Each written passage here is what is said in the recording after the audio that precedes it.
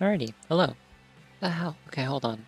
Sorry, I'm having a weird problem with Streamlabs where it keeps, every time I tab away from this scene, it misaligns my armor. It keeps moving it up and down and left and right and stuff. And I can't quite tell if I have it lined up. I had it perfectly lined out. I did the little cutout so that her hair would look good in it now. And every time I tab away or reopen the program or something, it like doesn't cache the location of it the same way. Like it's just like, it is playing games with me to make me look stupid. I won't tolerate it. Also, I made the armor silver temporarily. I can't put the fun rainbows on it and stuff, but that was from like the Pride skin earlier this year. So silver is as close as we're getting. Or really kind of like matte light gray, but it's okay. I still have all the other colors as well if we want them. Anyways, I'm doing Halo Infinite again. I haven't done that in a while because for a while there I didn't have a computer that could run it without overheating because of my fan problems, but I don't have those anymore because my fans work now. So I'm just gonna do a bunch of firefight because it's chill. I'm also gonna use a boost because I have these and why not? Yay. So they added a thing actually since the last time I streamed this where they added like the select modes thing. So when you're searching in any category, you can like disable modes that you don't want to play, and it'll sometimes take a little longer to like queue into a game because of that. But like, so if I really wanted, like if I'm sick of doing like Gruntpocalypse, I could disable it when I fight actual enemies, but hi, thank you. I mean, it's just a little cutout. Look, I can show you. You want to see a surprise behind the armor? Actually, watch this. Waddle Dee's here the whole time. That's right. It's Friedrich, I think is what I named him.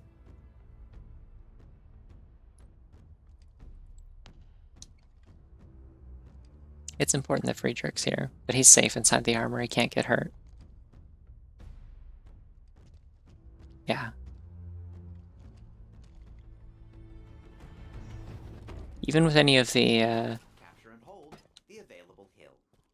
skins that did they not start me with a bandit? I want a bandit. Anytime that I'm wearing one of the costumes that doesn't show Friedrich on screen, just assume that he's like just below the border of the window. That like he's there somewhere.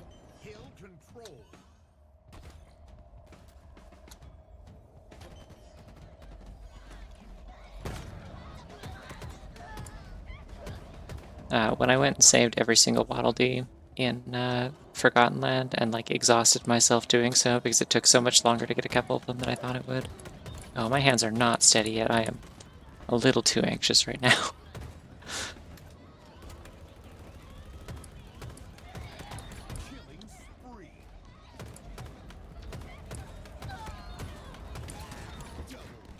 Oops, I flipped that person's car by shooting a grenade. I feel a little bad about that, but not that bad. Yeah, anyways, when I did that, it was for Friedrich. It was for his sake. I was saving his friends. It was important to him, so it was important to me.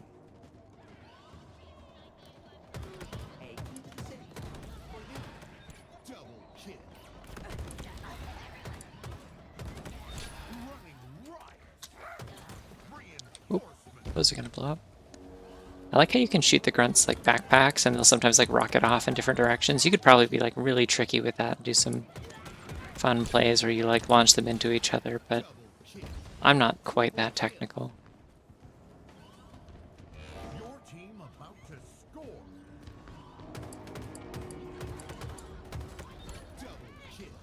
think I am almost out of bullets. Oh.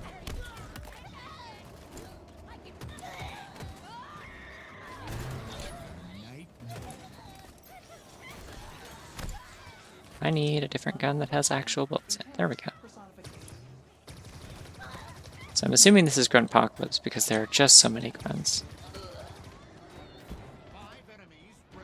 Yeah, I've heard the cheaters in MCC are really bad. I've never had much interest in playing multiplayer in MCC anyway because that feels like about the same problem that I'd have trying to get into like TF2 in the year of our Lord 2024, where oh goodness, there's suddenly a lot of people here. Hi. Why was I running around looking for a gun earlier? I have a shotgun. And it's Convergence Bulldog, which is like the good shotgun. Anyways, yeah, part of the same reason that I wouldn't want to get into TF2 in 2024 is like, these are games that people have been playing for 20 years. Well, actually, I don't know exactly how long TF2 has been around, but probably not quite that long, but close to it. But like, they are games that have been around for a really long time. People have been playing it nonstop for that entire time, and I haven't. And so it's just kind of there's a skill floor that I would have to go through a lot more frustration in a competitive environment that I'm willing to catch up. Okay, so it's close to 20 years. It's 17, right? God, TF2 is 17 years old. That's still almost as messed up as the thing I said. Yeah, I remember really liking, I think Halo 4 multiplayer was one of the only, like 4 and maybe a little bit of Reach was the only ones that I actually played. I heard a guy over here, I thought. The only ones that I played multiplayer online, because you could like play locally split screen on like a guest account as long as the main person had Xbox Live. You could have 2 of you play online together. So I did a little bit of that, and I had fun with that. I remember playing a lot of Rocket Race and really liking that. TF2 looks pretty competitive for most of the clips that I've seen. I mean, people goof around in it, but it is very much still a game where you're playing against another team in an online multiplayer shooter. And out of the ones that I can tolerate that are of that genre and persuasion, this is about the only one, and even then I barely play any PvP stuff because I don't like how it feels to get just sort of repeatedly outclassed by people who play a lot more shooters and online games and are just kind of generally more confident at it. Is this the arcane sentinel beam? No, it's a regular one. Okay, I was gonna say, thought that was gonna absolutely melt that guy.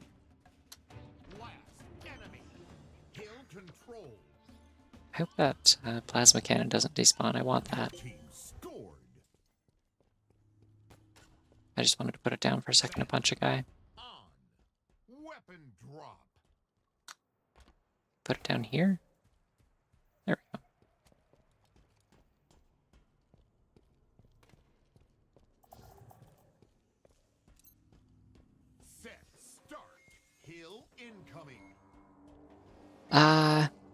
I'm not big, like I've watched a bunch of like friends playing Helldivers 2 when it like was first new and kind of booming. I don't think it's my vibe. One, I can't handle big, giant, scary, gross bugs. That would be just like I have a limited tolerance for that, and it exceeds it guaranteed. I would not play very well just having to deal with that. And the other thing is also, which is also my problem with Deep Rock Galactic, unfortunately. A lot of PvE games are like, hello, would you like to fight big, scary, giant, scary, gross bugs? And I'm like, no, I wouldn't. And so then I play this instead because I get to fight these funny little guys that say one-liners. But not in like a Borderlands way, in like a grunt way. But I appreciate what DRG has done. I much more respect the type of like corporate satire that it's doing compared to Helldivers 2. I was on board with like Helldivers 2 at first, but it really does kind of seem like it doesn't convey it very well. Like they lean a little too hard into like really just kind of trying to remind you constantly like, hey, this is a terrible like fascist hell world kind of thing, but like in a way that like just kind of stops being funny very quickly and just becomes tiresome. Like I've seen all their marketing and stuff, and it's just like, you could just make a game. Like, I don't think you're that good at this whole, like, as good at this social commentary thing as you think you are. I don't know. Maybe that's not a common take, but that's been my feeling on it. Yeah, everyone tells me that a lot of things that I like about Halo and PvE and stuff I'd probably like in Destiny 2, but I will never play Destiny 2 because it's a game that I can't play unless I bought it when it came out. Otherwise, nothing will make sense and I won't know what anything is and there won't be a story. So, it is just kind of dead to me. I missed my chance. I'll have to wait till somebody else makes a PvE game that's cool and has good gunplay and not giant bugs.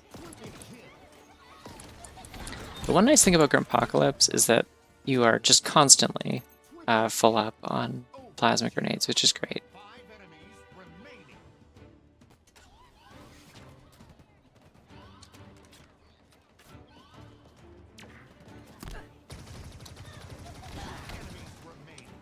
Oh, it's Bitpap. Do you have a calcium disruptor? Hell yeah, you do. Where is it? Where'd it go? It's a regular disruptor. Where's the good one? No, did someone take it? This is so sad, genuinely. Yeah, it's totally gone. Someone else took it. Damn. That's like my favorite gun in the game, except for the ones that are actually good. But as far as guns that I like, will defend to my dying breath despite them not being very good, the calcium disruptor is up there. Because it is actually good, it just has like no ammo.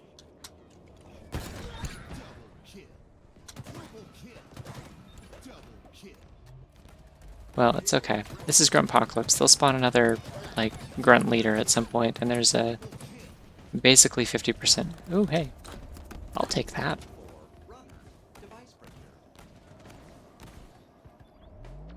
There's like a 50% chance that he'll have a calcium disruptor because there's only 2 legendary weapons that a grunt can use, I think. They can either have the, or not legendary weapons, but like the alternate ones that have like a slightly different like kit to them. There's a alternate plasma pistol, which is terrible. It's like a weird charged scatter shot. Hey, there we go. That's a calcium disruptor. Give me that shit. Thank you. Okay, watch what this thing does. It's awesome. We go find a group of guys. I would straight up take this thing over a rocket launcher in some situations in the campaign. It's so good.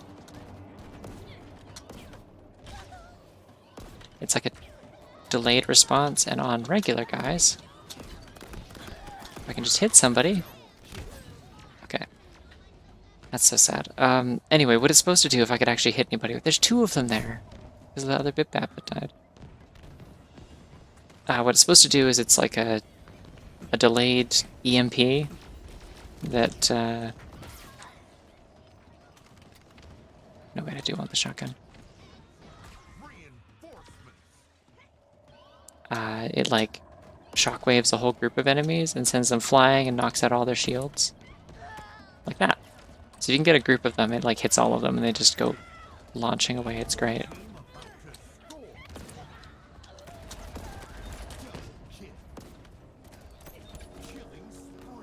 But it's like specifically the delayed response is just really funny to me. It's a very comedic weapon. Unfortunately, it spawns with almost no ammo.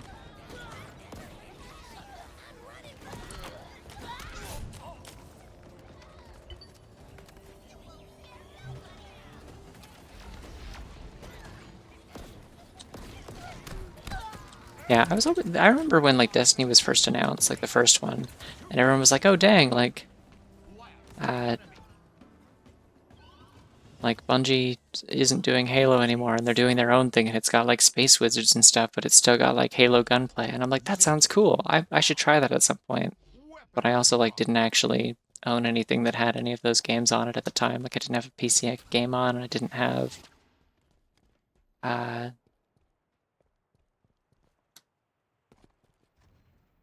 I didn't have see,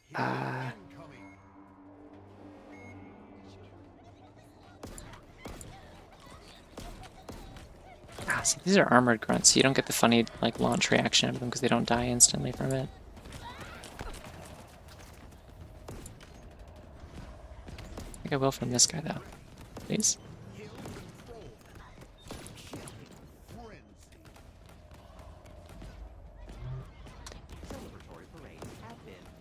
Anyways, like there was a sort of a brief period in my life at the end of high school where I would like see games get announced at E3 because I would actively follow that, and then I'd be like, that looks cool.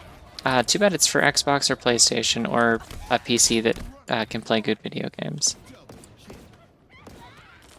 Oh well, back to playing Hyrule Warriors for Wii U and like, I don't know, Minecraft. I think I got back into Minecraft very briefly at that point.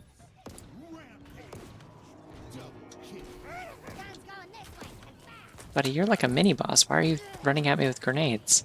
What are you doing?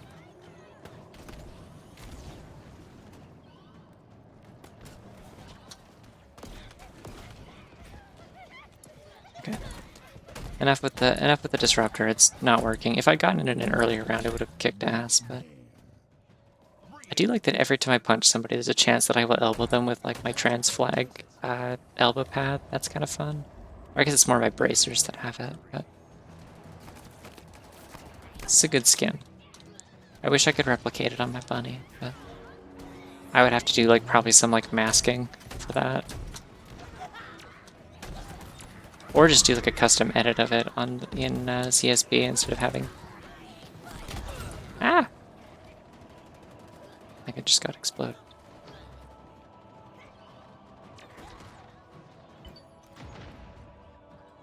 Wow, I have some like pretty okay teammates this time. Everyone's actually reviving each other.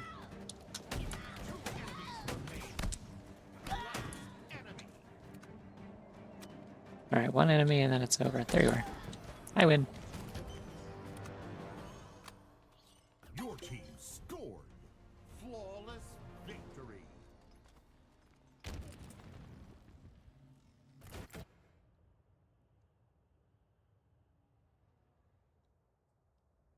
I'll probably change my skin a few times throughout. I made a couple of different alternate filters for this little armor cutout thing for my avatar. I have a purple one now, if I want to do that. Wow, Emil. I know that guy. He was in a video game I played once. That's so cool. Pointing. I clap because I know Halo.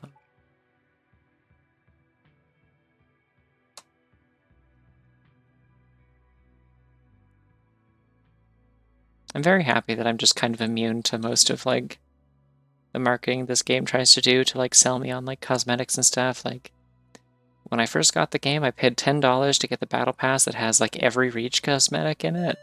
I'm like, there we go, I'm good to go. Now I just need, like, fun colors, and I'll get those over time, and I did. It's ended up being very affordable for me. I think I've spent, like, $20 on this game total. Ever. Over the history of anything. Actually, I don't even know if I've done that, because I think the way that it works is the battle passes all have like actual, like the paid $10 battle passes that they used to do, because now they do short ones that are like $5 or $3, but the like full like 100 level ones that they did at launch and like for the first year or two of the game. Oh, it's Apocalypse again. Oh no.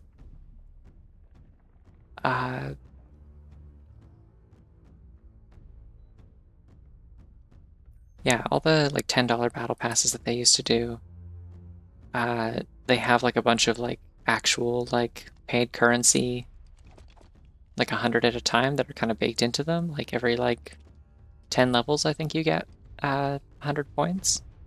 Oh, that person's like a black and yellow version of my costume. Cool. Yeah, and so like if you finish the entire battle pass, you basically get your money back. Which seems like a bad model, because then you could just get another one for free. So I think I might have actually only spent $10 on this game. I used to play it a bunch with friends like a few years ago, and so got everything I could want back then, and I've just been kind of coasting on that since.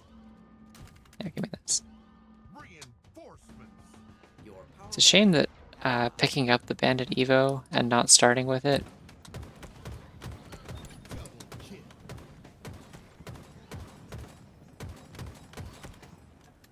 does mean that it doesn't turn purple when I pick it up, which is really sad. Why is this? Oh, that's weird. The graphic wasn't working for that. I want a ghost. Give me the ghost. Okay, it wouldn't let me get on there. No fun allowed.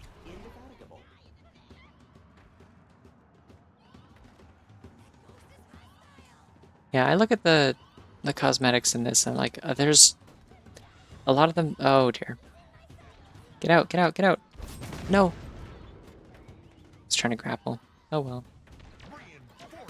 I'll watch somebody else do it.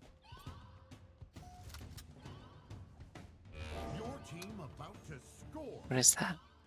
A new requisition has arrived. For runner, device procure. Yeah, I think the thing that's probably the most irritating now about like the monetization in this game, because it's definitely much less aggressive than it was at launch. Like they've kind of realized like we got to kind of get smaller purchases where we can, because nobody's spending $20 on a bundle in this unless they're just kind of very susceptible to that kind of thing. If we want to get purchases from regular people with standards, we have to have like smaller purchases they can make. Cinder shot available.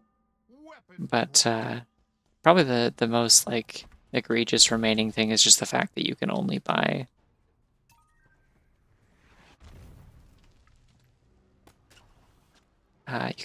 points, I think, like $10 at a time, like in increments of $10, and most of the things cost less than that. So it's one of those things where you almost always have money left over. That was overkill. One of those would have done it. Loud, celebratory noises. But again, things used to cost actually $10 in the game, so I only had to do that once.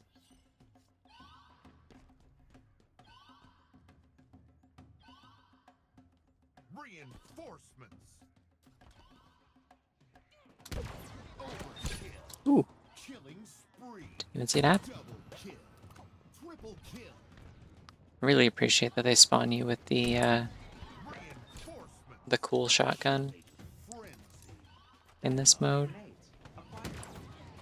The Convergence Bulldog, unlike the regular one, does actually work at range. Like it has like a really narrow spread. I think it does less damage, but it's like Double kill. you are hitting them with multiple projectiles, so it's nice.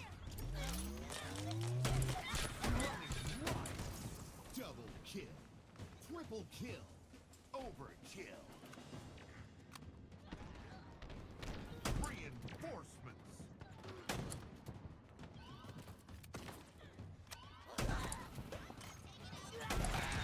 Rampage.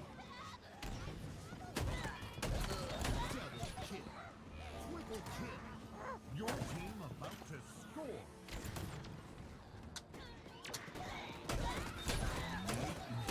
I wonder if I'll get like better or worse at this as the night progresses, because like, I don't know, I've had a weird kind of day, and then I took a nap to kind of recover from my weird day that I had. But I still feel a little bit like kind of jittery. So it's probably better that I'm playing this and not trying to play like shoddy snipers or something. Or one of the other modes where I have to actually be precise against like player-controlled units. Sure, I'll take a sniper rifle, why not? I say, having just pointed out that I can't aim right now. Wow, I wonder what that means. Oh, hello. They spawned right on top of me, hello.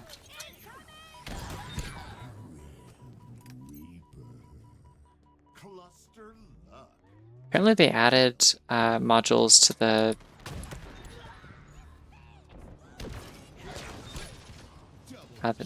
They added modules to the Forge mode now, so you can not only create like a whole bunch of custom game modes and stuff, but there's like a bunch of like all the phrases that the announcer can say can now be added by player control.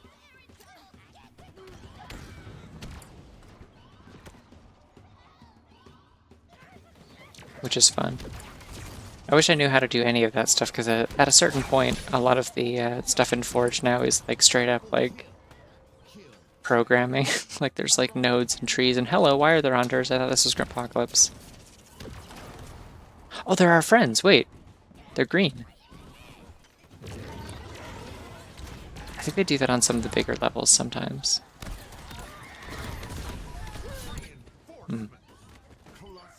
That backfired on me.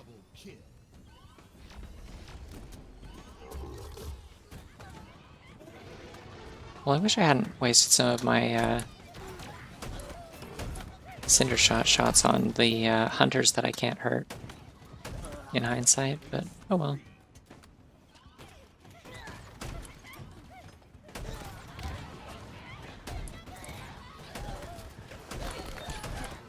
I think the other thing that's nerfed about the Convergence Bulldog to make up for the fact that it's way more accurate is that it's a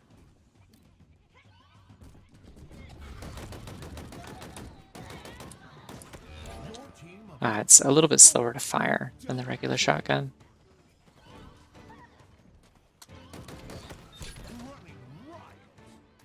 Is that an energy sword? Seems like overkill for grunts, but I'll take it.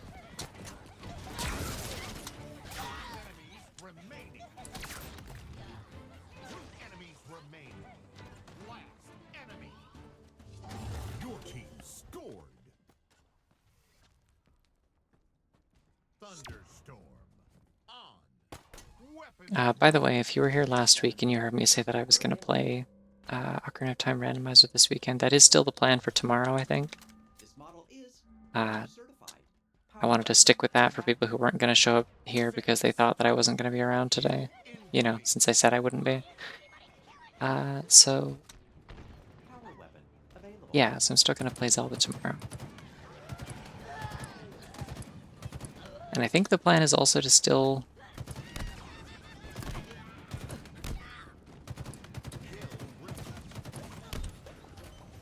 Ooh, Calcium Disruptor.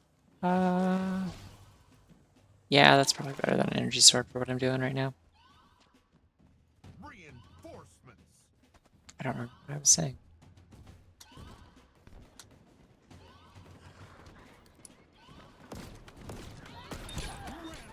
Yeah, kind of what ended up happening was, so I was like visiting family this weekend, right? Like my dad came into town and picked me up and brought me up to the city.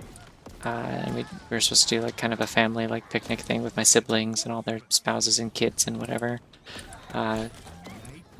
Awesome, cool Mormon picnic with 4 married couples and their screaming baby. But you know, gotta get it out of the way, I guess. If I bailed on it this time, they'd make me, or they'd just do another one, so may as well just show up. But yeah, so my dad picked me up on Friday for that. And then I stayed overnight at my sister's place. Which, that part was fun, actually.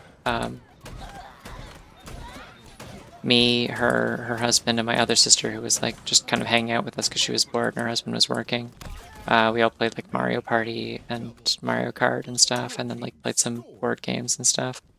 And that was pretty chill, which was nice because like I had kind of a rough day before that. I kind of had a weird emotional crash, which I'm attributing to probably hormones. I think that I'm reaching the point in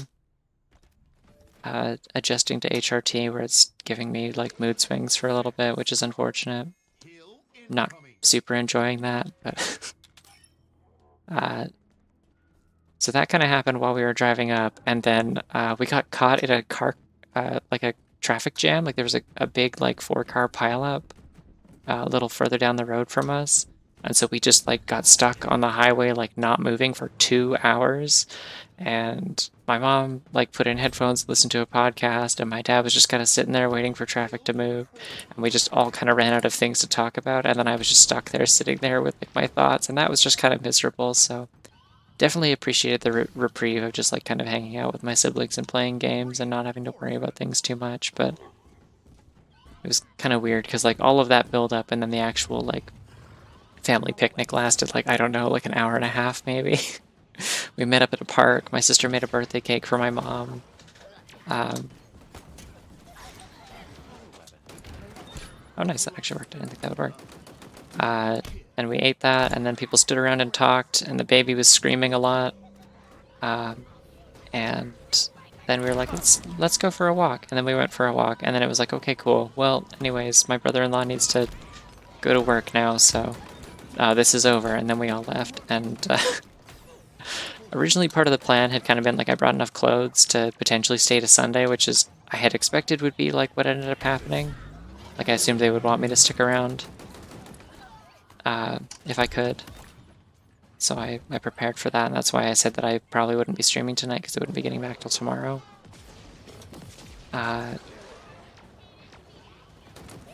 But when we were at the picnic, I guess my dad noticed that I looked fucking exhausted and hadn't been sleeping very well, and he was like, He's like, do you want me to take you back up today? And I was like, yeah, if you don't mind. I don't think I got it in me for 3 days. And he was like, no, that's cool. I don't mind either. So he did. So I was back home by like 5 p.m. today and took an awesome nap, which is a rare thing. I'm not good at taking naps. I forgot I have the calcium disruptor. Oh, it's always Pip-Pap, isn't it?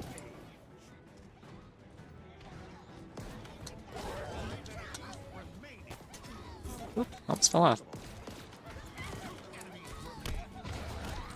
Oh, did he fall in the lava? Oh, I was so excited for him to fall in the lava. Your team scored. Flawless We win. victory. This lava looks really nice. Yeah, I think I have to be sufficiently tired for a nap to work. Like, if I try to strategically nap to give myself a boost to, like, stay up later or something. I mean, that's technically what this was. I was flipping my sleep schedule back around to being, like, nocturnal like I usually am, so that I can actually be productive this week. I'm going to disable Grunpocalypse. Go away. Wow, it only increased my wait time by 3 seconds. No, 4 seconds, sorry. Math. Wow, 20 watch streak. Ooh. I'm gonna look at this funny dog moving. That's a good funny dog moving, I like it. Really appreciate the secondary action on the fur. It's well animated. Yeah, see the thing is, like, in stark contrast, I also took a nap the other day to like flip my sleep schedule around to waking up at like 7 a.m. instead of at 2 in the afternoon. And I, for some reason, made the mistake of trying to take a power nap, like, on my couch instead of just getting into my bed. I don't know why I did that, and it was horribly uncomfortable, and I don't think I actually, like, fully fell asleep at any point. And I woke up with cramps and also, like, the weird, the weird mouthfeel you only get when you take a nap for some reason. Like, if you sleep for, like, less than 5 hours, you just have, like, this horrible weird taste and, like, sensation in your mouth and throat. It's the nap mouth. Yeah, I got that, and, like, overall I probably only slept for, like, actually 30 minutes.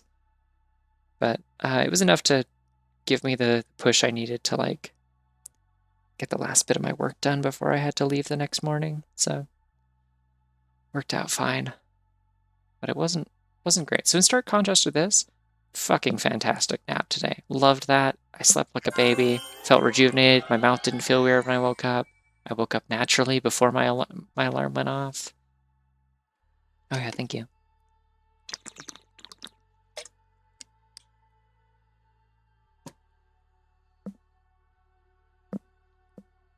But yeah, if there's like some kind of life hack that allows me to have every nap like that, it would change my life. I would become a different person.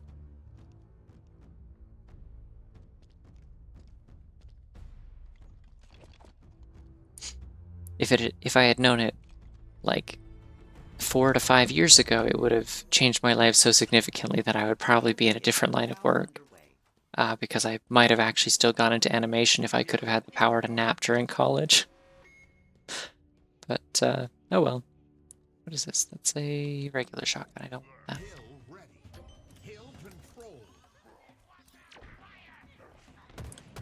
Wow, actual enemies. How exciting. Please? Oh, come on. I gotta remember how to do cool things with the... Enemy team took the hill.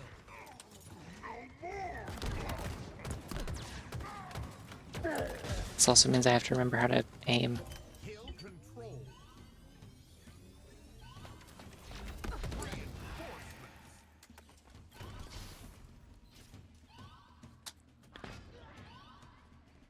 I mean, I will say also, I would, if that had been the course of things, I might be in a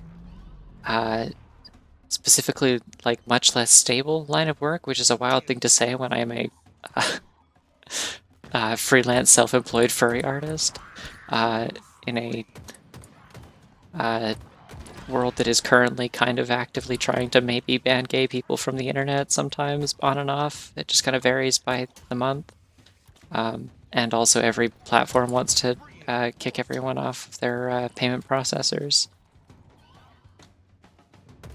So, like, that's kind of volatile, but, like, if I was in animation, it'd be worse right now, which really says a lot about how animation's going. I got to have that kind of fun conversation with my dad today, sort of an "I told you so" kind of thing, because, like, when I dropped out of college, he was Your team of very much like, "Okay, well, you're just taking a semester off, right, or a year off, or whatever. Like you're gonna go back and finish your degree, right?" And I'm like, "No, probably not." And he's like, "Well, no, you like won't that help you like get employed? Like, don't you need that?" And I'm like, "No, I could apply for a job right now and get it. I was like top of my class. They want a portfolio, uh, not a resume." And he's like, "Oh, but like, wouldn't it be good to have that just like for like credibility?" And I'm like, "No, I don't think you understand how little it matters if I finish my animation degree for getting an animation job." But he was really pushing to go back to school for a bit, and then he finally let up. your team So scored. Weapon drop. with that in mind, I got to have this is a pizza skin. Looks like the fucking Dark Souls Monster Factory. Wait, this has like a custom like Set. Start. the little ammo counter looks different. What is this thing? If this game had like a inspect weapon button, this is like the one time I'd use it. I want to see what's going on with this thing. I'm very curious about the pizza gun. So much so that I forgot what I was talking about before. Yeehaw. Hill control.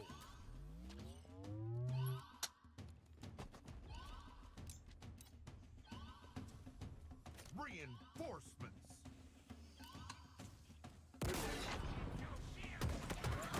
Double kill. Rampage. Triple kill. Reinforcements. Yeah, no, that's kind of what like the conversation. Oh, right, okay, yeah. That's kind of the conversation that we had in the car today. Was I was talking about how like the animation and games industries are both like mega crashing right now and like laying off like tons of people and uh like all these companies that like own all these shows and projects and stuff are just kind of Took the hill. uh trashing anything that isn't laid down or isn't nailed down. Like Cartoon Network apparently like deleted their entire website the other day. Just cuz, I guess. And it's like, yeah, no, I think I maybe made the right decision actually.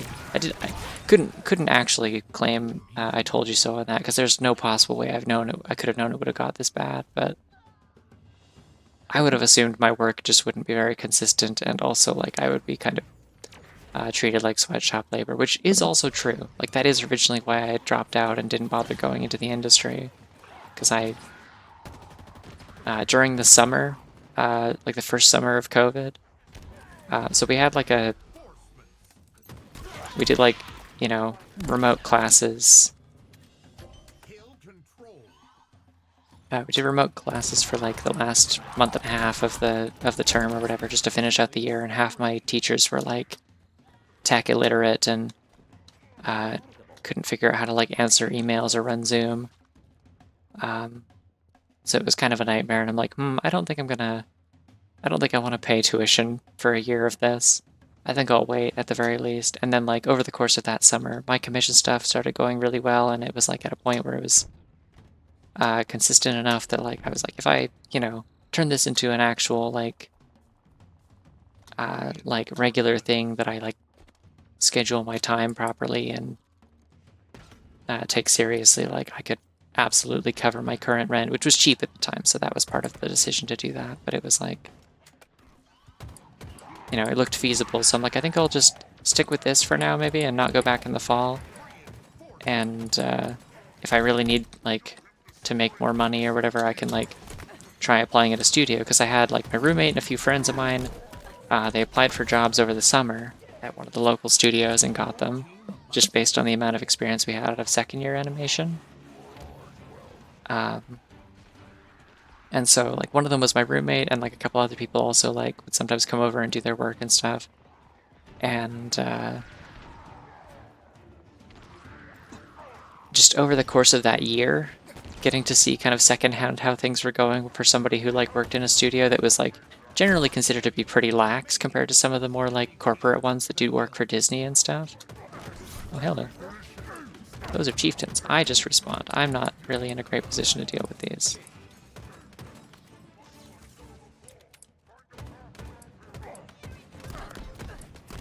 Take your hat off.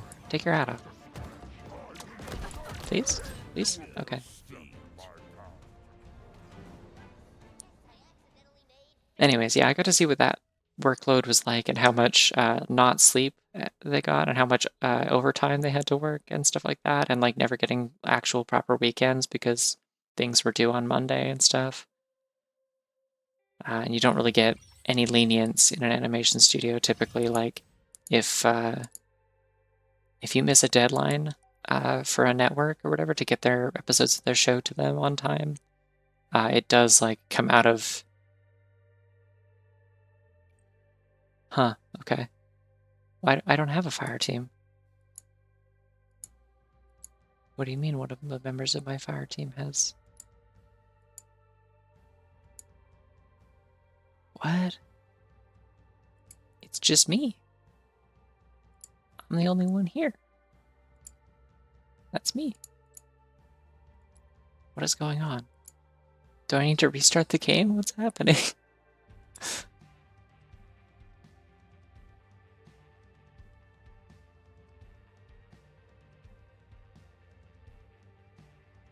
I'm very confused.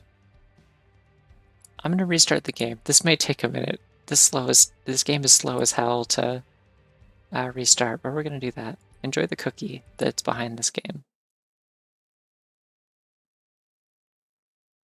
Let me launch this from Steam, because I think that lets me make sure that it launches with easy anti-cheat.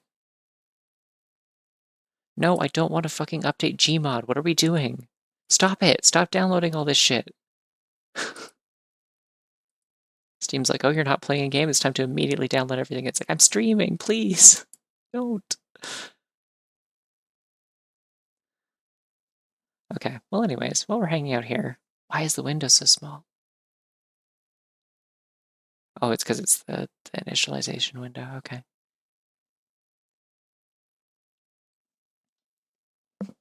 Wow, I could use Discord overlay in game. Yeah, I gotta make a new cookie. I should make like a better, more enticing cookie. It's like stuck like that. Like I have the full size window, but it's not showing up on the stream. One sec. There we go. I've had that cookie there for so long. I could easily come up with like a much better joke to have there for when the game breaks, but at this point I'm just kind of like committed to it, you know?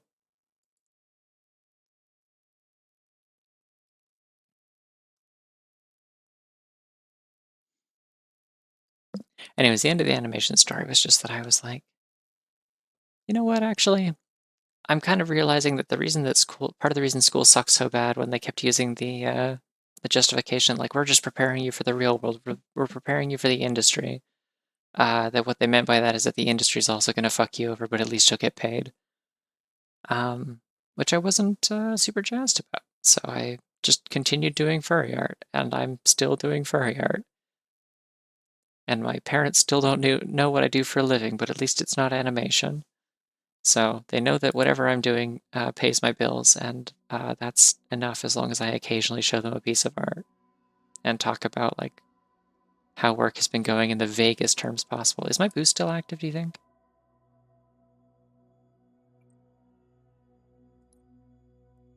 Okay, the thing went away. I do still have 17 minutes of boost. That was rude of them to cancel it, but okay. That was so weird. I don't know why it said that my easy anti-cheat wasn't valid.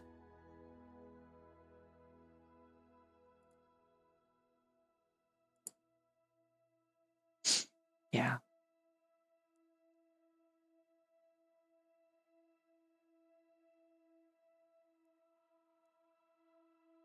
I mean, I'd have no problem telling my parents what I do for a living if like had any idea what a furry was beyond, like, I don't know, was it like CSI or whatever, where they had just Justin Bieber in a fursuit and get like shot a bunch or something? I think there was an episode of Castle where they went to like a furry con to catch a criminal as well. Both of these very much depicting them as like weird sex perverts. So, um, I've kind of gradually broached the idea that like I do work for furries sometimes, which is fun. Like I'm like, oh yeah, I'm not one of those, but I know lots of people who are. They're nice folks. They're nice to work with. Like Ammo. Grenades. they're good customers. They're respectful. They know how like the process works. They're usually a lot nicer to work with than like randos on Instagram who want me to draw their dog.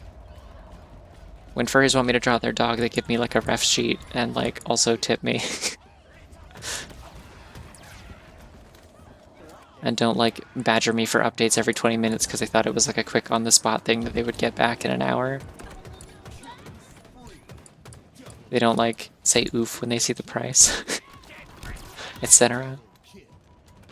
I don't recommend taking commissions on Instagram is what I'm getting at. I tried that for a little bit, and it was rough. I think I've told the story on stream before of the time I did like album art for somebody, and they were so incredibly irritating to work with, and I was still kind of new to commission, so I massively undercharged. Like I swear I made like $10 on it. Um, I had no idea what I was doing. And they asked me to draw a blue smell. And this was just one element in a chain of terrible experiences with this customer, and I did something very petty at the end of it because they like contacted me again for like a revision like 3 months later. Yeah, they asked me to draw a blue aroma, and I'm like, an aroma? Like a smell? Like, is that like a typo, or what do you mean? And they're like, yeah, like a smell. And I'm like, okay. And also all these messages were like hours apart because they took forever to respond. Like it was one at a time over the course of like 2 days. Yeah, I ended up drawing, so they wanted like a piano, and then they wanted like a vase with a blue rose in it, and then they wanted the smell, by which like it ended up being interpreted as like I drew kind of like a sort of like a swirling like smoky kind of like effect, like swirling out of it and looping around the scene, like around the piano, and then going up. Sorry, they asked me to draw a blue aroma going around the piano and up and turning it into a diamond because they wanted a diamond in the middle of the album art logo. It was for some like SoundCloud rapper who was in my college. Like it was like a local like in-person commission. He like heard about me from somebody else. There's a spike grenade here. There it is. Yay. I should probably go. Wait, no. I'm in the control point. There's just enemies in it. But yeah, so I had to draw a smell turning into a diamond, and also lots of other like irritating nitpicks, and it took forever, and I made like $10, and they were like, because they were local, they assumed it was, my prices were in Canadian, so they're really annoying about that, and really like grunted and groaned about, wait, this is infinite, why is it infinite? Hello? Oh! I think this broke off of the ship. That seems incorrect, but I'll take it.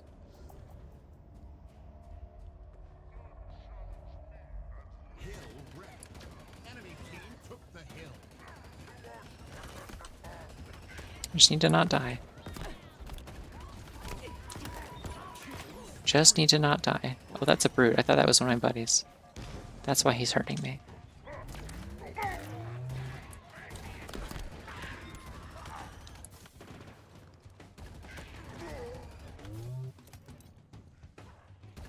Yeah, anyways, I got so pissed off when he came back to me like 3 months later, like, hey, can you redo the text for the title and also all the stuff on the back? And add like an explicit content warning to this. And I'm like, buddy, you can just like get Photoshop. We all get it through like our college tuition. You can just like get it for free. Like, just do it. You can pull this off of Google. You don't need me to do this. And like, I really realistically should have been like, yeah, cool, pay me more. Like, I'm not going to keep making edits without you paying me extra, but I wasn't that assertive back then, and I also, again, still didn't know what I was doing, and also I just, like, was filled with spite and rage at this point. So what I did instead was I added I did the changes that he asked for as quickly as possible, and then I added 3% opacity picture of a baby with Nicolas Cage's face photoshopped onto it that I found from a funny Instagram post. And so that's out there somewhere. Somewhere there's a SoundCloud rapper's probably kind of mediocre album with a blue smell turning into a diamond, and also Nicolas Cage is there very faintly, and he has no idea. I wouldn't do that again. I tell this story only in the sense that like I think it's funny in hindsight, but like I am a professional now. I wouldn't do that. I would just tell someone to fuck off if they were treating me like that now. But it does make for a fun story as like the most ridiculous commission I've ever had to deal with. Like it's just really easy to just kind of have that as my number one spot because it just has so many elements that compound into that. I'm really enjoying this inexplicable infinite plasma cannon. Why did they give me this? Your team about to score. This really isn't supposed to exist. Okay, as soon as we kill the boss, there should be a gap in between waves and I can drink water because I know somebody hit hydrate. Oh, it's Miss Edgewick. Thank you.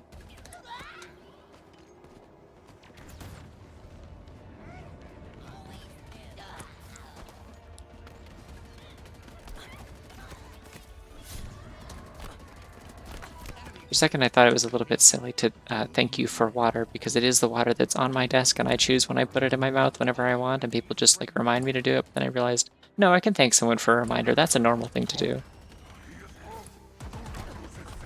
Oh, please don't hit me with a scrap cannon in close quarters. I have literally no health.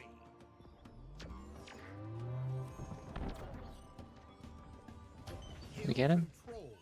We get him? Team scores. We got him. Cool. Weapon drop.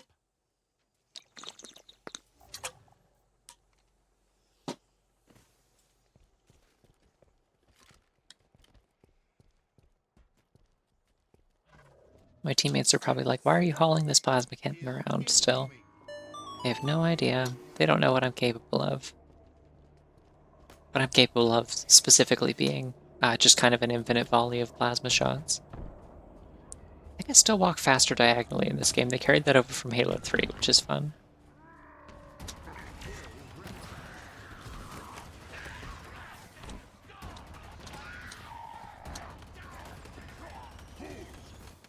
Definitely would have preferred to have the scrap cannon, but I don't think the scrap cannon's infinite, unfortunately.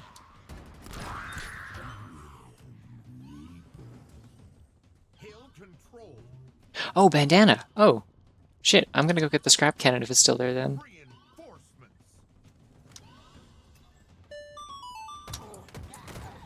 That's weird that they gave us that skull. That's like a really, like, that's like a cheat mode skull, not like a difficulty one. Oh, cool.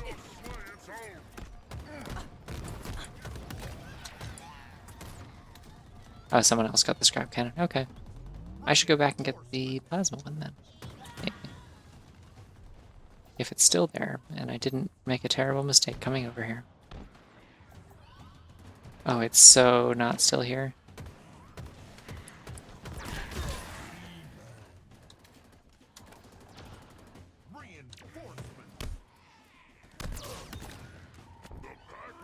Oh wait, no, somebody else picked it up, I see. Oh, hello. Hello.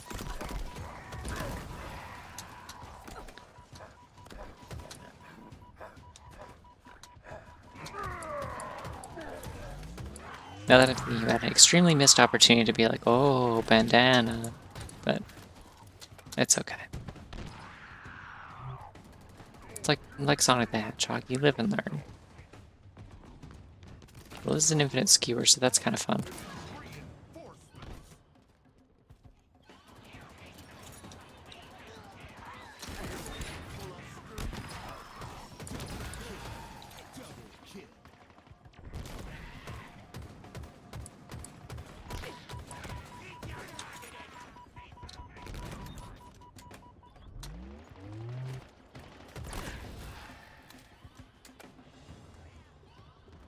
Your team about to score. Double kill. Triple kill. Wow, having infinite grenades is really doing it, actually. I think that might be my ideal strat here. Let's reload this for later.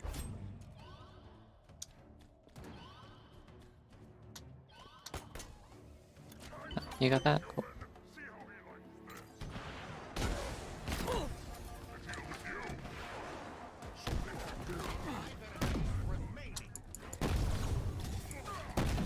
Bonk. Yeah, Infinite Grav Hammer might be the play here, actually. Your team There is a plasma cannon over there, which I think was mine. drop. But I also have infinite grappling hooks, so... Set start. Hill incoming.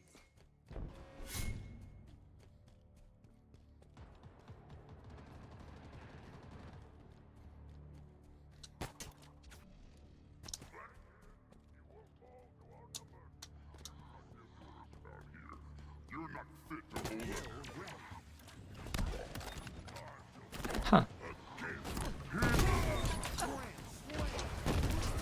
Kill. Slam. Double kill.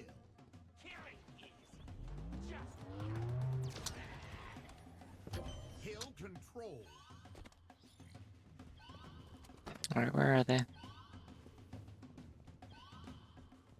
Reinforcements.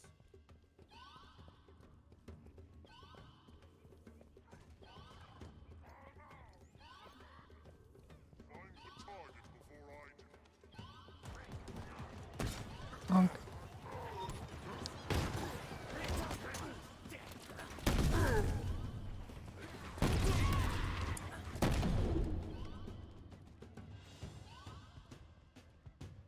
Ooh, my computer's getting a little toasty. I mean, it should be fine. It does have 3 functioning fans now again.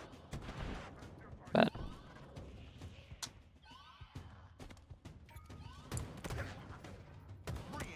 what are they doing down here? Who are they trying to snipe? There's like not an opening there. Oh, jackals, you funny little lizards. Your team about to score. Which this may be a little redundant, honestly, because like, have you ever seen a lizard that isn't funny? Sometimes they're not little, Double kill. but they are always funny. Oh, dang, I think they stuck me. Grand slam. Double kill. Triple kill. 5 enemies remaining. 2 enemies remaining. Last enemy.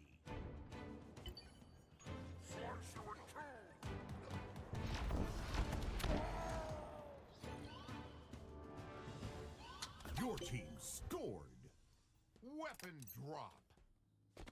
Oh, I'll take an energy sword. Duelist energy sword. That makes me run really fast. Whee! I'm gonna stick with my infinite Hill incoming. funny grenades. If I could find a rocket launcher, I'd be unstoppable right now.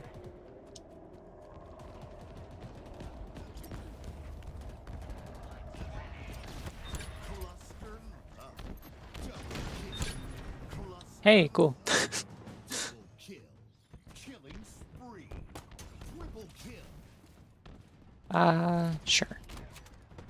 I'll take an infinite sniper rifle too.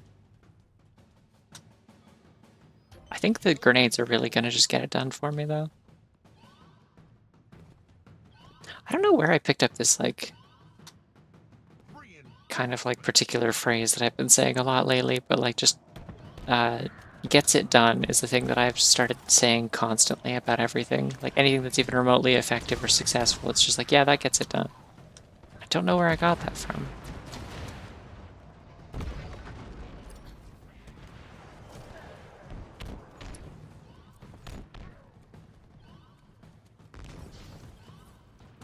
Can't go this way unless I do that.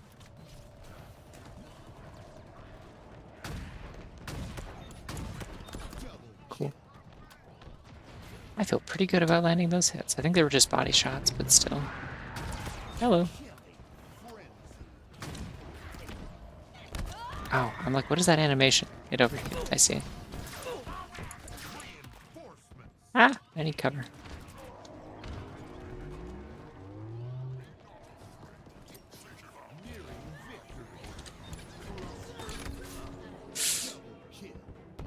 Yeah, that was bound to happen eventually. Triple kill. Everybody's got grenades.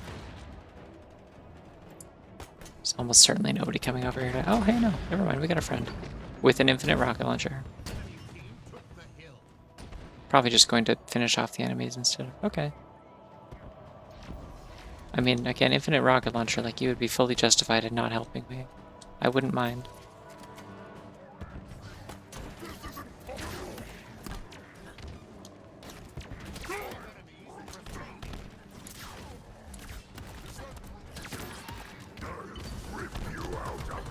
Oh, that's Atriox. Nope. Nope.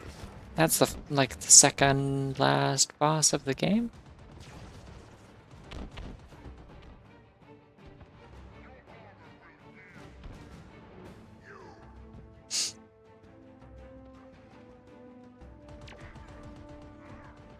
You know, I think in this modern day and age, Zillennials aren't taking enough initiative. They need to hoist themselves by their own petard. That's the problem here.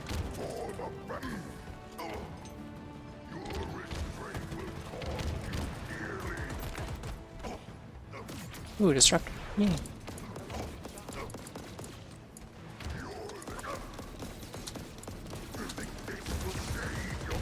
Get zapped, idiot.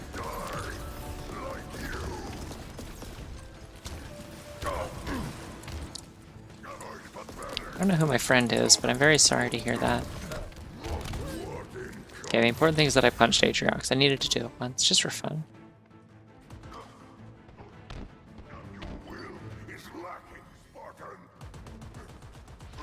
I think that it's nice that whenever I when I get to look at my character's dead bot on the ground, it has rainbows on it now. I think that's beautiful.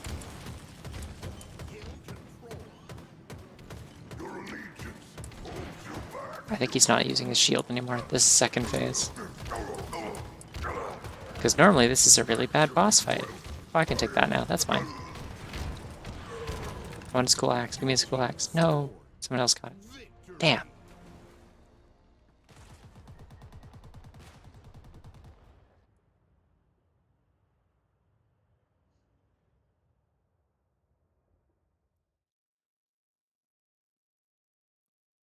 Not sure how long I'm going to play this for tonight. It might be a shorter stream. Depends on how long I'm feeling motivated to... Ah, dang, that took just longer than my boost had time left on it. That's what happens when it takes 5 minutes to boot up the game and they kick me out for no reason. Is there anything in this that I actually care about? They give me a bunch of Spartan points, but like...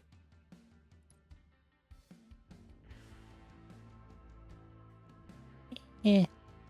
There's never really much that... Oh, they do actually have, like, armor in this. Oh, hey, and these are all for, Mark V. That is the armor I wear. See, I can't possibly equip this as cool as it looks, because if you look at my character for a moment, you'll notice that I have this, which is my tactical snack pack. I keep granola bars in there. So, can't really keep a granola bar in a battle buddy, whatever that is. Do I still have challenges active? Win matches, complete matches, earn cumulative personal score. Let's do something else. I think I have Rumble Pit set up so that the modes I don't like aren't here. I think I might have Shoddy Snipes, and I'm going to turn that off for now because I will do bad at that if I play that right now because my hands are cold. Okay.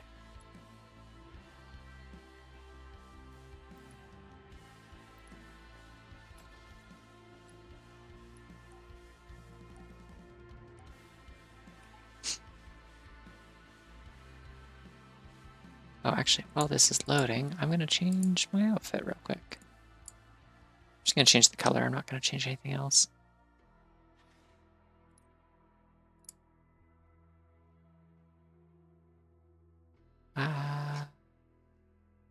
Do I have a purple one? Because I have this.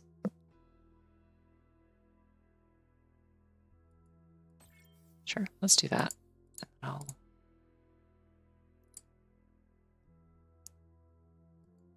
Change the filter on this. Nope. That's pretty close, right? Yeah, that works. Okay.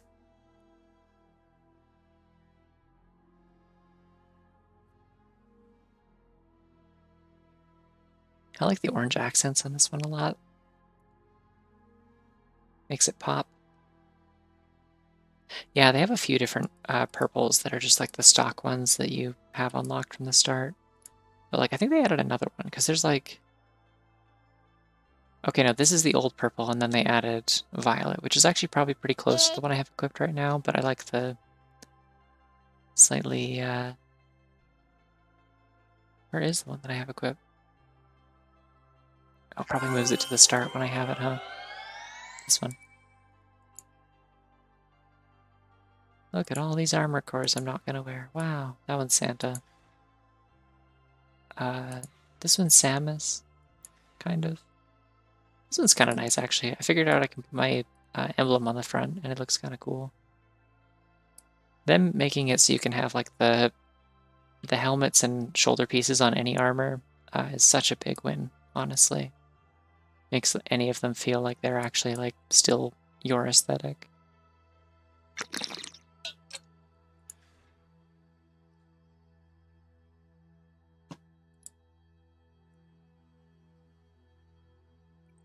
I think this actually might be the purple one that I wore last time for a little bit.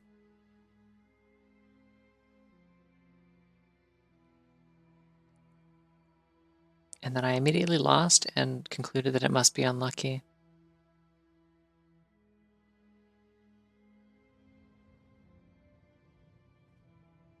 Slayer.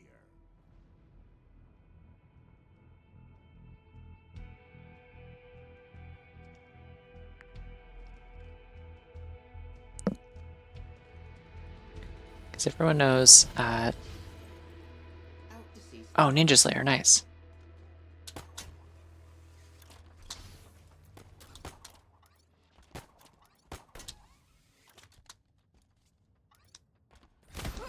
Ah! Alright, I gotta get back into the groove of high-octane melee combat.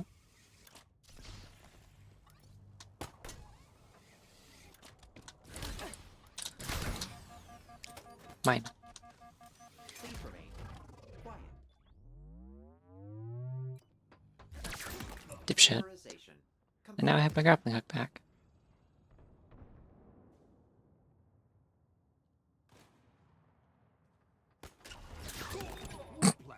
Oh, I feel a little bit bad about that one. That one was rude. I don't feel that bad about it.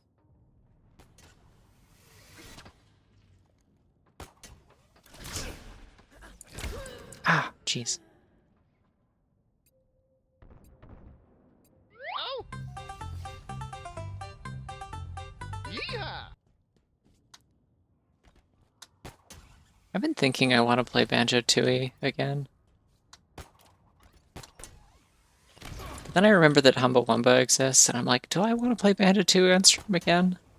Like, it's been several years, but also, like... They did not wear proper protective gear. Also, Humbawamba exists.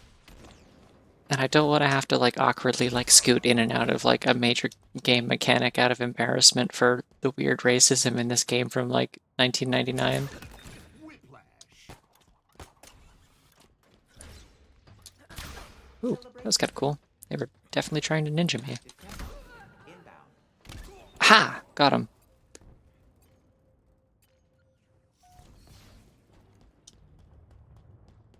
Active camo available.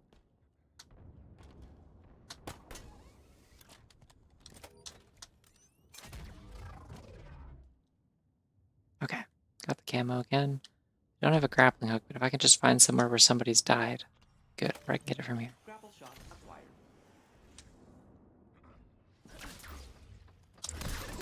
Heat spike detected.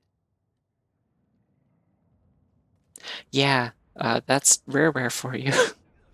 See, the thing that the other reason that I would be like kind of embarrassed to play that game is that I was gonna say famously, but I don't think that's the right word that I'm looking for. I did at one point make kind of a big deal out of the fact that I was going to stream Star Fox Adventure and then opted not to because I found out that it has the same bullshit that the Dinosaur Planet beta that I had been playing on my own time has. Where they're just kind of out of nowhere you get like racism jump scared. There's just like a really, really like prolonged, uncomfortable scene with like some terrible like Native American stereotypes in it. With a bunch of like dinosaurs that kidnap you. And just kind of read a bunch of like offensive jokes off of a list essentially for like 10 minutes. And I was like, wow, that's whack that this was in this beta. Good thing they removed it from the final game, and then I found out that they did not. So, yeah, it's rough. Good old Brits in the 90s. You can always count on them to make sensitive decisions with representation in their games.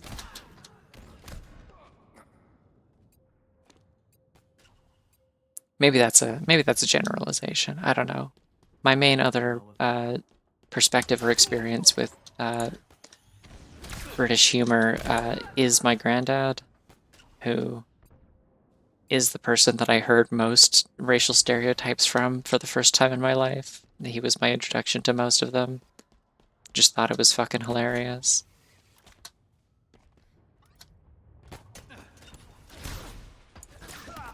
I win.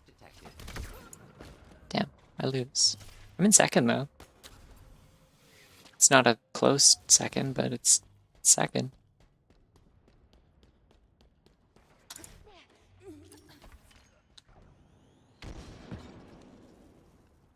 Oh, it would have been so funny if I stuck that person and they didn't even see me. Shall I call for cleanup?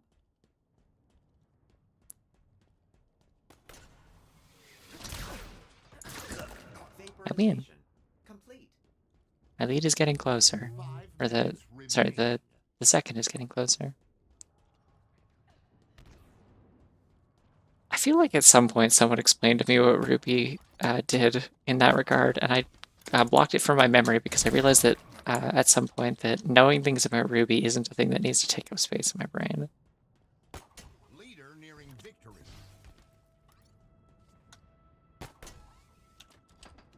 I think I stuck him. Did I stick him?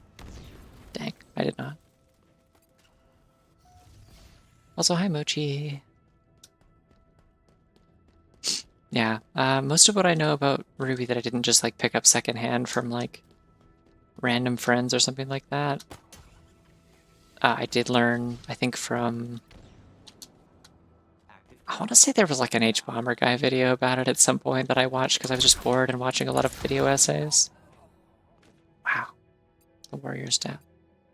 T-posing into the void. See, I don't have that inclination. There's like some kind of like preservation instinct in that exists in my body that keeps me from spending time on bad media that I know is bad going into it, usually. The only way I watch that kind of thing is if friends drag me into it and I watch it with them. I do not have that kind of motivation.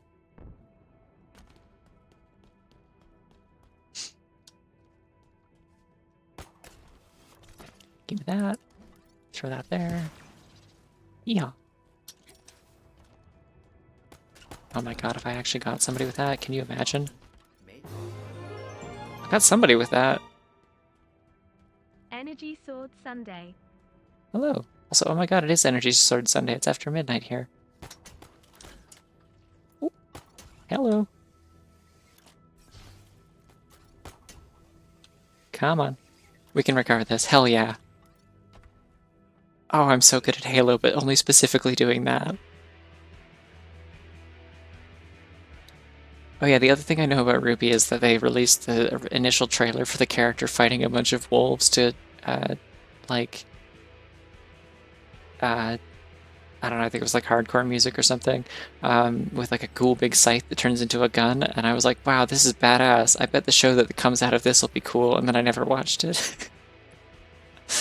I just had friends who were into Red versus Blue at the time, so they showed me that, and I was like, neat. What a cool animation with Red Riding Hood.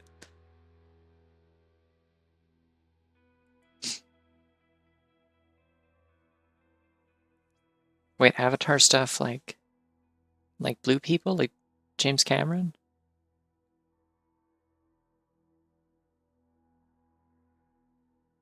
Ah,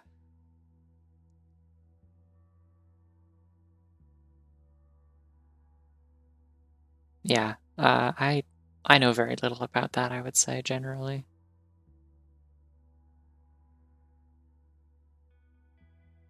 I watched the first one once, and then I just kind of forgot everything about it, except for that, like, the aliens do sex with their hair. Which, and also I think there was, like, a tree, and it was kind of an environmental message, but also there's, like, a Disney World or something, like, or, like, a universe. Somebody has a big park that just kind of, like, is trying to be immersive about Avatar, but it's, like, very commercialized, and I think the second movie is also something like that, but I'll never watch it because I don't give a shit. There's there's a lot of things about Avatar that I guess I know, but I just like... Oh, it's Ninja Slayer again. Dang, I was kind of hoping for Purple Rain.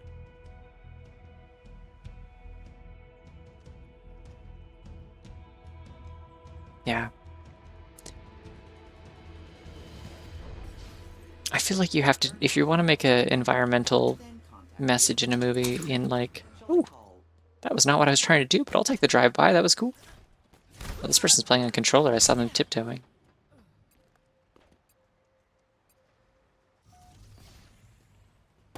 Yeah, I feel like if you're trying to make a... I got both of us. Idiot, it's Kong Slayer. If I say it's Kong Slayer, we're playing whatever mode I choose. It's my world.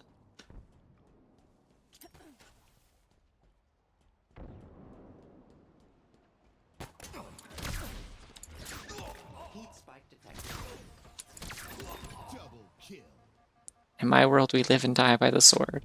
And also sometimes a crate.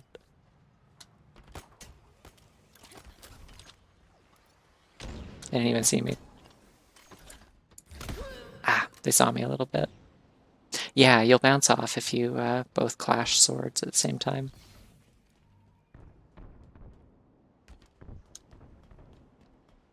You do both do some damage to each other's shields, but you don't, like, fully kill. I'm invisible. Lost the lead. Oh, I don't have my... Didn't pick up my grappling hook again. Pain.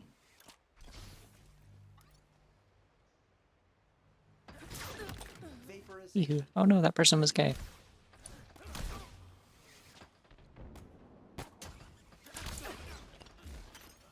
Oop, that's gonna kill me. It didn't kill me. It killed me. I don't know if hammers do. I think the window for hammers clashing is a little bit tighter because you have to be much closer together. Active camo. Inbound. Oh, I got him! Just barely hit Q in time. I have Q sent to grenade. Ammo available. I have no idea what the default controls for this game are, and I hope I never lose my setup because I actually just have to... Anytime I play a shooter game now, I have to, like, open this one and check what my keybinds are because I'm really bad at remembering what my muscle memory is for things if I'm not actively playing them.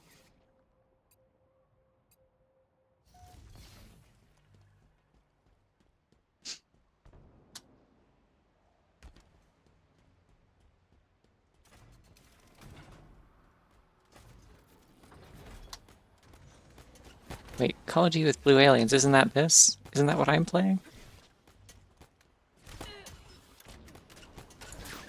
Thank goodness I got that sword off the ground. I would have been so upset if I didn't have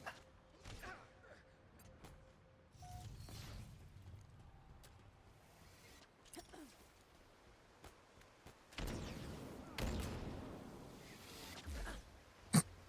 Hey. Oh, if I'd clipped that, I would have... okay. Well, nobody got a kill off of me, I think, but I might have lost points for that. Yeah, I lost a point. Oh, hi. Welcome.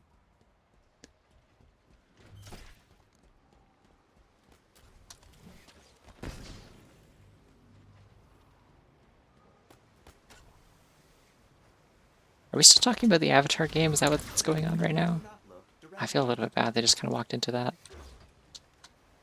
I can't see what I'm doing, and it's all very disorienting. I'm gonna go hide. Yippee. Ah! That's a bot. That's not even fair. Not fair in terms of gameplay, but like fair in terms of my dignity mostly. Ah, okay, well that was another self-destruction, so I've lost another point. Enemy halfway to victory.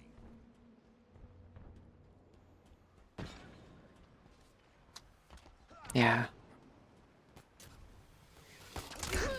Ouch. It's going. I don't know, I'm mostly playing like goofy casual modes and firefights, so I'm not taking it too seriously. I'm just kind of chatting and idly doing Halo things. Fighting people exclusively with swords and grappling hooks right now, which is going pretty good.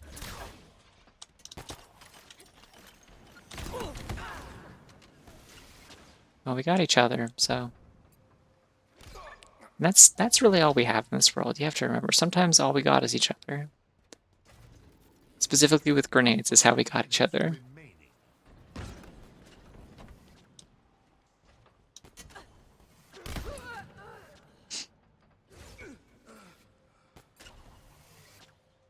Okay. Good night, London. I might have missed you already. You might have gone already, but did not see that you were here. I can win. I can win. I can win. I won. I didn't win. We tied. I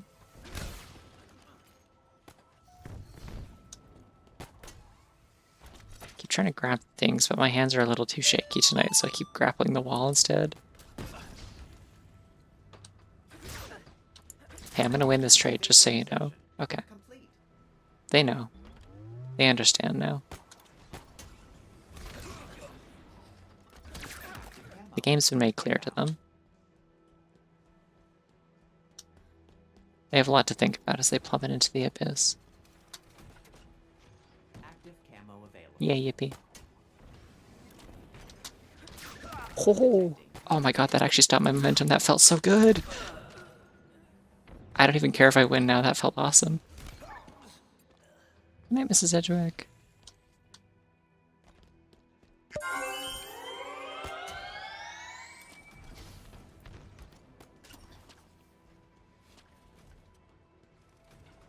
I'll get a sip in a sec. Ouch. I could have gotten a sip while I was dead, I suppose, but I was just kind of in shock from the deadness, you see. It's one of the effects of being dead.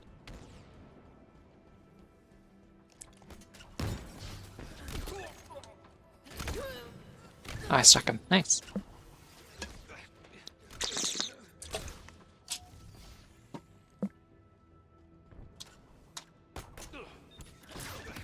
Vaporization complete. You know what I'm thinking about it now? And you know what I think was actually probably the highlight of that whole disastrous and emotionally frustrating trip that I had to visit my parents is that on the way back, we grabbed Subway for lunch, but we didn't get drinks or anything because I'm like, no, it's fine. I got water in the car. And so my dad, he was like, oh, I have milk in the cooler. I have like a bottle of milk from McDonald's from when I got like an extra breakfast because mom wanted pancakes. And so I got like a Happy Meal and it came with a bottle of milk that I didn't want at the time, so I just put it in the cooler. And yeah, and so he had like his hands full or whatever. And he was like, can you unscrew this for me? And I was like, oh, it's McDonald's milk. Made from real clowns. And he kind of like chuckled at it and like, but just kind of let it pass. And then I went to hand it to him, and I was like, I didn't really think about the fact that he was like just about to like take a sip, and I said something about like, oh no. Oh no, I said the whole trip to visit my parents. He was just about to take a sip, and I'm like, I'm sorry in retrospect for implying that that was Ronald's milk, and like I didn't really think about that being particularly funny because that's just the type of shit that I say. He like died, like he like choked on the milk and sprayed it like all over the steering wheel and the inside of the like the inside of the windshield and like the dashboard and like all over his pants, and I'm just like it's this little tiny bottle of milk and like half of it escaped via his mouth. And I was like, oh no, I'm so sorry. And he was like, hey, I've missed hanging out with you. And that was very validating. I like being reminded that I'm funny.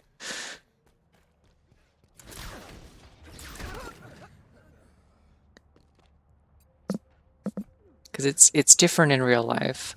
Because if you're like physically in a space with someone, you're kind of forced to spend time with them. And so if they acknowledge that they enjoy that, then that's always a little bit validating, I think. Not that I don't appreciate having people on the internet tell me that they think that I'm entertaining, but you know, it's different in a particular way. Explode. Told you it's Kongslayer when I want it to be.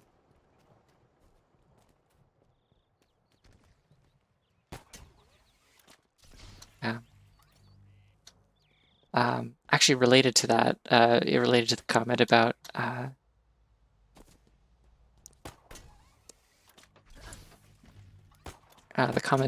inoculating people against bizarre humor or whatever. Or no, sorry, inoculated in our bizarre and absurdist humor. Yeah. So at one point I mentioned during the trip I mentioned that I'd started listening to Sawbones recently, which is the medical history podcast that Sydney and Justin McElroy run, because she's a doctor and he's a chucklefuck, and so they just kind of have funny conversations about bad medicine.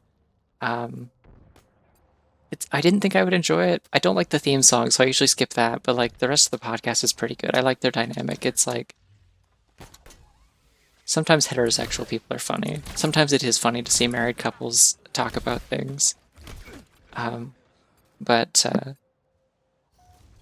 yeah, I just like picked a bunch of random episodes. Like I just kind of scrolled back to somewhere in like 2021 and just like started picking a bunch of episodes that sounded interesting, adding them to my queue, because I ran out of literally every other podcast that I care about to listen to, and I needed things to do, and the alternative is to get into audiobooks, and I don't know if I'm ready for that. Because what if I don't like the voice of someone that is reading a book that I want to read? I can only ever have the voices of the same like 4 people in my head, or else I'll explode. Anyways, but someone recommended I check that out. They're like, no, it doesn't get too gross, and they usually warn if it does, and you can just like pick and choose the episodes you care about, because it's not like there's continuity or anything. Like if they mention, oh, we covered this more in another episode, you can just go listen to that other episode if it interests you.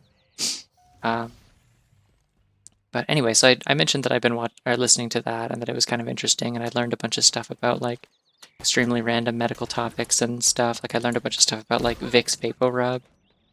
Did you know that apparently on the official website, the Vicks website, it says that verbatim that NyQuil's name, or the origin of NyQuil's name, is shrouded in mystery and legend or something like that. Like it's like like nobody knows why it's called that. That was a fun tidbit that I learned. But I mentioned stuff like that, and they were like, "Oh, that actually sounds kind of interesting." And like my mom was in the backseat, probably listening to fucking Ben Shapiro or something. I don't know. She was listening to some kind of podcast on her headphones, and I did not inquire what, because some other things went on earlier in the trip that made me think that I shouldn't inquire what.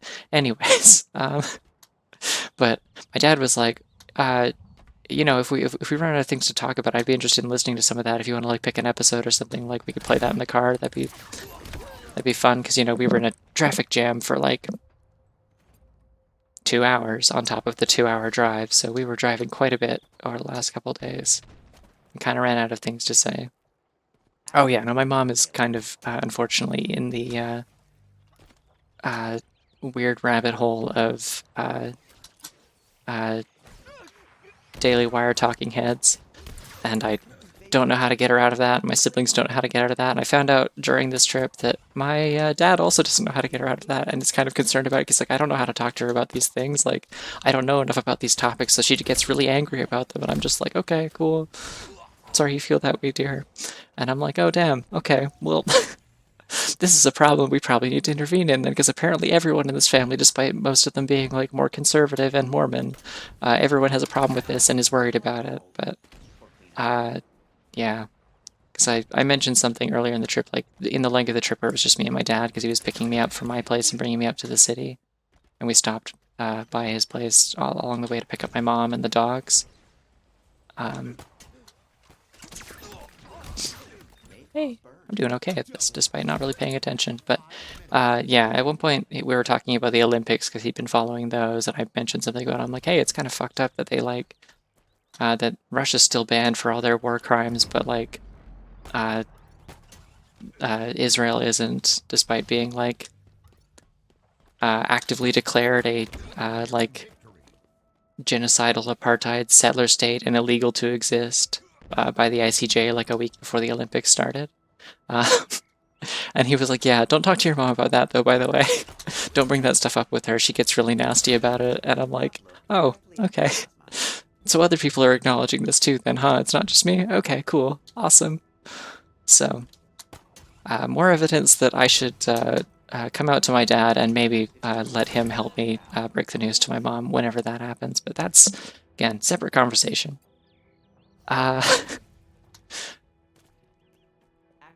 don't know. My mom just doesn't have a lot of like friends anymore. She doesn't have people she talks to. She doesn't have a job at a public library anymore, so she doesn't like get out and see people and get other perspectives and stuff like that. Like she just kind of does church stuff and reads her scriptures and listens to podcasts and yeah, she's just kind of isolated. Like probably the most like outside discussion and opinions and like ideas that she was confronted with was like when I was living with them for 2 months and had lots of like kind of insightful discussions with her and just kind of patiently explaining things to her in a way that like kind of counters the shit she's been fed. But I don't know, she's still like, there's certain things like subjects and words and things that like she just like hears a buzzword and snaps into being a different person and parroting opinions that don't make any sense for her to have, and it's like really frustrating. But yeah, again, you can imagine why having that happen beforehand, and then we picked up my mom, and then we got caught in a traffic jam, and I was stuck for 2 hours, and we had nothing to talk about. You can imagine how I maybe was having kind of a bad day yesterday. But yeah, it's okay, because that meant that I was very visibly tired, and my dad was like, do you want me to take you home today? And I was like, yes. So now I'm here, and I'm playing Halo. Yippee. And also I made my dad shoot milk out of his nose. I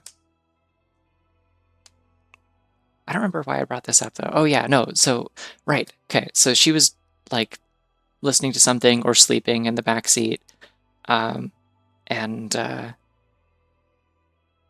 I think specifically in that instance she was listening to an audiobook, so that was probably fine. But, yeah, so, my dad was like, yeah, I'll listen to some of this Sawbones thing. It sounds good. And I was like, I'm pretty sure it's actually clean. Like, it's the only time that I've ever heard, it's the longest that I've ever heard just a McElroy go without swearing. Like, he occasionally makes some, like, dirty jokes occasionally, but, like, they don't swear on that podcast. So I was like, sure, yeah, we'll listen to this. So we listened to the one about Vix because I already knew that that one was, like, good and they'd probably find it interesting. And they did. Like, my dad really liked that. So I have now introduced my parents to the McElroys, which might radicalize them. It worked for me in like 2017. It could happen. But probably not. I don't know that he's going to seek out more of that. But,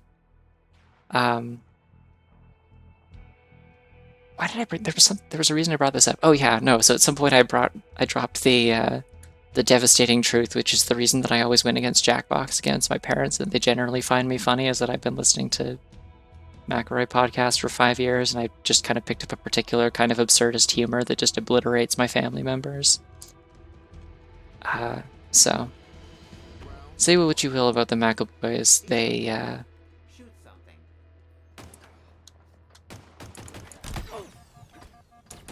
Sidearm. cool. Deftly employed. The right Oh, is there like a specific number of enemies I have to beat? I don't know how elimination works. It seems like they changed it. The UI looks different. I'm scared. power items in transit. 5 Spartans remaining. Yeah.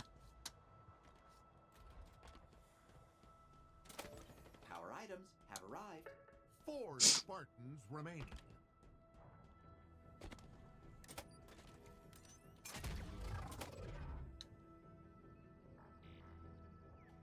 Oh, there's a danger zone. What is this, Fortnite? What is going on? I don't think this is the same mode that I remember playing. I thought elimination was like a... 3 Spartans This remaining. is, it's like mini battle royale mode. Danger zone incoming.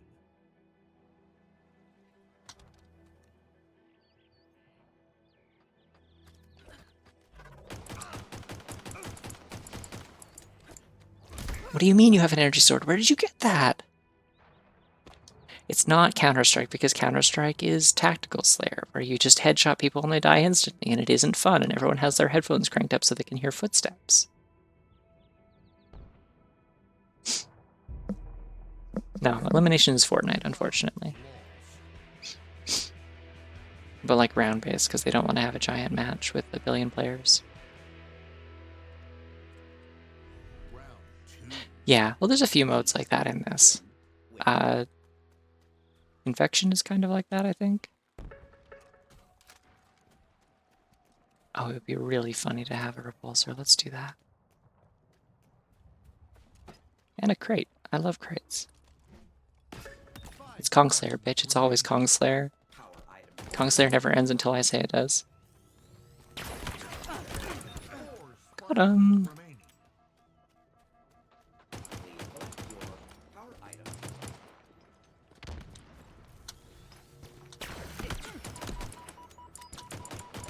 3 Spartans remaining. Showdown. Oh, is there one person left? Scared. Oh damn, it's Saul Goodman. I killed Saul Goodman. Can't call him anymore. Round 1. Okay, someone else died. I don't know how that happened. Yeah, I don't play Battle Royales. I will probably remove this from my, 3. from my, hello? From my queue of game modes, because I find it kind of stressful. I'm very tense right now, and that is not what I'm here for tonight. This is Halo and chill, not 5 Spartans Fortnite. remaining. If I wanted to play Fortnite, I would simply buy an iPad and also time travel back to when I was 7. 4 Spartans remaining. I don't like Fortnite. Yeah, Counter-Strike is always teams, right? There's no free-for-all. I don't actually know that much about Counter-Strike besides what I observed from my roommate who was obsessed with 3 it. Spartans remaining.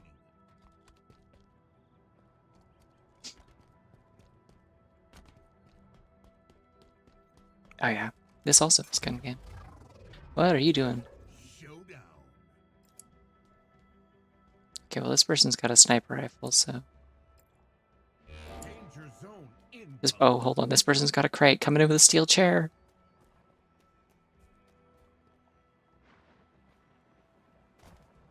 I'm rooting for the steel chair, personally.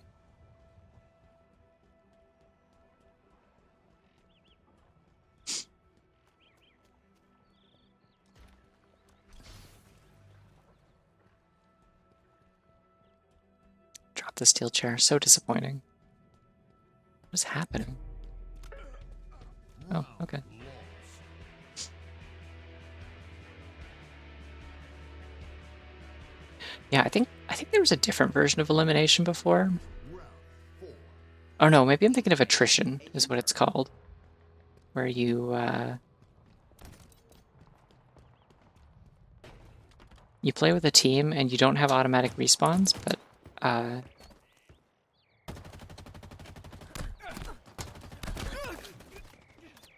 yeah, you don't have automatic respawns, like you don't have any, or you have like a limited, number of lives, basically, for your whole team that you all share. 4 Spartans And then Your power items are ready. anything past that has to be, like, if you want to revive anybody, they have to be, like, manually revived.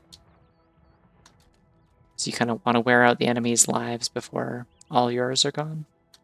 But this one's probably, I'm thinking of that, and it's not that, because this is Rumble Pit, so these are all free-for-all modes.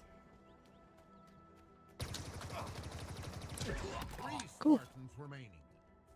want the crate again. The crate's not here. Danger zone incoming. Misery. Okay, I'm right close to the edge of the map, so that's not ideal.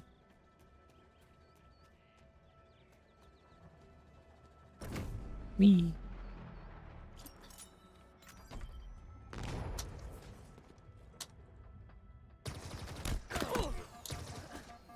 Reverse current heading to maintain viability. Okay, that's gotta kill them, right? Yeah. Please make a U-turn.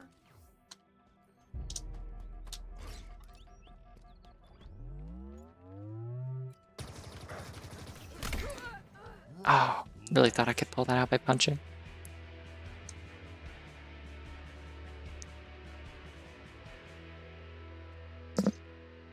Round 5. Reverse course. Immediately.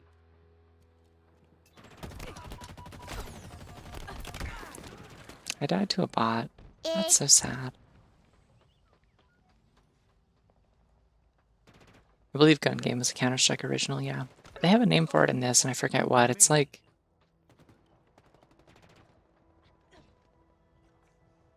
Escalation is what it's called. 4 Spartans remaining. It's kind of interesting paint job. It's like purple, but there's like orange splotches on it. Oh, it's like a flood thing. 3 Maybe. Spartans remaining. Wait, I'm watching a bot. I don't want to do that.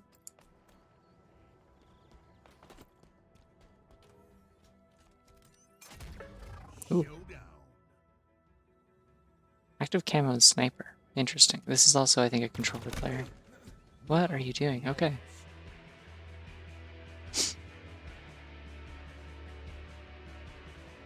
I believe the last gun in Gun Game Round 6. might be a plasma pistol, and then like the actual last round is it's not bad. It's rude. What do you mean I died to a bot again? How many of the opponents are bots? It's half of them.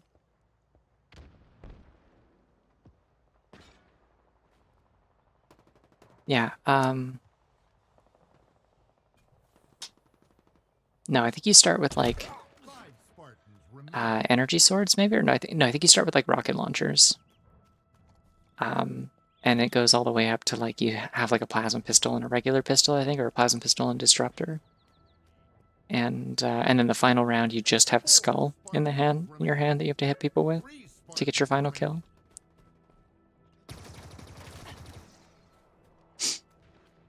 Whoa, a Halo book. I know those exist. remaining. Danger zone incoming. I'm so invested in the adventures of Saul Goodman.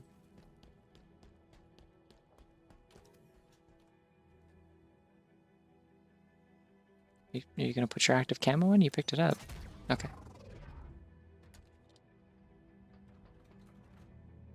This seems like someone who actually plays battle royales.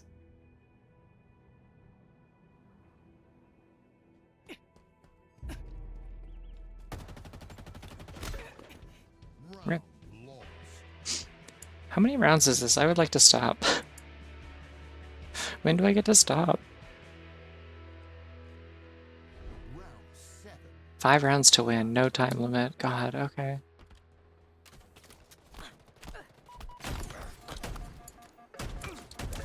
Ooh. I'm scared. Yeah, I'm definitely crossing this one off the list. I don't think I realized what it was when I enabled it, and I've just never gotten it before. In transit. I have 3 shots left on this shotgun. I better not mess it up. 5 Spartans remaining. Power items have arrived. 4 Spartans remaining. I have 1 shot left of this shotgun. I better not mess it up. Actually, I'm just gonna take the plasma rifle. Oh, it's 10%. Okay. Here we go. It's 60%. Okay. Oh, so they're giving us limited ammo to force us into the Showdown. fray.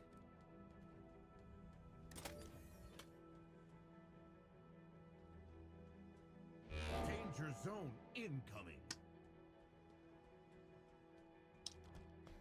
I'm gonna go for the active camo if it's here. Is it here? Tie. Okay.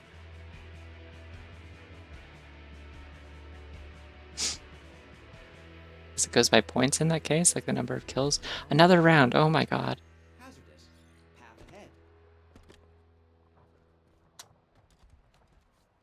Give me the crate. It's Kongslayer time. 5 Spartans remaining.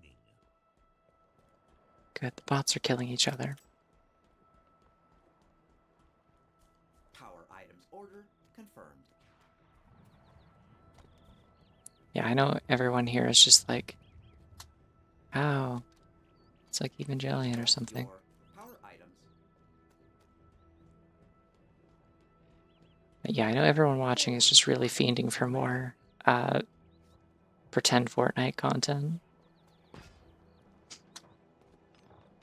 3 Spartans remaining. Showdown. Oh, Round 1. I win. I don't think I win overall, though. It's still going. What are we doing? Do not refer to a comeback.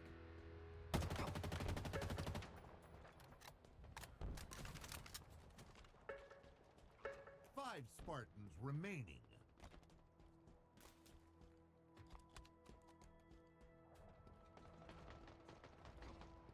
Oh yeah, I could have told you that. Items in transit. Yahoo. 4 Spartans remaining. 3 Spartans remaining. Showdown. Okay, well, I'm scared now. Your power items are ready for pickup. It's a bot. Defeat. What do you mean defeat? What do you mean defeat? Oh, wait, I won the round, but not the points total. Gotcha. Okay. That was really misleading, because I definitely won that round. I definitely killed that guy before I got killed.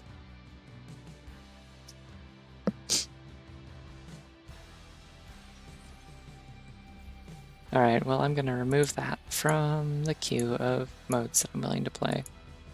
No, thank you. Where is it? Yeah, I wonder if that's a newer one that they added. Yeah, see, attrition is the one I'm used to thinking of. I think you have... No, that's also just kind of the same thing, huh? Let's get both of those out of there. Why is it doing this to me again? Every time I change modes, it says that I'm cheating. Okay, well, I got 16 minutes left on the boost meter, so... This is so busted. Okay, get ready to be sent to the cookie zone again. Welcome to the cookie zone. I'm gonna take my armor off for a little bit while we enjoy the cookie zone. There we go. If you weren't here earlier, Friedrich has been hanging out underneath the armor the whole time. I also want to go to the cookie zone. I think I have cookies. I could go get a cookie. I have some like maple cream like sandwich cookies. Is Emancipate quiet? I didn't think I turned it down, did I?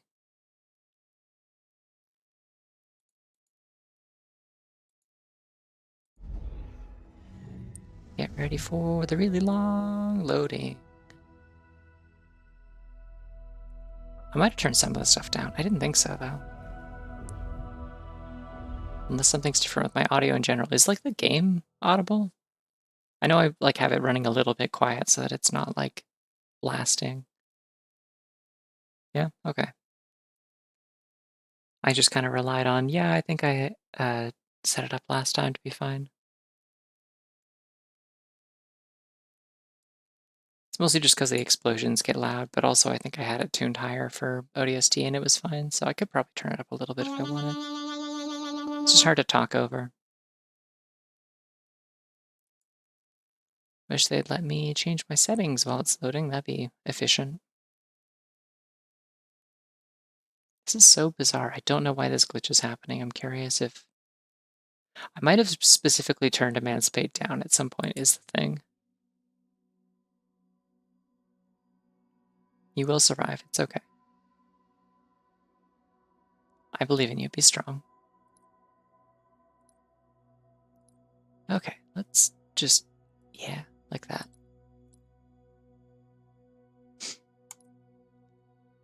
Yeah,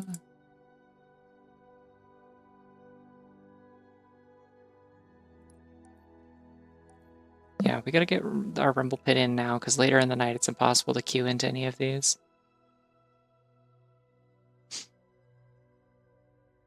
Yeah, I think that's just a turret emancipation noise. It's when you throw them into the grids. Remember when I streamed Portal 2 and Portal 1? I don't. I know.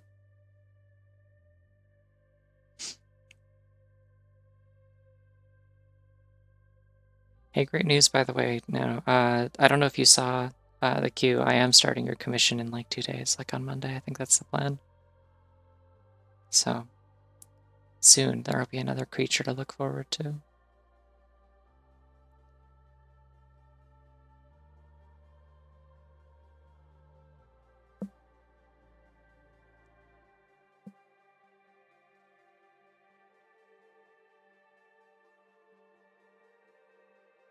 But I'll reach out to you when that happens. I'm going to change my costume again. Do they? No, 3 seconds. Never mind. I don't have time. We're going to stick with purple. All right, suit up. Protect my beloved Friedrich. Another ninja slate. Come on, where's all the purple rain?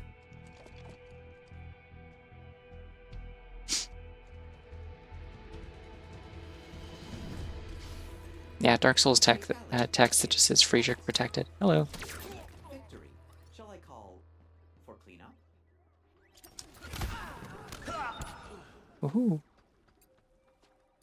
That wasn't really a win for me, but I am in first, so it's okay. That one was definitely not a win for me. I'm now tied. Whichever one of these guys gets a kill is going to... Yep, okay. Still tied, then. I forgot how math worked momentarily.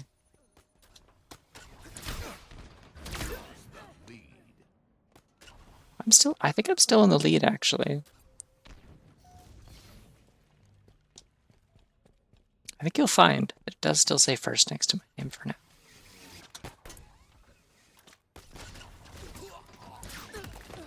Yahoo! Ouch. Alright, I take it back. Ninja Slayer's still kind of fun.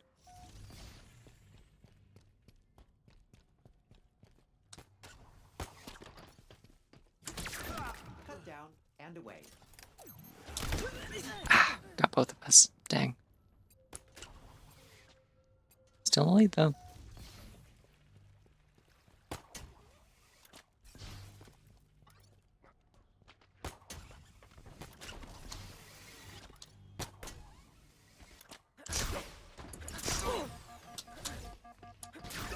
Do not in. look directly at the plasma.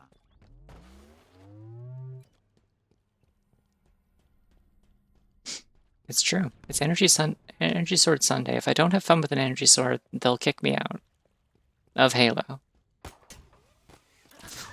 Caution may cause burn. Like it's actually illegal.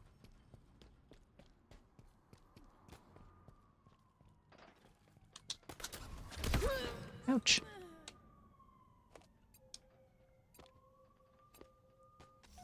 Yeah. I mean, Energy Sword Saturday isn't as much of a, like, established thing, but I'll, like, respect it, you know? Oh, okay. Apparently I did get that person with my grappling hook, and it sent me around the corner. Yahoo!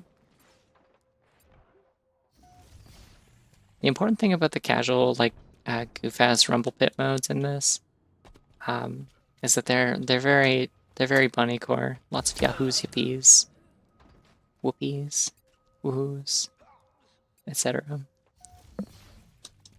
Lost the lead. I lent my parents my Switch dock to use in their hotel room. They did not use it, but I did set it up for them anyway, because my dad was like, maybe I'll play Tears of the Kingdom, finally. And they stayed in a hotel while I stayed at my sister's, so...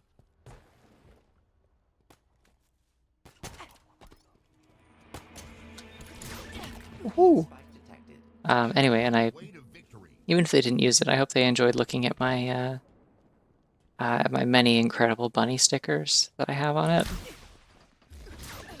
Because I decked out my Switch dock a little while ago. I was like, it's time to use all these stickers that I have, and so I did. I can At some point I can take a picture of it, and I might even just have a picture in my camera roll already. I think I showed somebody else. I could pull that up and put it on screen if you want. Oh, okay. Didn't click fast enough.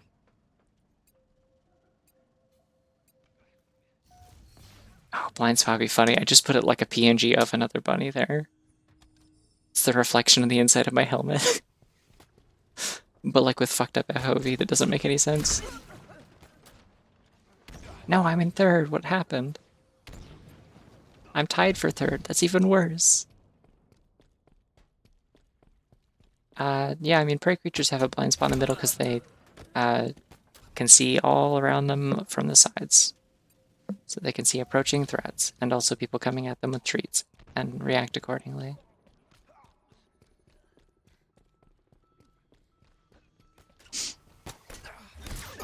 See, this is the thing is like there was, what's the name of the announcer for this game? I used to actually know his name. Because there was a point where me and some friends figured out that he has a Cameo page and you can pay him to say things in his announcer voice.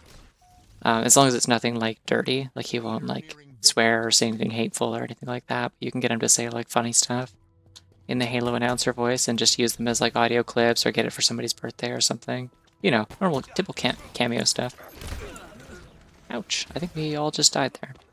Nobody came out of that looking good. Jeff Steitzer, yeah. 5 minutes remaining. Yeah, it would have been like $80 to get him to do like a bit of audio.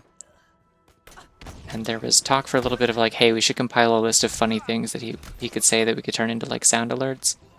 And I'm not sure that that's still anything that anyone in that group chat is interested in because the main other person who played Halo isn't in there anymore. But I think maybe I could justify sometime, like maybe for my birthday, I'll buy myself a Jeff Steitzer cameo and just get a bunch of stupid little things that I can use as like stream alerts or something. I want Bunstoppable very badly someday. Hello. It's rude of you to do that to me. Back in third, but I'm not tied for it anymore, I don't think.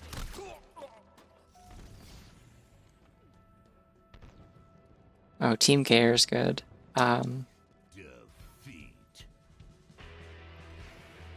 Defeat.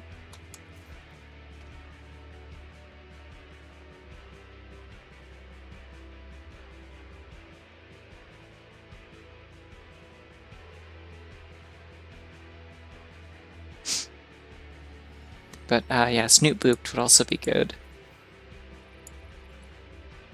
Okay, I'm gonna do one more of these, and then I need to take a break to eat a snack because I've just realized that my stomach is empty because the only thing I've eaten since we stopped for Subway and I made milk explode out of my dad's nose by talking about clowns was a cinnamon roll. Because when he came to pick me up, he's like, also put these in your freezer. I have 3 cinnamon rolls that you can freeze. And I said, okay. And I did. And so then I microwaved one of those.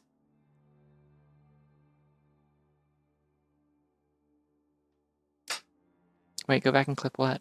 Did I say something funny? I don't even remember. Oh my god, Nana, that's such a good emote. That's so good.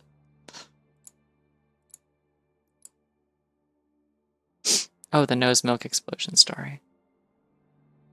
You can if you want. I don't know. I mean, I can just retell it really easily, but let's change colors again.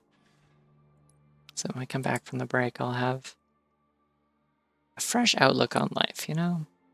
I want to be teal. Let's be teal. Means I do have to change my visor again, I think. Oh, purple. Disability Pride Month just kind of looks bad to look at, actually. Could be rainbow. Get that rainbow wrap in there. Oh, that looks kind of gross, actually. Kind of sludgy. It looks like an oil slick. All right, and we'll change her costume. There we go.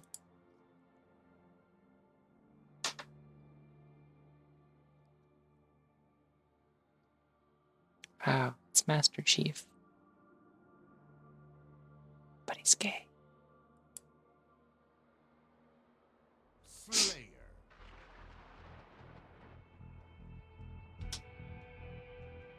They're really never going to give me anything but Ninja Slayer. Like, I have Purple Rain in there and Kong Slayer. I know I do. I wonder if other people just have those disabled because they don't like them and they want to feel cool with swords while they wear their samurai armor. Maybe. We'll never know. Can't possibly fathom what goes on inside the mind of a Halo gamer. Oh, my computer's warm.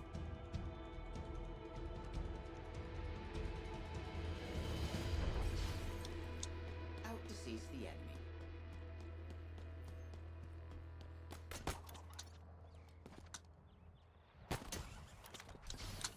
That person just fell to their death. Good work. All true. Okay.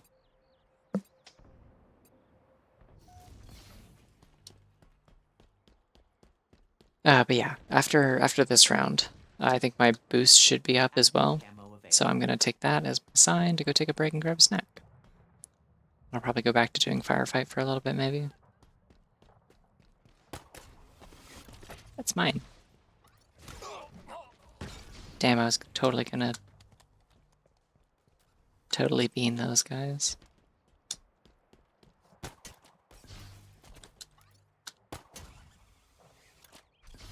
Left click to totally bean your friends.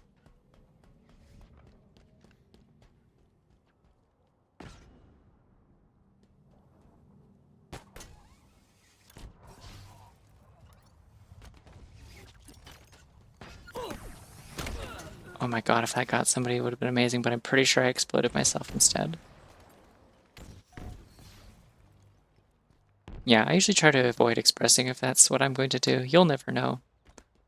Except for, I think, like, there's been literally one time where I said I was going to do that, but I'm always so afraid of people being weird about it. It's the internet, you know?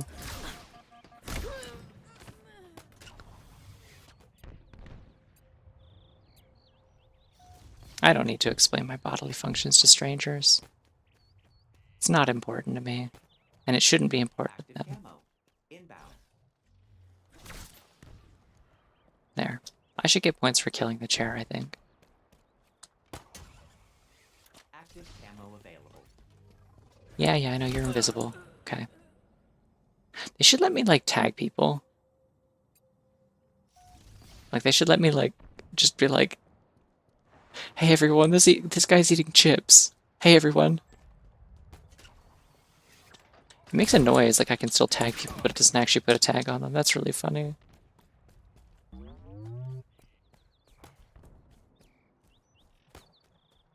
Stop trying to grapple me, I can hear you.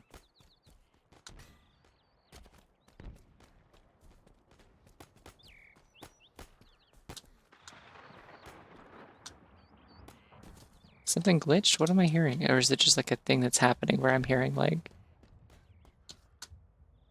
every grapple that happens on the entire map as though it's coming from my right ear? Because that's really disorienting if that's a glitch. Oh, cool. I'm not getting any points. Yeehaw. At one point, I don't know when I got that.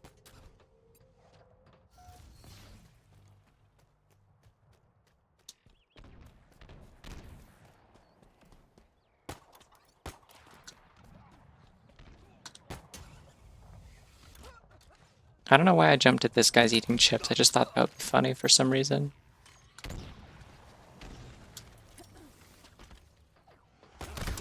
Ah, jeez.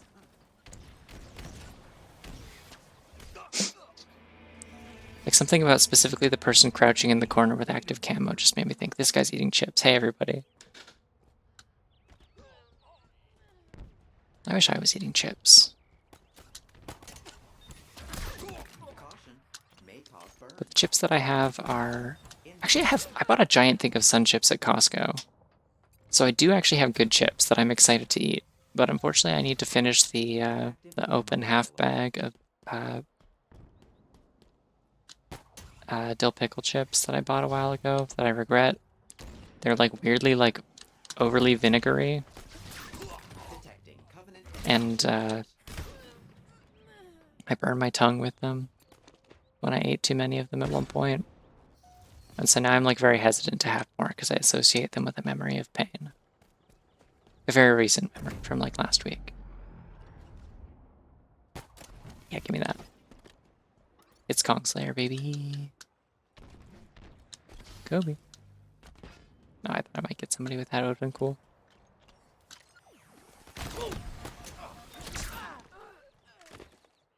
Thought maybe I could pull that out. The quick draw. Oh well. Regular sun chips, yeah. Just the harvest cheddar ones. I think there's like original ones that are just like unseasoned, and that seems like vile to me. I don't know why you would want that. Well, part of this is sunny if they don't have cheese on them. They gotta be orange. But yeah, I haven't had sun chips in years, so I'm like, dang.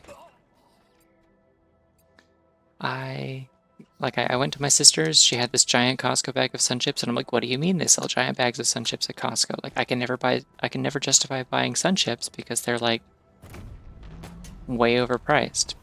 If I could get like an actual deal on them in bulk, that would be awesome.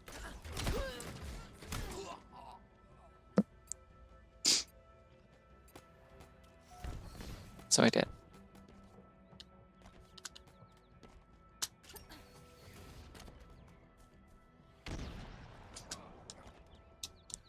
Active camo. Inbound. But the way that my brain works is that I can't get to my good tasty new snacks until I finish my old ones, unless they're like actually so bad that I don't want to eat them at all. I think they're like, I think there's wheat, there's corn, but there's also like whole wheat in them. I think that's how sun chips work. They're like kind of hearty. I don't know. Much like NyQuil, the origin of sun chips is shrouded in mystery and legend. Defeat. Alright. That was over very quickly. Probably not quickly enough that my boost is still active though, so I will get up and go eat something. Probably a Pop-Tart or something.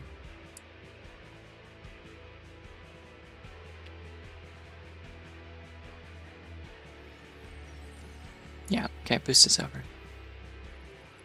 Wow, I got Spartan points. I can't wait to spend those on nothing, because everything currently in the Spartan points shop is like reach gear that I already have.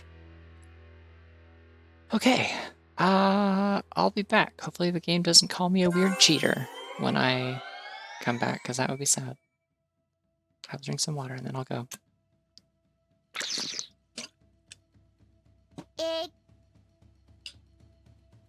Yeah, that makes sense to me. Sun chips are made out of the sun, that makes sense.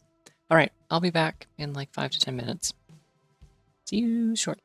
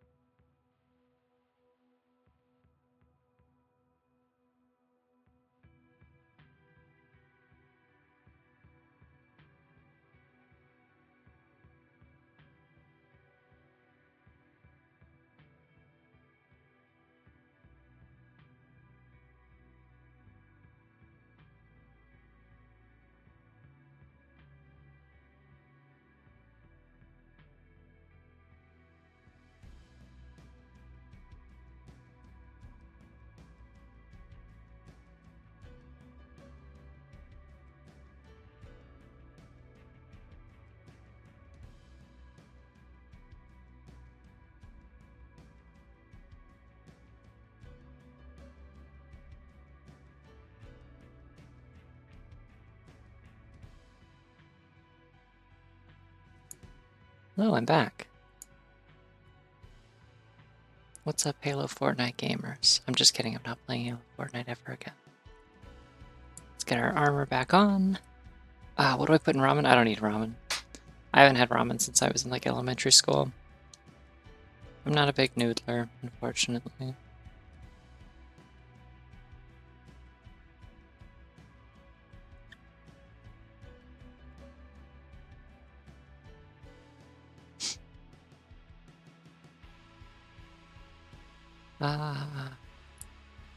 Let's see, how long would the wait time be if I only enabled Purple Rain and Rockin' Repulsors? And Kong Slayer? Like, what if I just... What do I just remove Ninja Slayer? Same amount of time, okay. Do I still have challenges left? Not really, they're not worth boosting for, I don't think.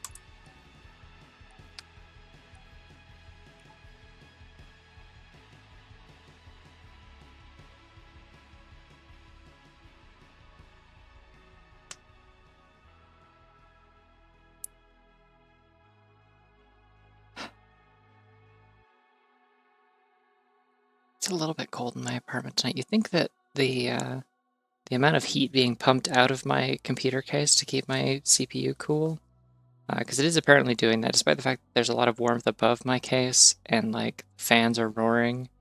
It is actually effectively cooling my thing. Like I checked the temperatures and it is actually doing a good job. So all the heat that's coming out of the top is specifically coming out of the top because it's not staying in my case.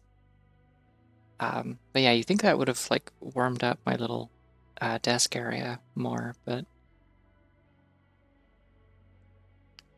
think it just kind of goes into the underside of my desk and dissipates, unfortunately.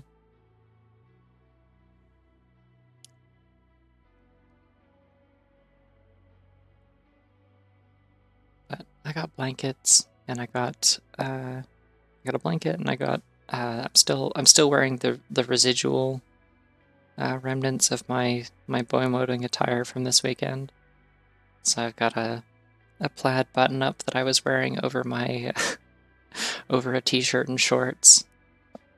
I realized this weekend how much I hate wearing shorts, so that was fun. My legs are sacred and wicked and evil, and they should not be seen by the eyes of man. But yeah, specifically I wore the button up over top of, I guess it's not really plaid. It's like a kind of a dusty blue, like a dark kind of dusty blue, almost gray. And then it's got like crisscrossing, like kind of pink, like kind of salmon pink patterns over it. So like when you look at it from a distance, it looks kind of purple is the end result from that. It's a nice shirt. I did like it. I got it from Value Village like years and years ago. But no, that was my outfit for this weekend. So I specifically wore shorts and a t-shirt, and then I wore like a button up over top of it with the sleeves rolled up. Because having an extra layer means that there is no chance that someone will notice the straps of my sports bra through my shirt. Stealth. I'm reaching new and exciting and thrilling levels of boy moding now, where I actually have things to hide, which sounds bad. It is interesting and exciting, and I'm happy that I actually do have something to hide at this point, and it's not just kind of vague feelings of discomfort. It's like, no, I actually have like progress now.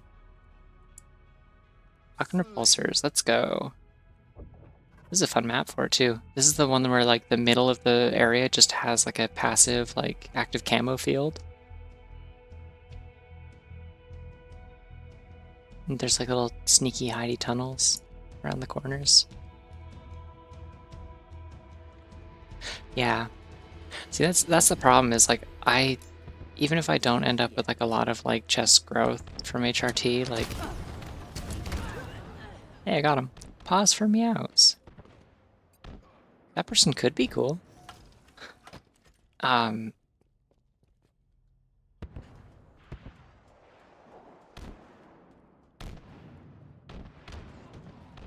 should be looking around me a little bit more, shouldn't I?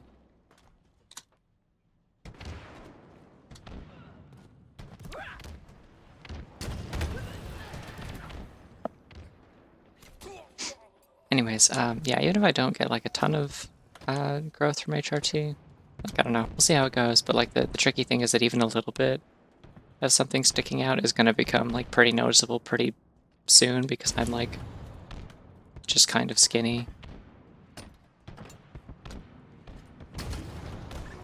Life expectancy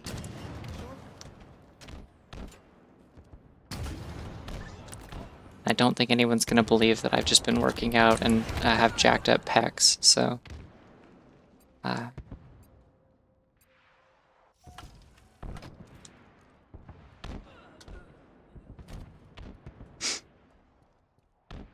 don't know. Maybe I'll get lucky. I hear a lot of people go on HRT and they do like find it ends up being a little bit easier to gain weight. So like maybe it'll just end up naturally kind of camouflaging.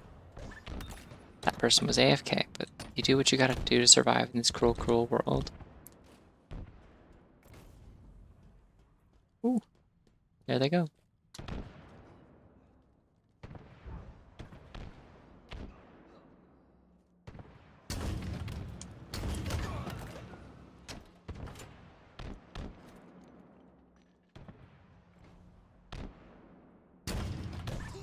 warning.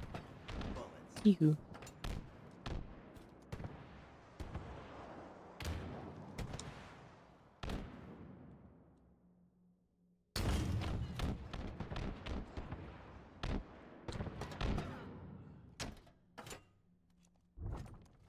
Yeah, that's what I was scared about, was hugging all my family members and just like each time just being like, is there a noticeable protrusion? Is there a noticeable protrusion? And there wasn't. Although when my brother hugged me, he hugged me really tight and it did hurt. But I think he just assumed he like hurt my back or something.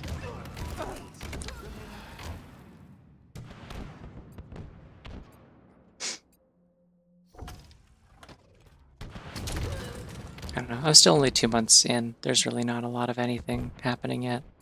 The only thing, the most notable thing actually right now, as I mentioned earlier, part of the reason that my weekend fucking sucked and I was really glad to come home earlier than planned was because I've gotten to the part where I started having weird, miserable mood swings. And so something upset me that has like upset me before, but it triggered like an absolute fucking spiral this time. And I was kind of confused and like disoriented as to why it was like upsetting me so much. And it did not occur to me until like literally the next day that it might have been hormonal stuff, but that's okay. There's none of that in Halo. If I lose in Halo, I'm not going to start crying, probably. Oh, that also happened recently, by the way. I like, last week I was watching like a stupid fucking YouTube video or something and like, just started like busting up laughing from it and then started crying into that. And I wasn't sad about anything and I wasn't even feeling particularly emotional about anything. It was just kind of like, oh, hey, I've unlocked the ability to cry about nothing. That's kind of cool.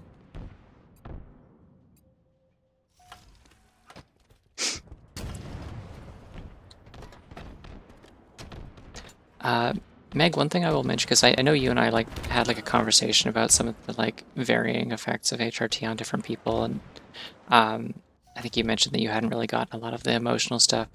Something that I learned today from my friend who is a like pharmacy tech, or was at least. She works at Planned Parenthood now, but actually it works at Planned Parenthood. I don't believe it uses she anymore. Anyways, Please remain calm. but yeah, it told me that if you're on progesterone specifically, 5 minutes remaining. then that actually can often like it elevates some things, but like emotionally, like in terms of like mood regulation, it's actually really good for kind of canceling out the effects that you might otherwise go through if you have like kind of a lot of weird adjusting to hormone levels to do. Vital signs. Not Because like the naturally equivalent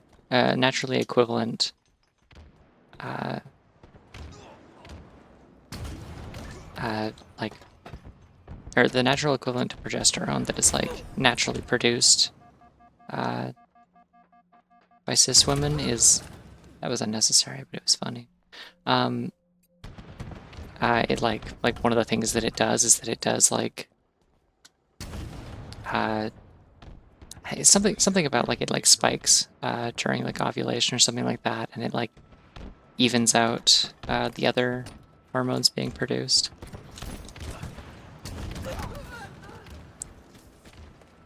Oh, okay. It's just something I thought I'd mention in case that was maybe something to do with it. I'm also not on it. But I learned about that because Life expectancy short. we're really trading a lot of kills, me and pause for meows.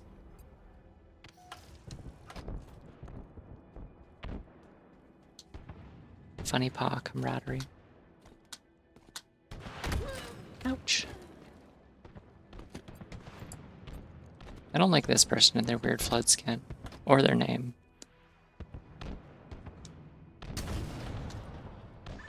Aha!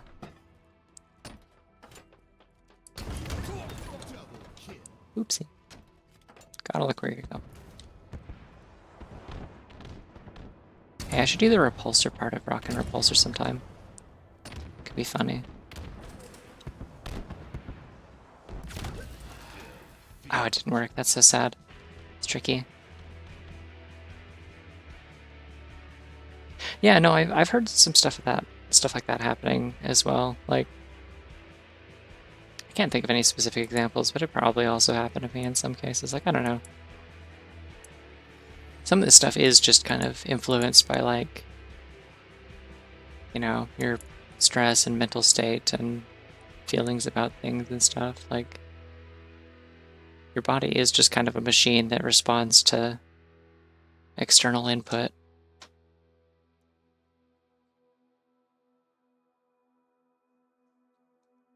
But yeah, I don't know. It's been interesting so far. I would like it to be a little bit less interesting than it was this weekend because it was kind of disastrous.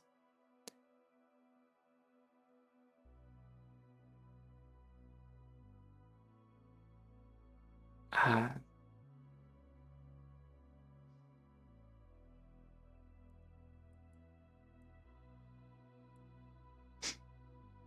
but maybe something that I end up talking to my doctor about because, like, I mean, one, because, like, switching which meds I'm on can affect stuff like that and, like, produce, like, less detrimental effects depending on what's going on. But also the other thing that may be a factor is that the next time I see my doctor, I'm supposed to be talking about getting SS for ADHD. And so it would be kind of important to make sure that I'm not on something that's going to potentially make my mood a lot more volatile, because most ADHD medications have the side effect of like potentially making you really, really depressed.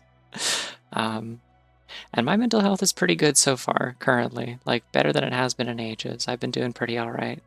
So, with the exception of the last 2 days. So, like, I would prefer not to have a bad interaction there, I think.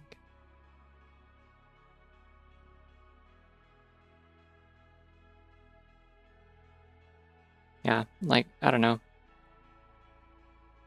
Being a freelance artist, as we discussed earlier, also means I don't have health insurance.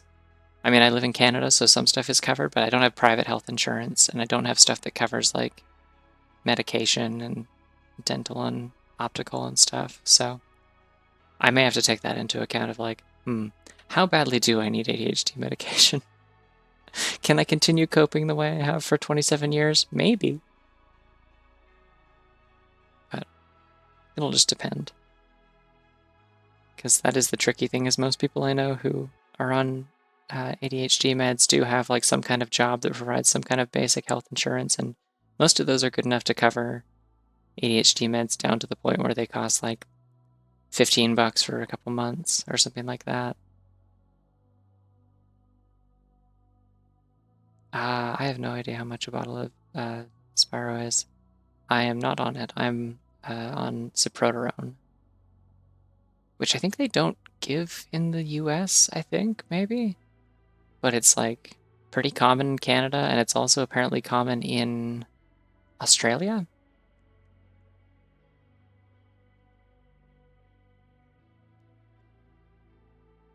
Really? Yeah, okay, that's why it isn't there then. That's really weird, because like the main use of Soproterone, as far as I'm aware, like there isn't really anything like nefarious you can do with it. The main use of it is for, I believe, treating prostate cancer.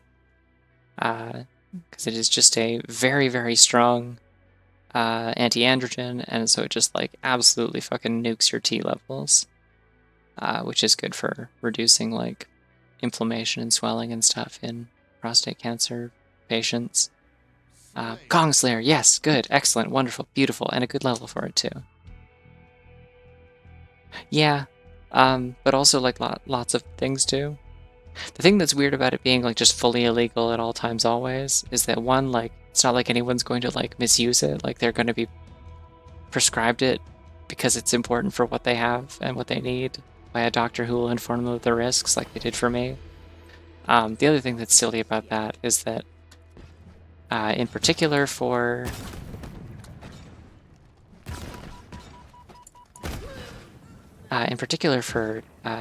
trans femmes that are taking it, you take like a tiny, tiny, tiny, tiny, tiny little fraction of what a prostate cancer patient takes. Like my dosage is like a quarter of a regular pill, and I only take it once every other day, as opposed to like a Stradiol, which I take like 3 times a day. Like it is so incredibly potent, and like I had that for a month and immediately already had my like testosterone levels down to the target range. Like it is so effective. And there's like an extremely tiny risk that like you may react badly with some people, in which case there's like a good amount of warning that it's doing that. And ouch.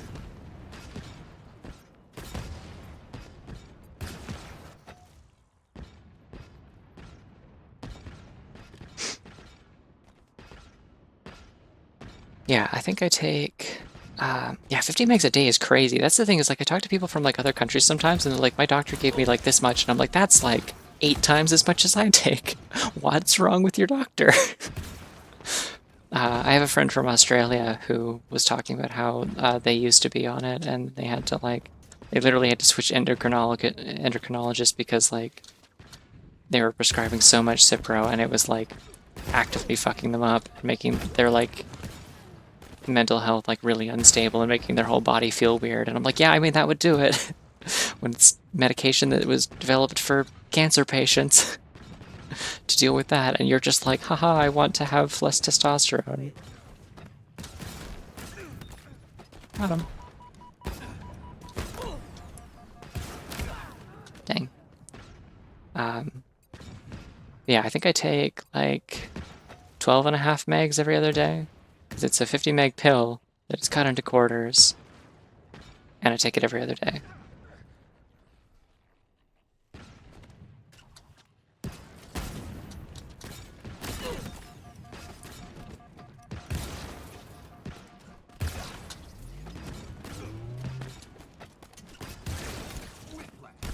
Haha! That was kind of fun. You don't get a lot of melee kills in this mode, I find, typically.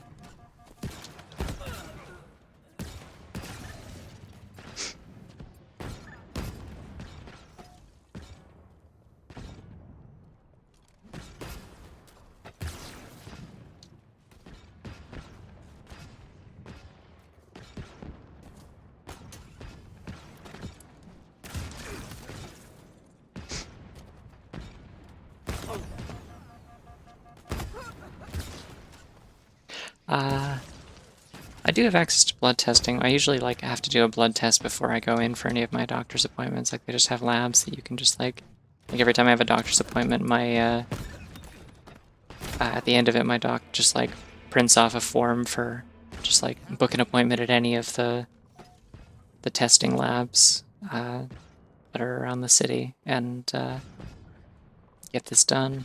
And do it at least a couple days before your next appointment, and then like no longer than a week kind of thing, and then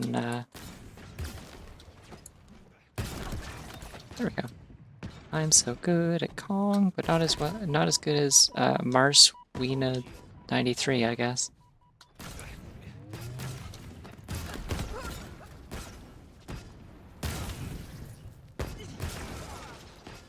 It's almost certainly not the E that's keeping my testosterone down, because the last time I did a blood test for my last appointment, she went over my results with me, and my T levels were like perfectly at target, and my E was lower than it should have been, so she upped my dosage. Because I used to be taking estradiol twice a day.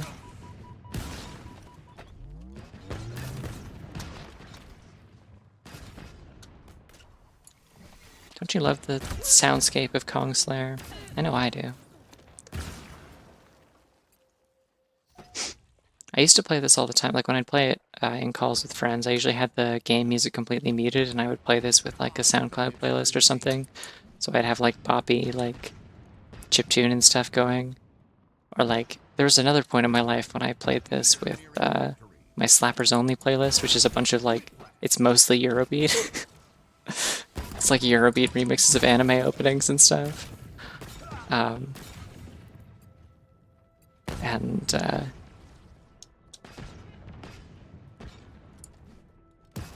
made that playlist in college for when I need to finish things under crunch time, and then I just kept it because it's funny. And every once in a while I'm just in the mood to listen to like really hype music. It's not all Eurobeat, I guess. Actually, there's also just some like remixes of songs in there that are just particularly energetic.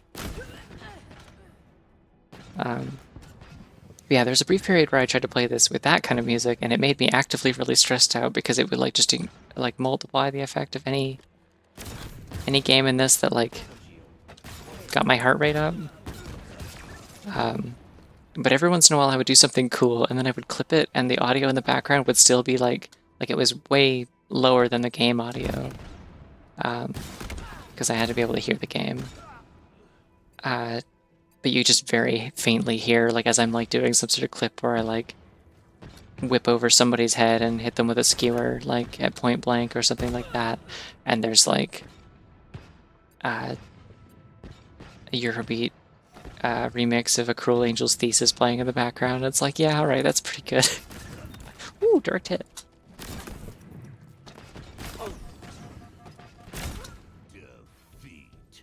Feet.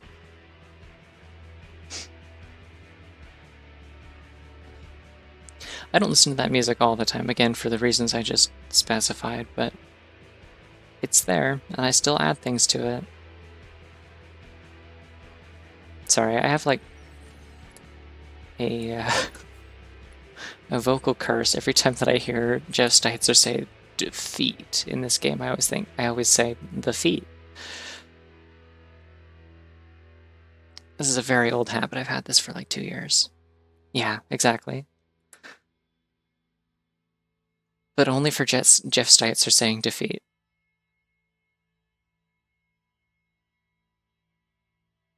I have never heard it. The one that I was looping a lot a little while ago was, let's see, there's been a few different ones that I've had on loop.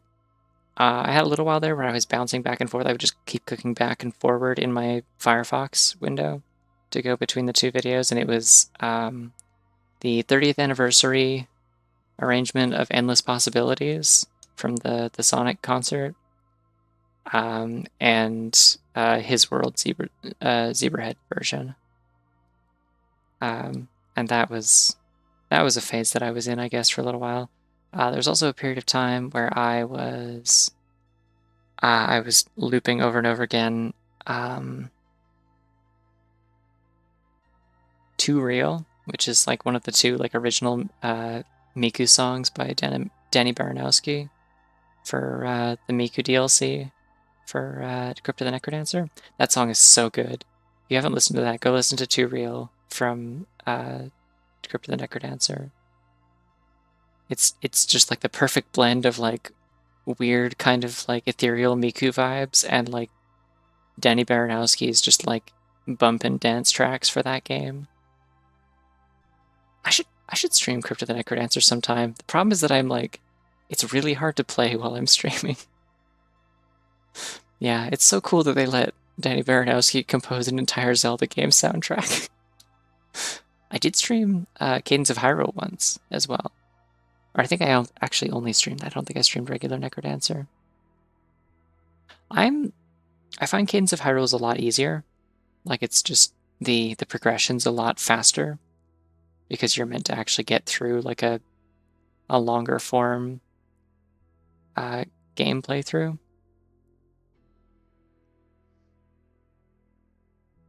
Yeah, no, Crypt of the Necrodancer is like some of the alternate characters that you unlock are so incredibly difficult and like messed up in their gimmicks that like I'm pretty sure the developers themselves have said like, yeah, like none of us have actually beaten the game with this character. That's cool that someone else did, and kind of scary also.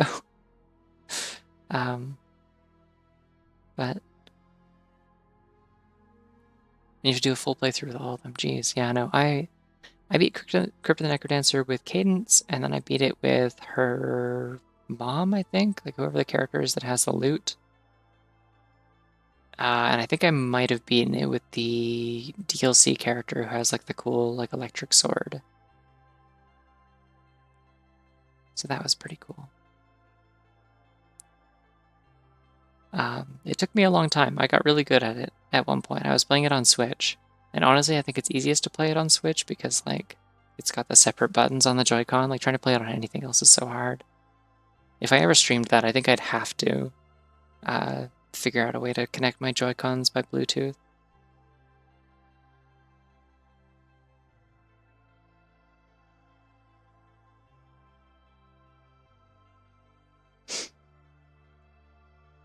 Yeah, Cadence of Hyrule is cool. You can play as Link. Wow. You can also play as Zelda, and allegedly she's the best character and everyone likes her. I don't get that because her gimmicks completely don't make sense to her. But to me, I cannot figure out the timing for any of her like magic stuff. Like trying to like parry attacks with her weird like Nehru's Love shield thing is so weird. Like I would much rather just play as Cadence or Link and just have like a shield that I can hold out and move around with and strafe with. But yeah, I can't wrap my head around Zelda. I don't know how people do it. But I have a lot of love for those games. Unfortunately, I wish I liked playing as Miku more, but her gimmick is insane because she can move diagonally, and that's awful. She can move diagonally, but she can't break walls. She can't carry her shovel. So you can only break walls by using her like consumable like sound blast resource. Or if you like dash through enemies, because that's her other gimmick, is that she like slams through enemies that are in a line and appears like teleports to the other side of them. And like that's the only other way that you can break walls because she'll hit the wall on the other side and break it if one of the enemies is backed up against one. Wow, this one's taking a long time to load. I should probably switch to Firefight after this. But ooh, I want to play Purple Rain.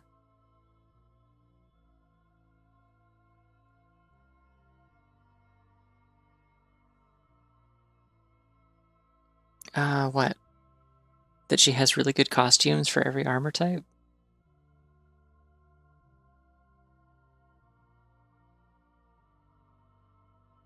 Interesting.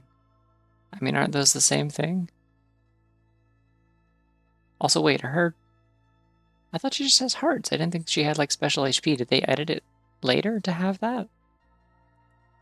I don't know anything about onions. I'm sorry. I'm not an onion knower. Wow, this is taking so long. You might have had a mod that does that. I'm pretty sure they're just hearts.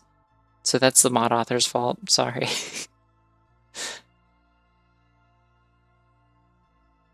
Brace Yourself Games would never make such a foolish mistake. That I'm sure is probably a really foolish mistake and very obvious. I don't know. Again, I don't know anything about onions. Okay, well, scallions look the same on a health bar when they're not to scale. It's an understandable mistake to make. I'll give them that. I think it's too late at night. There's just like nobody around to play these modes. Oh yeah, there's a Miku skin in that. I keep forgetting that Miku is corporate sometimes.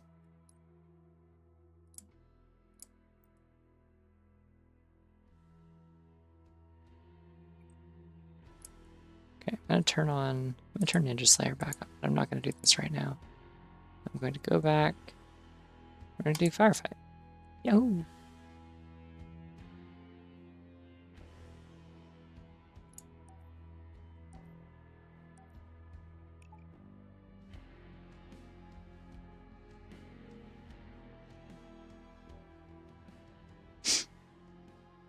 Hi. Anyways, how do we get on this? Right. Yeah, so there's 2 original Miku songs. The rest of the Miku songs I find they're really like they just kind of put a bunch of them in there and didn't really consider like, is this good to play Crypt of the Necrodancer too? Because some of them don't really have like a very clear beat, and it's really kind of hard. And I wish that I could do what you can do with Cadence of Hyrule, where you can mix and match individual tracks from the different like variations of the soundtrack instead of just having to pick one for the whole thing unless you do a custom one. Because I really like the 2 original songs that Denny Baranowski did, but a lot of the actual like official Miku songs are just like, they're good songs, but they're not very good for playing a rhythm game too. Specifically a rhythm combat game too. Firefight.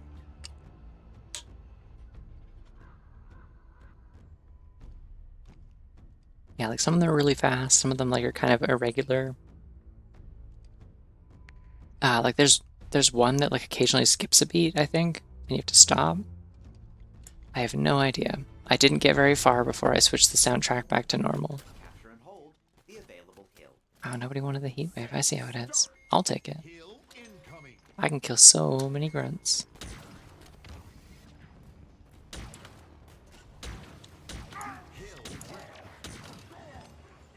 I didn't actually get anybody, and now I feel silly. Kill control.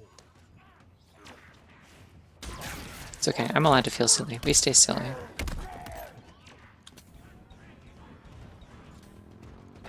Cool card.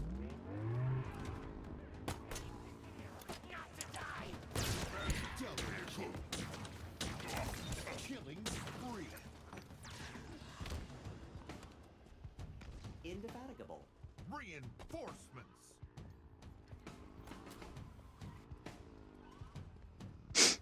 I'm sure I'll experience Miku Fiesta someday. I'm not like a real Miku aficionado, I just believe in her beliefs.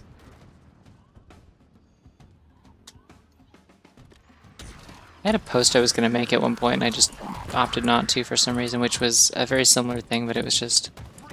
I wouldn't call myself a Toho fan, but I believe in their beliefs. Which I feel like is something you'd appreciate.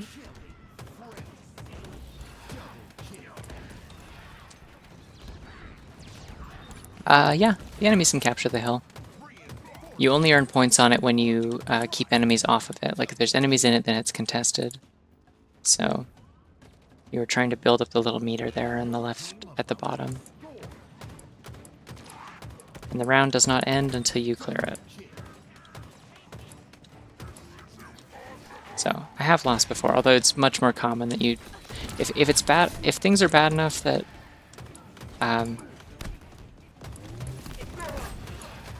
if things are getting bad enough that you're losing the hill, then it usually... Okay, you better hit all of them. Yeah. See, if things are bad enough that the enemies are actively taking the hill and they have even a chance of it, usually it just means everyone dies first. Please be careful with this Gungoose. Please do not die. All of us have slow timers. Yeah, normally, originally Firefight is you do like just waves of enemies, and this is also that, but it's like, it's a bunch of waves of reinforcements within 5 rounds.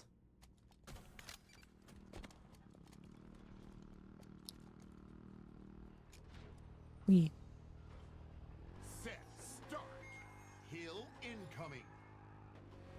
This will look funny on their end. It's bad for you though.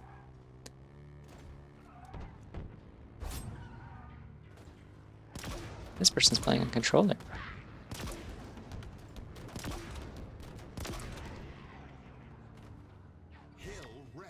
You can tell because they're driving slow. The hill. Where are you, little bastard? My hill now. Hill control.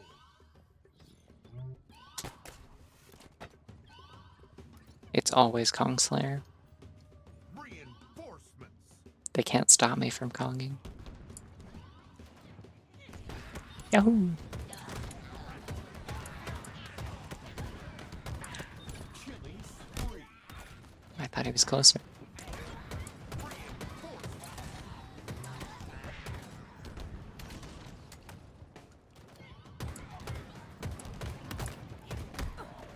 Ow. I saw him.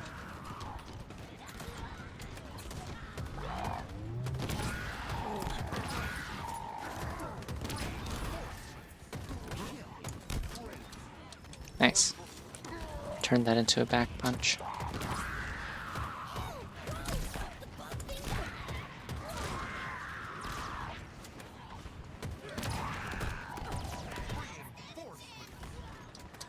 Oh, the Toho post I was gonna... a while back I was like... I almost posted something and then I got distracted and didn't. But I was going to post, I'm not a Toho fan, but I believe in their beliefs. And I do still stand by that, and I should still make that post. But I forgot about it until now.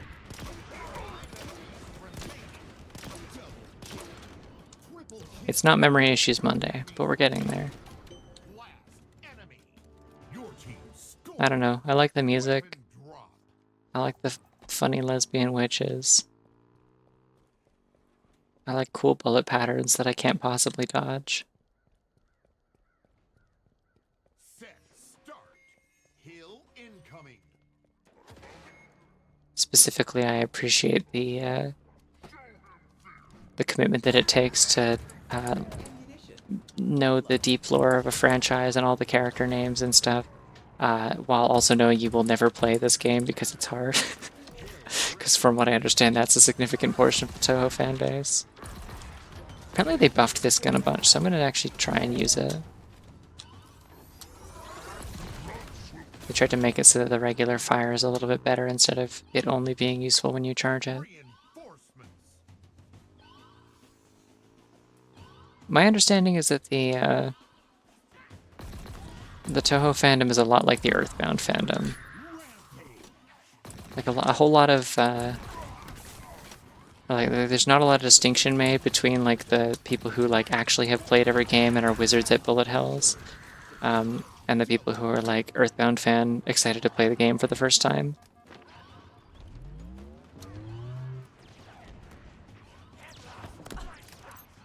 Yeah, that checks out. I understand that.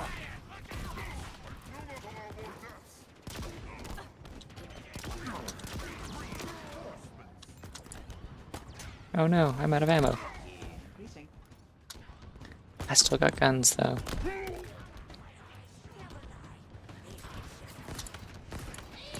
This is the part where if this game had like taunts, I would like kiss my biceps or something.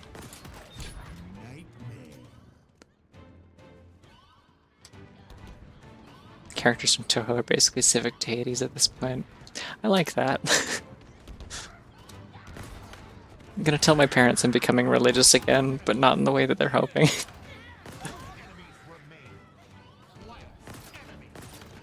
Oh. It's this guy. Team scored. Catch on. Ooh, that's an arcane sentinel beam. This thing mulches enemies. It's delightful. I love this gun a lot. Did I get a shotgun? No. I don't like a shotgun. Ah, hello. That's not the gun I want. I accidentally pinged them instead. Oh gosh, hello. Big time, welcome. That's so many creatures and also a bunch of emotes that aren't working. Ouch, I'm being punched in the ass. Another classic raid moment where everyone comes in and I'm like, hello, everything's on fire and there's blood everywhere, but it's fine. I didn't even see the first message. I was already in the thick of it by the time I looked over. I'm being attacked in chat, and I'm being attacked by creatures from space. Double kill. I need a different gun. Can I have a different gun? Will they give me a different gun? What's it going to take to get me a different gun today? Where's my... I have like 3 different buttons mapped to scan on this keyboard, by the way. I don't know if I ever mentioned this. This game's keybind options are so delightfully like robust that you can map like 3 different buttons to every input. So I have like V, B, and N on my keyboard as all being set to they're all set to scan because I just kind of fumble vaguely with my left thumb and occasionally find the scan button.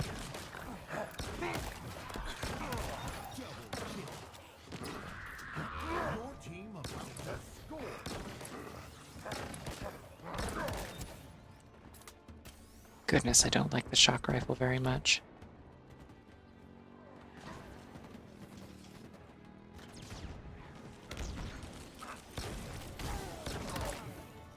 Cool. I want your sword. Ooh, the duelist energy sword. This one makes me run really fast. B.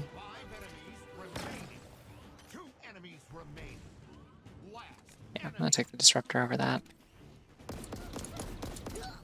I'm the disruptor's strongest soldier. There are 100 disruptor fans in the world, I'm one of them. If there's only one, it's me. If there are no disruptor fans, I am dead. But I will respawn. Nobody talks about the part of that line where you also respawn. I feel like I found out recently that the original source of that quote was like somebody really unexpected. And I need to like go back and find out who it was again because it was like wild.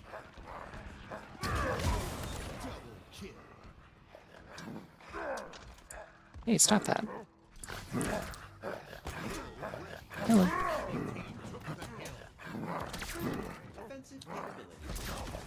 This is working okay, actually. There we go. Yippee. It's only got 19 charge left, though.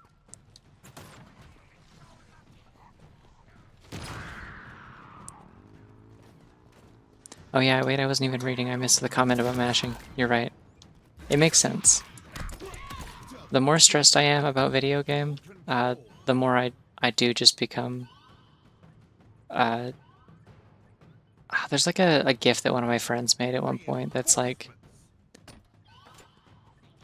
I think it's like a really cartoony like dog furry just like tapping on a keyboard with like big stupid paws that are hitting like 5 keys at once, and it's really good and I think about it a lot even though it was years ago. I should tell her that because she hates it when I tell her that I remember her old art and really like it and think about it a lot. In a good way. It's good when I torment her in this way.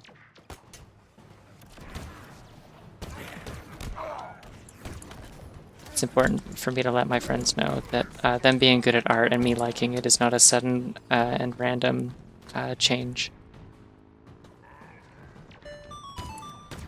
I mean, I get it. Like, I don't always like agree necessarily when people are like, "Oh yeah, this piece from like 3 years ago that you did, like, oh, it's like one of my favorites. I still think it looks really nice." I'm like, "Oh, I'd like specifically like redesign this entire character because I hate how much they look in that one piece, and I wanted to like fix how their face looks."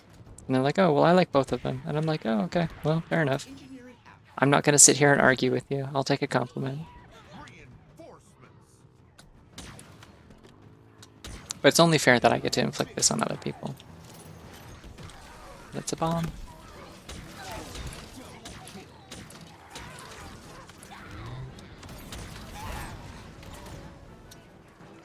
Hey, it's playing Halo music. Remember Halo and how it has music in it?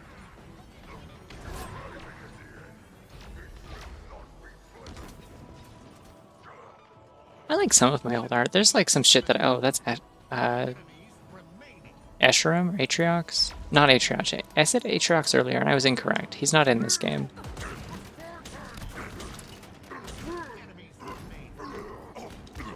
Ah. I don't want a shotgun right now. But I'll shoot him in the ass with a rocket launcher. This I will do.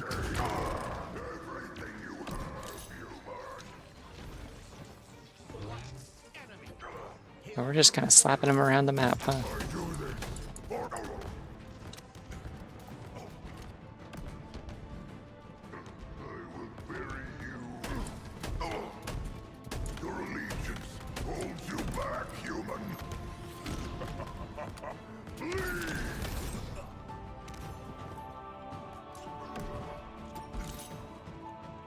that just bounced and went to hell. I don't know where that grenade went at all. Ooh, Sentinel Doom. Yippee. Oh my god, did they knock him off? I need a high five button, or like a booyah. Yippee.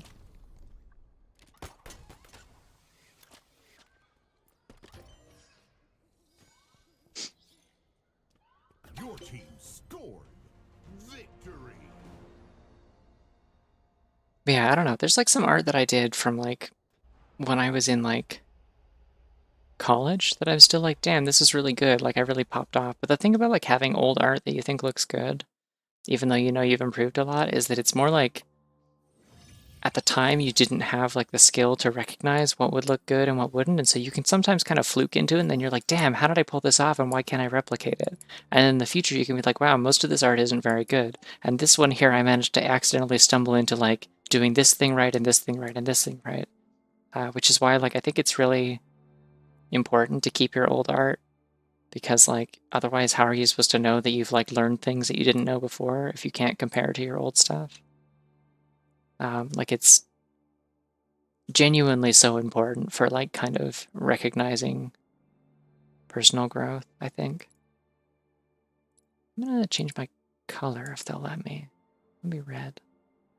Well, pink, but Violet Crush is technically the name. I wish it would put your favorites at the start. It doesn't. Oh, and I want a different visor if I have time to get it. Do I have time to get it? It's not this one, is it? There's another one? This? No. This one. Cool. Now I'll change my matching one. Nope, that's the wrong menu. There's so many menus in Streamlabs. There we go.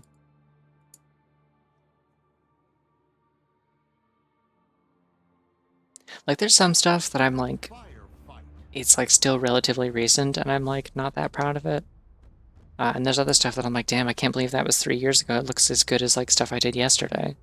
An example of one that I did a few years ago that I'm like, I could do that better now is literally just this PNG tuber. Like her face is like, I wish I could redo the proportions a little bit.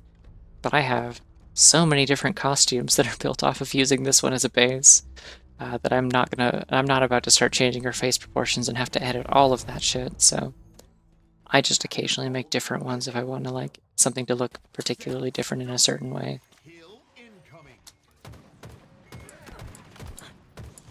You trying to be invisible? I think I saw you turn invisible a second ago. Ooh. I just shot that elite in the kind of middle lower body area. You know the one. And I felt a little bad about it, but it did kill him, so like... Please collect your I want the crate, I want the crate, I want the crate. There's no crate here! This game is worthless. beware of sharp edges. Reinforcement. There's not even a crate.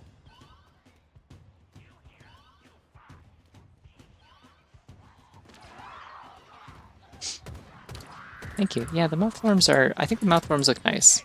There's just something about the eyes that, like, I think I like some of my other alternate ones that don't use this as a base a little bit more. Like, the, I think the Pseudo Regalia one looks cool. I'd like to do more stuff with that as a base. I'd maybe, like, I've been thinking about redoing my, like, Ocarina of Time Link one in that style, making it look like low poly. I think that'd be fun. You know, for how often I play variations of N64 Zelda, that makes sense.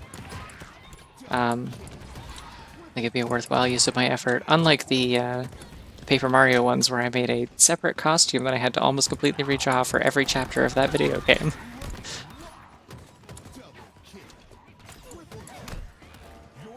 The important thing is that then I got to go on co-host and post Bitches Love My Bubble Pipe, so...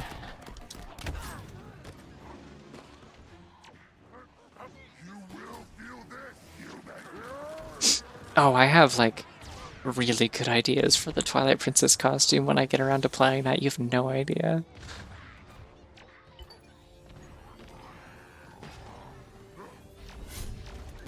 Oh, hello. Take your hat off. He took his hat off. He shouldn't have listened. Should have known better than to listen to me. Is your gun still here? No. I wanted your big cool hammer, but that's fine. If my teammates want to take those, and that's fine. Because I get Bip Bap and his, you know, you stole my calcium disruptor. How could you do this to me? Your team scored. Energy source Betrayal available. of the highest order. I went on for so long earlier in this stream about how much I love the calcium disruptor. You can't do this to me. I don't have voice chat on, but you should have known. Start. Hill incoming. I have a Wind Waker one already. Haven't you seen my Wind Waker one? I made it for streaming the DS Zeldas. And I use it for Zooter sometimes because it's like my favorite one I've ever made. That one's perfect. I wish I could do more costumes with that, but it is very clearly the Toon Link thing, and so it'd be kind of weird.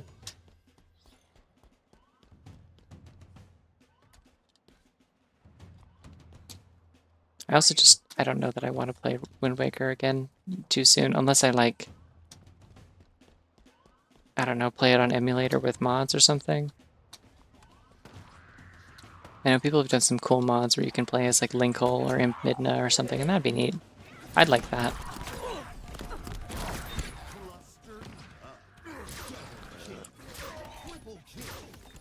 Okay. We survived. I need a different gun. Skewer.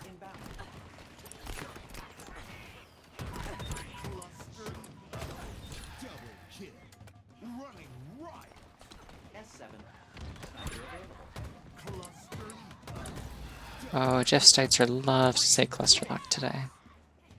The last time I played Wind Waker on stream was specifically I played the randomizer, which I'm not a big fan of.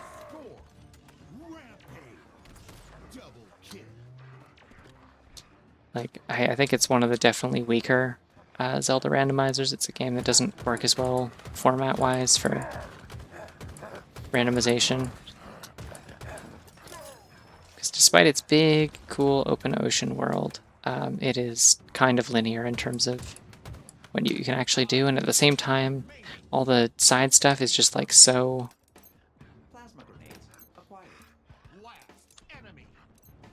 so like open-ended that it becomes kind of a problem for an emulator, because pretty much what you end up doing is you just have a tracker program to keep track of all the checks, and you just go down a checklist sailing around aimlessly checking identical eye reefs and lookout platforms and pirate ships over and over again, and it's very boring. And occasionally you get to do a dungeon.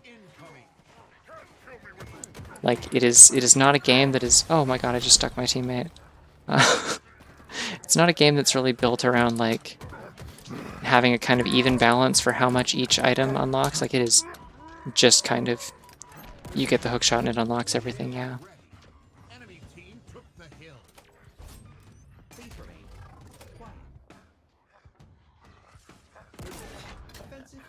What do you mean I missed? Cool, I'm invisible and I can help this person. That's kind of cool. Yeah, I think there's definitely some modifiers I could do to Wind Waker randomizers that could be cool, but I feel like probably the way I'd have to do it is turn it into a much more short form thing where I turn off like I'd probably have to do the same sort of thing that I would do to Wind Waker randomizer, or to Majora's Mask randomizer, which is that I turn off like most of the checks so that it's like focused around like actually doing dungeons and like overworld exploration and like not a lot of like side quests. I guess it's just not structured very well for that otherwise.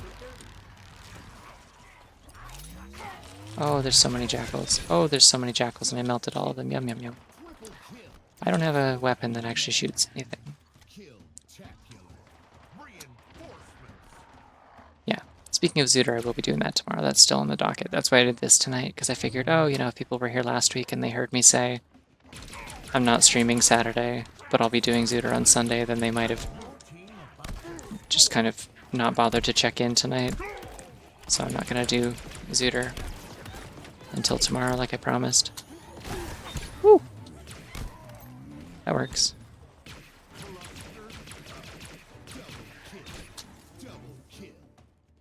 Oh yeah, I changed it to that after the stream last week because I figured I'd get around to it. Two But enemies remaining. Last enemy. Your team scored. wow, Weapon drop. Camo available. catch now.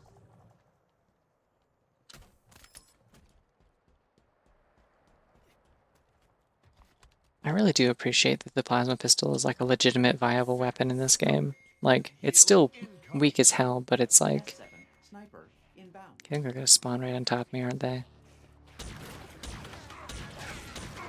But yeah, like you can get like precision headshots with the plasma pistol in this game. It's whack. S7 sniper available. Unpaid parking tickets. I would love to stream Skyward Sword sometime. I love Skyward Sword. You know what I should do is I should ask I know one of my sisters owns it for Switch, and I should ask if she has it physical because I'll borrow it from her. Oh, that reminds me. I have a copy of Kirby Star Allies now if I want to stream that later. You know how I kept saying like, oh, I'd like to stream that, but I don't want to buy it. And so I just don't know if it's ever going to happen. Yeah, apparently my brother-in-law has it, and he doesn't like it, and he's like, you can borrow it if you want. I'm certainly not going to play it anytime soon. And I'm like, cool, I will do that. And we kind of traded because my sister wants to play the Thousand Year Door remake. And I'm like, well, I 100%ed that, so I'm not going to be busting that out again anytime soon. So I lent that to her. But I do have Kirby now. So we can play a really easy Kirby game sometime that has Adeline in it. My beloved. My favorite little paintbrush Blorbo.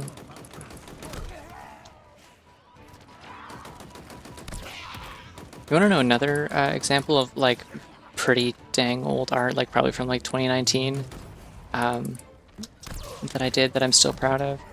I did a drawing of Adeline from Kirby 64, and I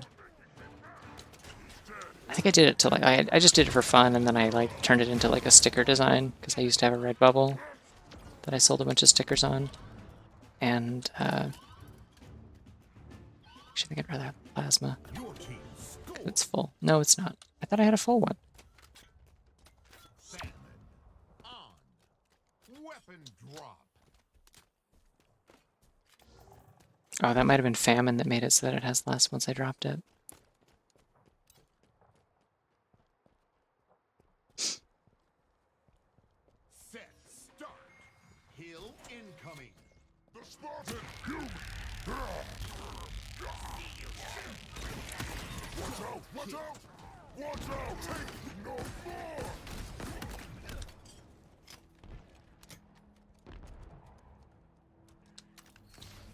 Hill ready. Hill control.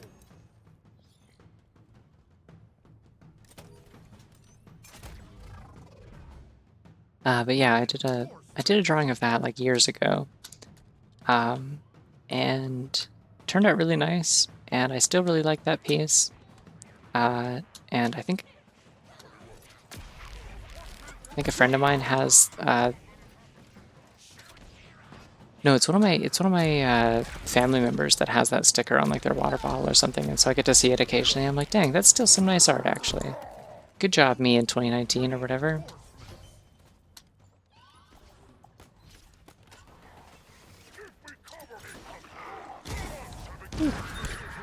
Did not think I stuck that guy, but I'll take it. Triple kill. Cluster. Double kill. Triple kill. Reinforcements.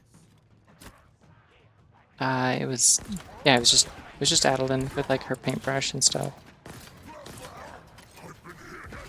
Nearing victory. I think it was just a fun pose, and I did it with like dot eyes because I was really into dot eyes back then. I also did like I think I did a couple of designs with like, oh geez, that's a lot of guys. Hello. I did a few designs with like Link's Awakening Switch remake Link at the time, because that was new, and those turned out really nice too. Hello. This guy looks like Thanos. Remaining. Anyways, my teammate's good? Yeah, that's the capture point thingy.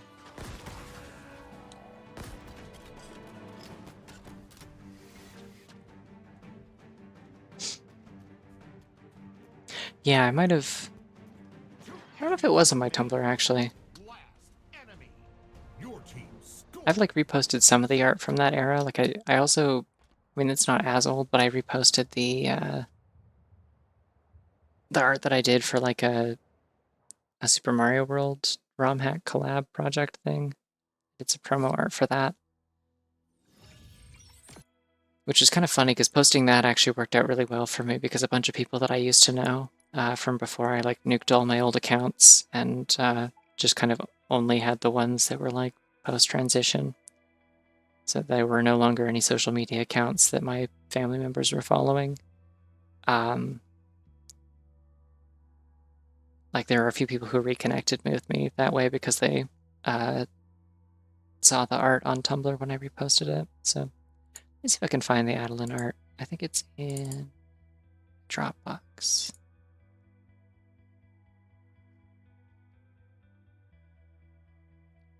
You'd think it'd be at the top, but I don't think this is sorted alphabetically.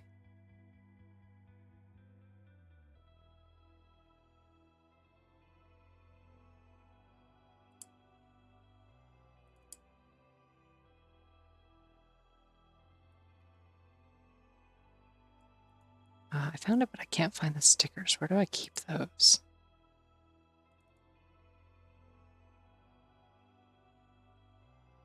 Maybe I keep those somewhere offline. In my backups. I used to have much less coherent organizational system. Here we go. Here's the Adeline. Oh gosh, that's big. Go smaller. Please go smaller. Smaller, please. Yeah. No, this is pretty old. But I still like it a lot. It's nice. I also had... Oh my god. Hey, you know the stupid little, like, cursed emoji links that come up when people, like, raid and stuff? These are from back then, too. Have you ever gotten a close look at the raid thing? I think it's this one. Please go up on my screen. Oh my god, it's not cooperating. Yeah, this one's bad. But I have, like, a whole set of those somewhere. I had this one that I really liked. It's, like, pretty old, but I like the style of it and, like, how dynamic the pose is. Please let me move this onto my screen. God, they're so big. Why is the screen shaking? I'm scared. This one.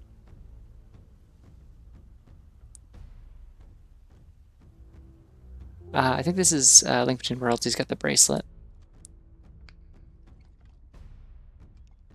I can find the Link's Awakening. Here he is. Please get up on my screen. Yeah, walking the dog. Okay, get off my screen. I need to play a video game. Set start. Hill incoming. I had another one of those too. He's just like posing with a sword or whatever, but similar style. Hill ready.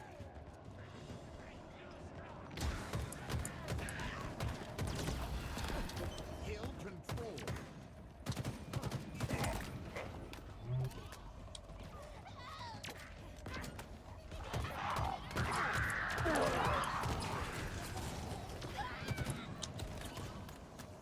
Reinforcements. Wait, Zanzibar? Oh yeah. Yeah, this is an older map, isn't it? I think they've had this... I don't know if it's specifically Zanzibar or just like aesthetically similar. Halo 2, okay. Because there's this like indoor area as well, like it's a big map. Wheel's not spinning? I'm okay with that. I think it would be annoying if it did.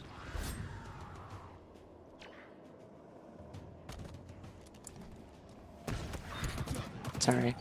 Didn't mean to leave. Had to go pick up a crate. It's Kong Slayer time. Reinforcements. I'll cut 343 some slack. The circumstances under which pretty much any content gets added to this game is dubious at best for the well-being of any of the employees, so getting anything cool is a pretty big win. I'll take that even if the wheel doesn't spin. Hello. See, they call this series Hello because it's like what you say. It's actually pronounced Hello and not Halo. Not a lot of people know this. You think it'd be because of the big ring. It's because you say hello when you shoot people. It's polite.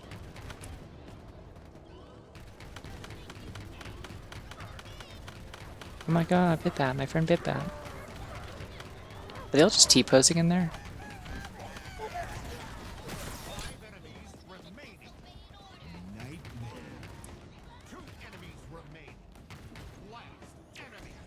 Ah. I have to be careful. You can actually splatter your teammates with vehicles. It's the only way you can hurt them. I feel like I remember this map from Halo 3, actually. Yeah, I specifically remember playing Juggernaut on this. Because I only played Halo 3 multiplayer a couple times. Because I used to go to like the public library, like Teen Night program or whatever, and hang out. And a few times somebody brought in an Xbox. Specifically because they wanted to play Halo 3, because they're like, no, this is the best one. It's got dual wielding in it. And I'm like, wow, that's so cool. I can't figure out how that works. But it's so cool. 2 guns. Imagine. What a world. And then I got older and I was like, I don't like Halo 3.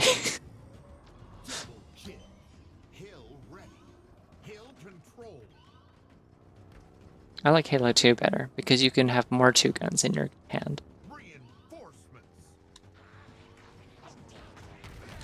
When I first started playing Halo 3 campaign, I spent forever on the first level. Partially because the first level is fucking super long, because Halo 3's levels are too long. But also because I was just sitting around forever, trying to repeatedly dual wield needlers, and being pretty sure that I had like mapped my controls incorrectly or something. Stop that. That's rude.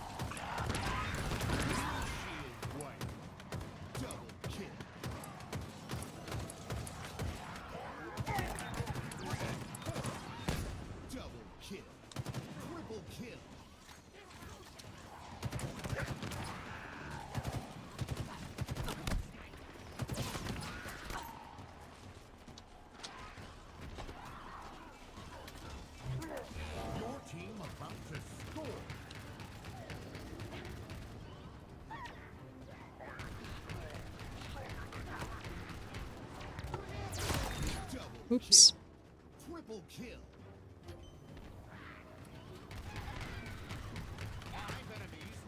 Yeah, the important qualifier here for anyone who hasn't seen me talk about classic Halo before is that I did play all of the campaigns for the first time as an adult, and I don't have a lot of experience with the multiplayer in any of them except for I used to play like split screen, Reach, and 4. So like all of my opinions of Halo games have been formed as an adult without like a lot of nostalgia for them. That doesn't necessarily make them correct. It's just like, if I see something wild, like, I don't think Halo 3 is that good and I didn't really like it, like, I'm not just being a contrarian. That's just, like, I don't know what the general consensus is other than people really like 3's multiplayer. I don't have any attachment to that because I've never gotten to play it. And I'm certainly not about to start playing it in 2024 because there's people who've been playing it since I was a toddler. Probably. I mean, I don't think it came out when I was a toddler, but you know what I mean. So yeah, I don't think my opinions are necessarily like correct or anything silly like that. I just, there's important context that goes with them for why I have the particular viewpoint on them that I do. And my main viewpoint on Halo 3 is that I fucking hate its campaign. It is like my least favorite one in the entire series. Yeah, I think this is gonna sound blasphemous. I think just because like Halo 5 at least has good gunplay, I think it might be tied with 3 for how much I enjoyed the campaign. 5 also gets points for not having the flood in it, because I hate them and they're yucky. Yeah, like my actual like my detailed feelings about 3's campaign are largely that I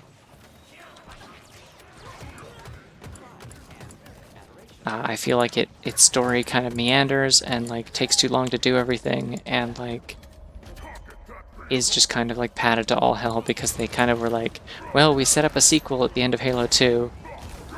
Do we have a good idea for what to do for it? Maybe.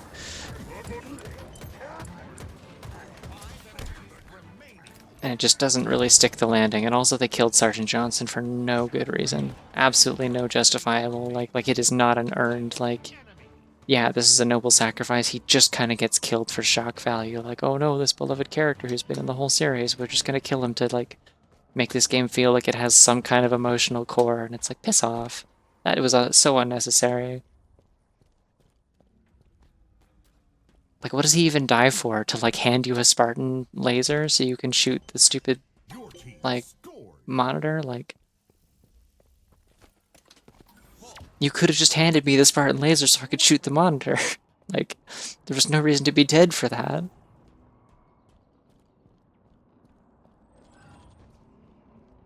Like, he's just a regular human guy. Why did he come in here with me? He's not even wearing like proper body armor. Incoming.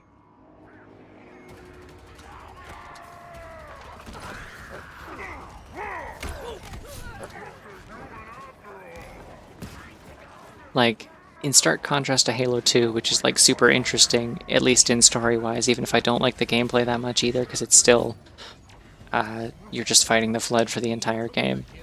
And I spent a lot of time sneaking around as the Arbiter, just like repeatedly like ducking between cover and waiting for my active camo to recharge.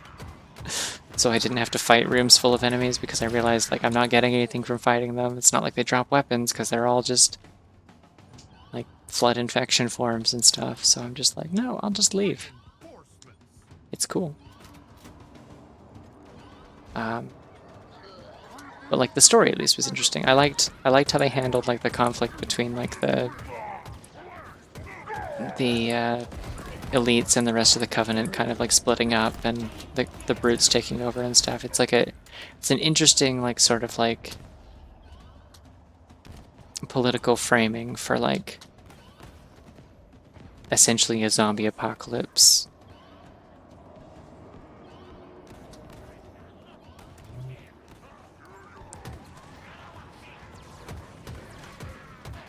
Killing spree.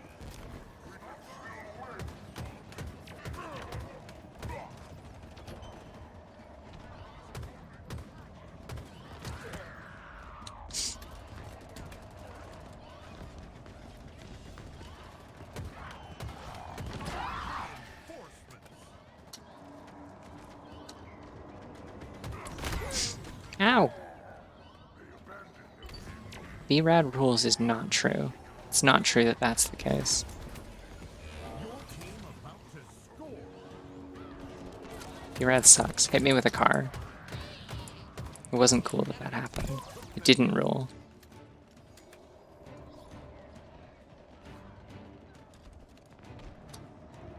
Why am I in here? Why did I come here? Everything's out here.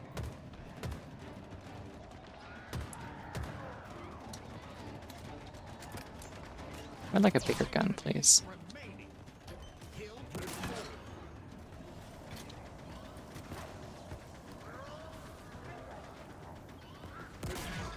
Oh, I gotta take out one of those hunters. I missed. How did I miss? Enemies remaining. Ah! Why am I underneath? Hello. Oh. There we go. This is out of ammo.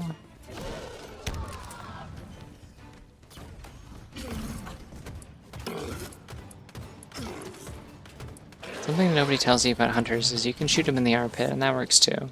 It's not as classy as the magnum to the back from Halo 1, but it does also work. You can also hurt their armpits.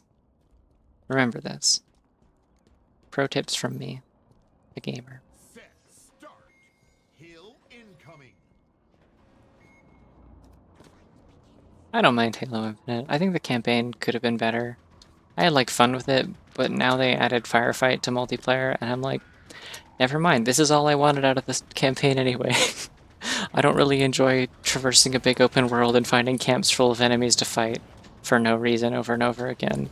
Like, that's like, I guess kind of the Halo sandbox, but in like a very kind of like bland, generic form.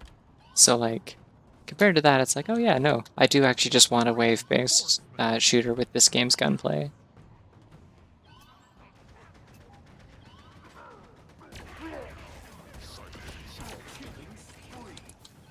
Because I do legitimately really like this game's weapon balance. And I think it controls well, and I like that it has a grappling hook. I'm always a fan of a grappling hook. Let no one ever tell you that I don't like grappling hooks. And you can do like a cool power slide out of the grappling hook and move unreasonably fast. That's cool. I like that.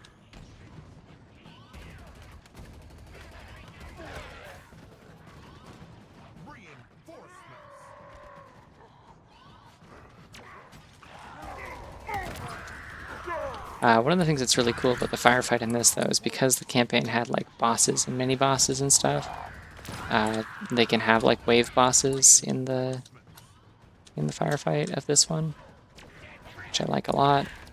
I also like the way that like each round moves the control point around, so you like get to actually spend time on different points of the map. Because I've played Reach Firefight before, and you kind of just sit in one spot a lot of the time.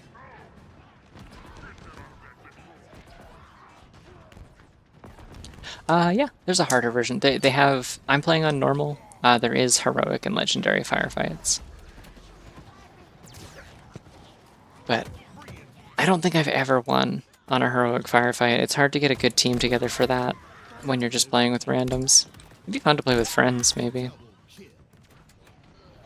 I gotta convince some people to just be like, hey, do you want to play Halo Infinite Firefight with me? I did at one point, I think. Oh, shit, it's the scary red hunters with the rapid fire launchers.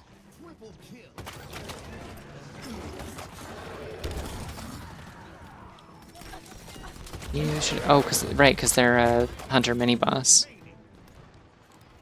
You fight two of them and they're terrible. I don't know why he's not paying attention to me, but this is very funny. Can I punch you in the ass? How many times do I have to punch you in the ass to die? Yay!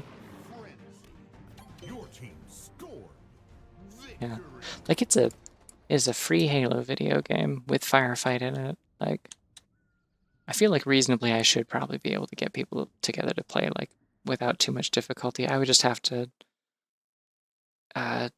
outcompete any of the other things that people that I know play.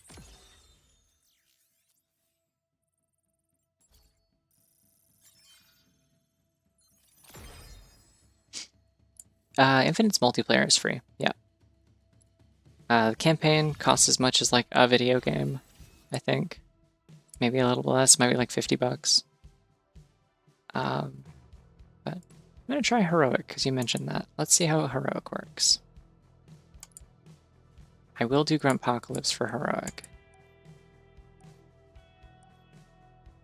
The plot is a squid. That's the plot of Halo Infinite. And also, when are we?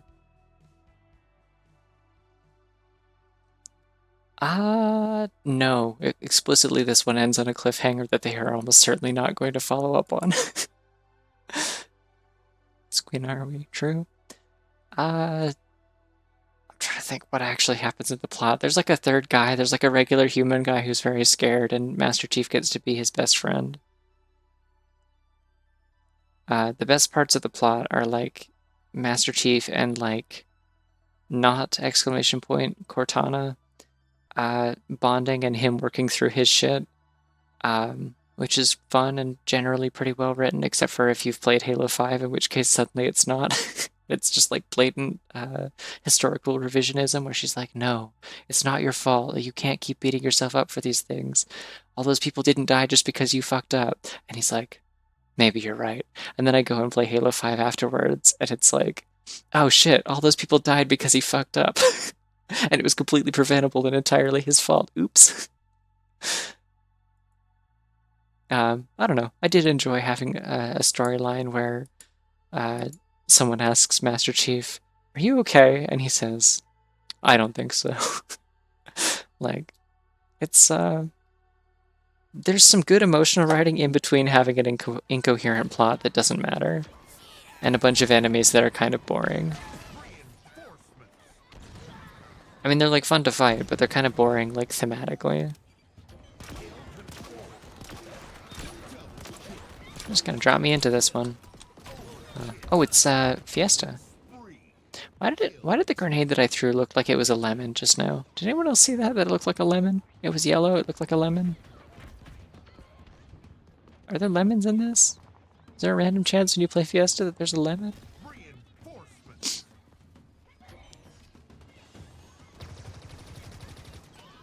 Anyways, yeah. The like it's got kind of a, I feel similarly about it as I do to Halo 4, where like the main villain isn't very interesting, the actual plot is not very compelling, but the interpersonal like interactions in the writing are like pretty well done, and like some of my favorite stuff in the series for the most part, like they're like decently compelling and like do a good job of character development. The other bit that I like is no, it wasn't a lemon. I don't know what I saw.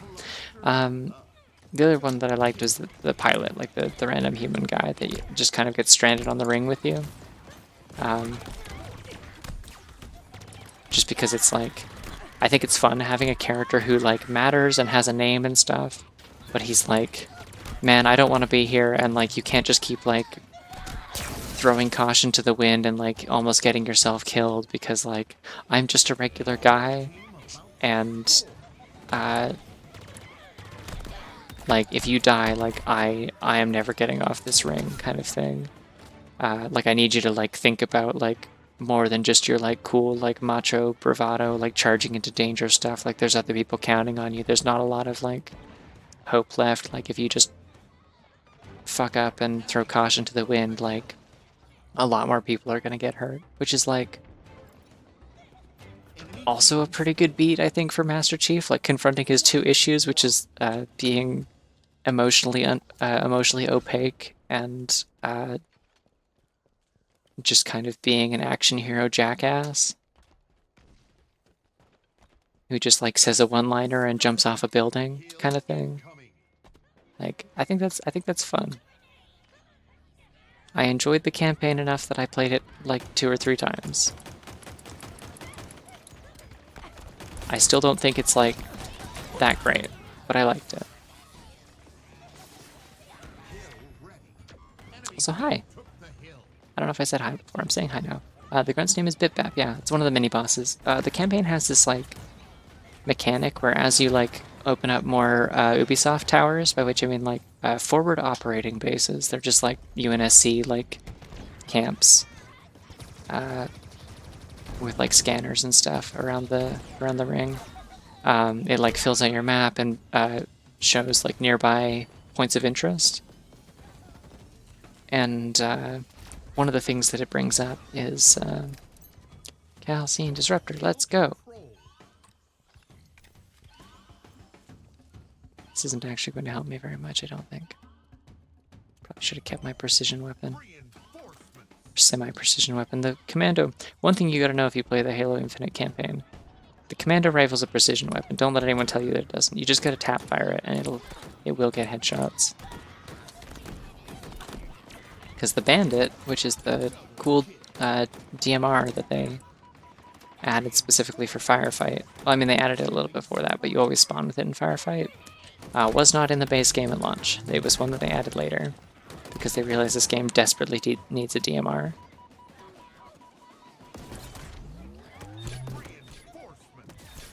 God, I love the calcine disruptor. Look at him go. Eee.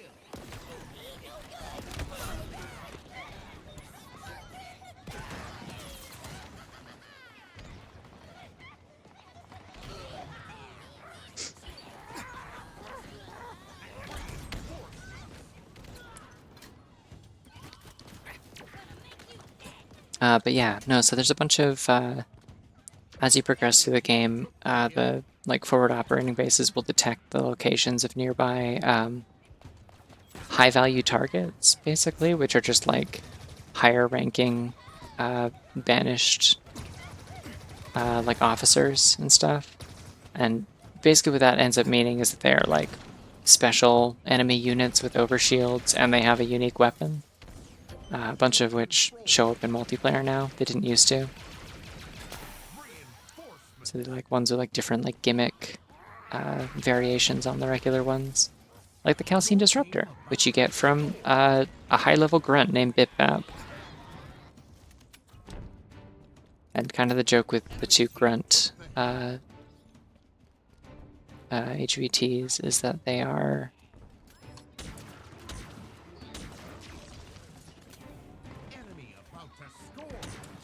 Oh no, they're going to score. That's never happened before. Kind of the joke with them is that, yeah, they're still just grunts. Like, they have overshields, but it's just a grunt that takes, like, twice as many hits, basically. They're still incredibly weak, and you can just kill them with a rocket launcher. But instead, they're surrounded by a bunch of, like, really strong, like, other units, like a bunch of, like, brute chieftains or hunters or whatever. I also wonder about the future of this series in 343. I want to be optimistic, but like, also it's Microsoft, and they did fire most of 343 like a year ago, and they are also wasn't a lot of 343 to begin with because most of this game's development, part of why it's like so all over the place and kind of weird, is from what I understand that they largely didn't hire permanent staff on this game. Like, they instead just, like, kept bringing... They had some people, like, build the engine and stuff, and then they just kept bringing in contractors to make the actual content. And so what they ended up having was this really annoying engine that you have to train people on, and a constant revolving door of contract employees that you have to keep spending a bunch of time training on this weird engine, like this weird proprietary engine, and then they work on the game for a little bit, and then their contract ends and you don't renew it, and you get a new group of contractors, because if you keep the old ones, presumably you have to pay them more. So it was like this really weird cost-cutting thing that just kind of screwed the game on a lot of levels.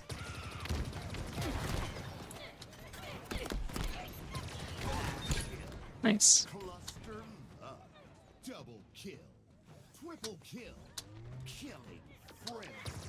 Jeff's still going, huh?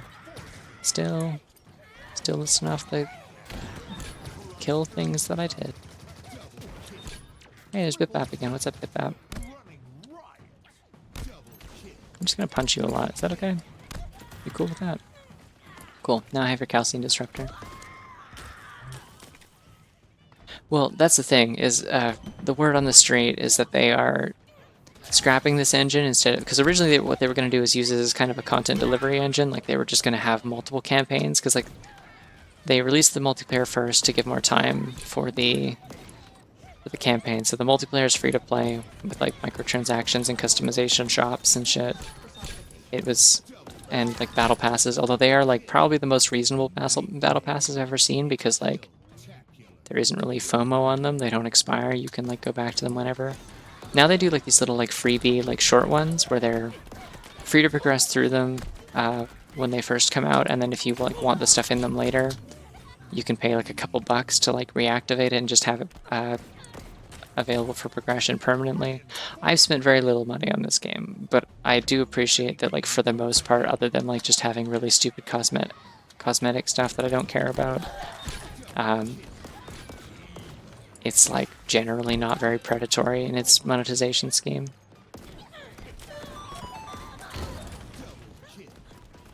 Yeah. But, yeah, so the word on the street is they're making the next Halo in Unreal 5 instead. Like, they're abandoning this, because they sold the campaign as DLC, essentially. Like, it was paid DLC for a free-to-play game, and they were going to have multiple DLCs. God, the respawns are high. Oh, I guess that's because it's heroic.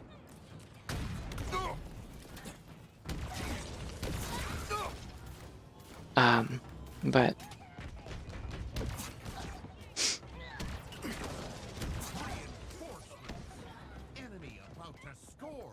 No, the enemy's about to score. Well, Megan did ask about the heroic version of this. Now you see it. You're getting overrun by grunts. They're about to score. Come on, you gotta get in there. You gotta contest the point or we're just gonna lose. Okay, they scored.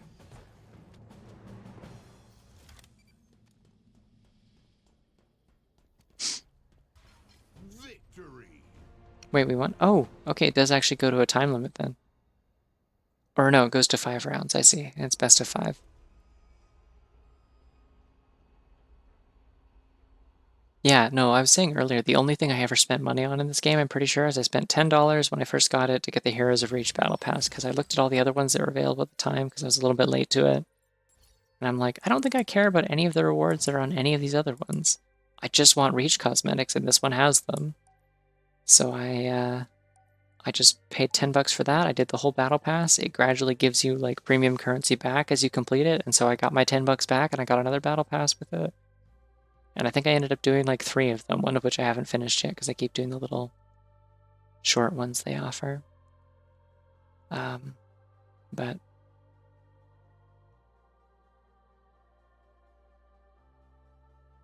yeah, I've just been able to keep funneling that same $10 back into the game without having to spend any more money because I don't care about any of the other cosmetics. Like any of the other cool stuff that I've gotten has been like seasonal events or like rewards for completing like weekly challenges or whatever.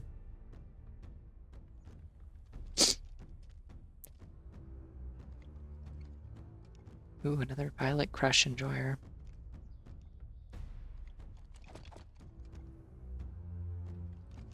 We're twins.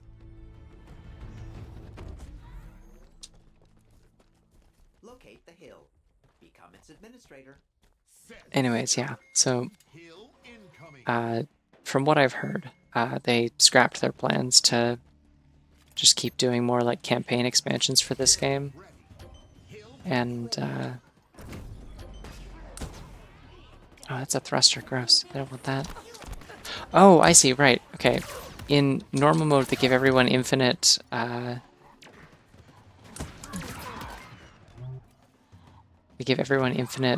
grapple shots to start with. This one, everyone gets thrusters, and you have to find a grapple shot. That's kind of nifty. I miss the grapple shot. I like using it. It is like an extremely good feeling grappling hook.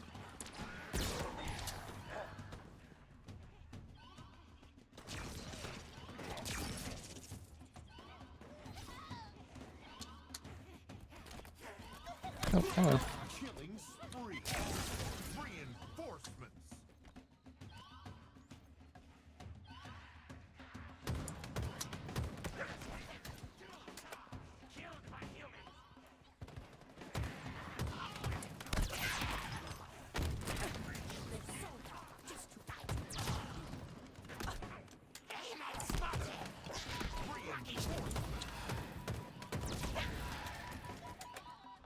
Your team about to score.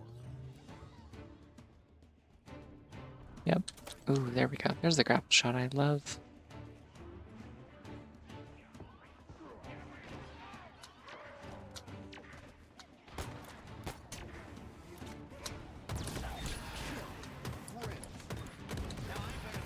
The other thing that I like about Halo Infinite's campaign, by the way, it has some pretty good music in it, I think.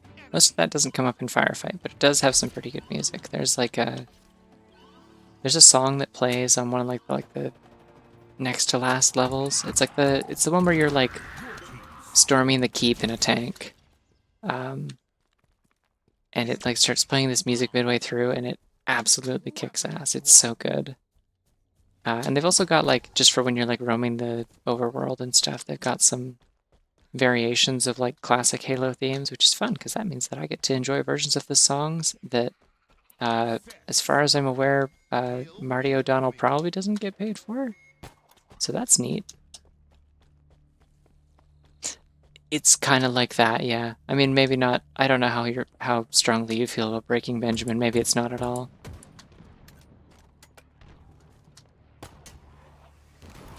Halo 2 had such good music. You die.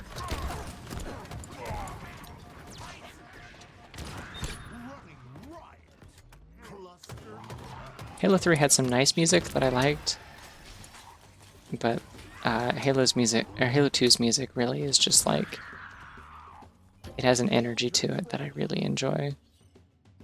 Ooh, weapons cache. Ooh, infected energy sword? The hell is this? Does it hurt me if I use it? Arcane Sentinel Beam, let's go.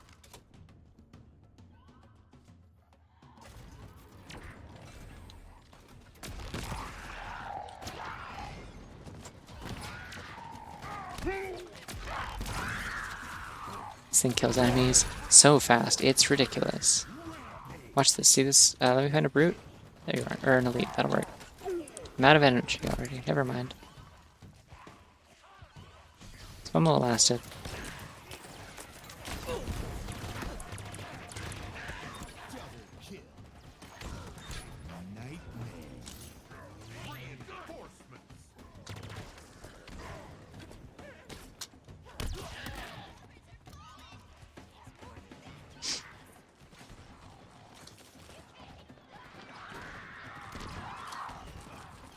That's kind of neat. I like hearing incidental music in games and not being sure what triggers it.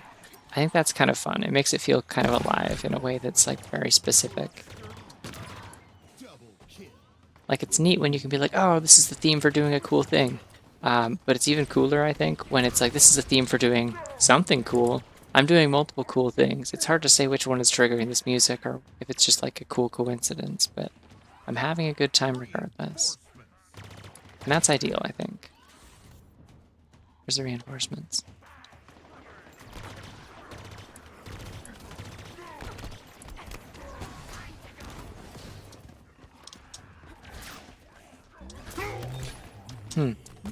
This weapon seems pretty good. Give me your gun. I just fired all of my needles into that guy's butt. I feel bad. Hello.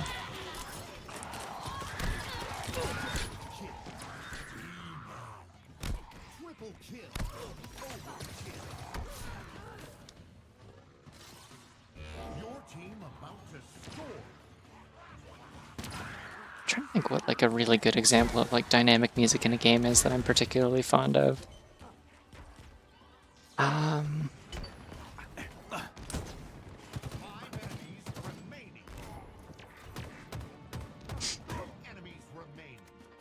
Enemy team took the hill.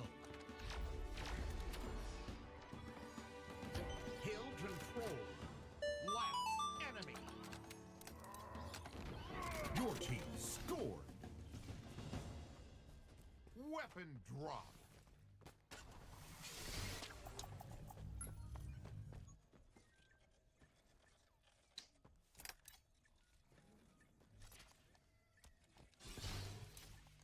Set start. Hill incoming.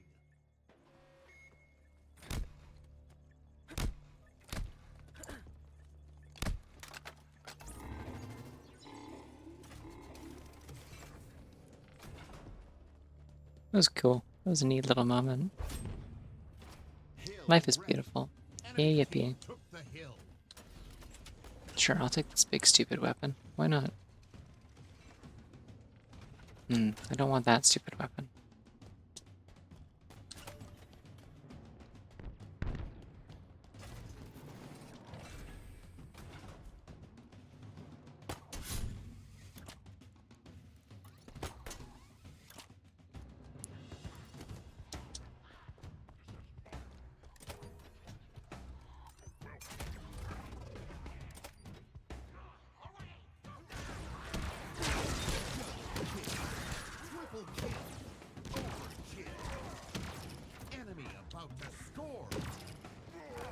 Oh geez, they're building that up fast. Okay, I got active camo, let's use it. To revive my teammates mostly, because they really, really need it. Where are they? Hey, they gave us Marines, neat.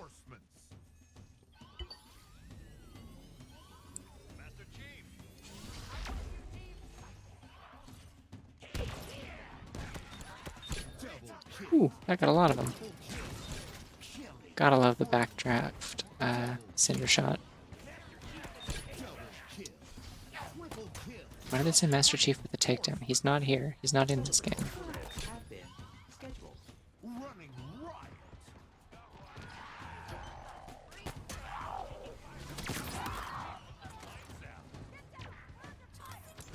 Dynamo grenades. Obtained. Double kill. Triple kill.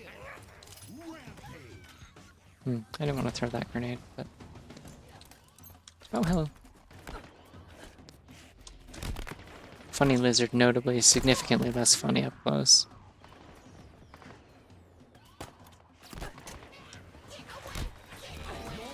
Hey, wait, do you think they let me do the slam in this? They do not. That's so sad. You can get an upgraded... like, so the campaign has like a bunch of like upgrades to all of the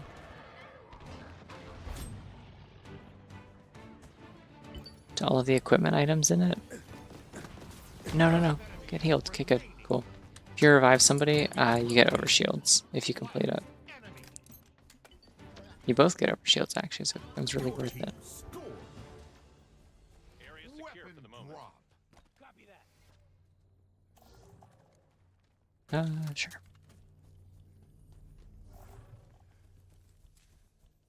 I'd love to go find my Set. grapple shot, but I'm guessing it despawned already. Incoming.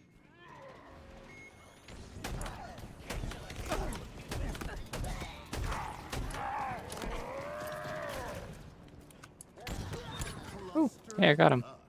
Double Wasn't who I was aiming for, but we got him.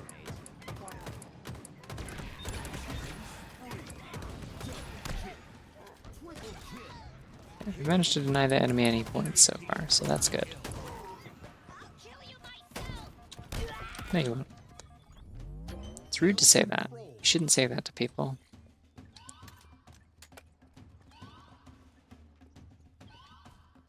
Everyone thinks the grunts are funny. They don't talk about how the grunts are also rude, and it's rude for them to say the things that they do. And they should stop saying them to me specifically.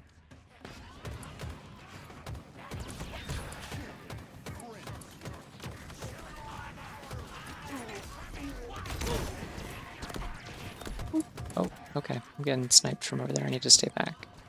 reinforcements. This is a gungoose? It's a regular gungoose. Okay. What is this? Why is a needler marked as a power weapon? What are you... What? It's not even like a tracking needler.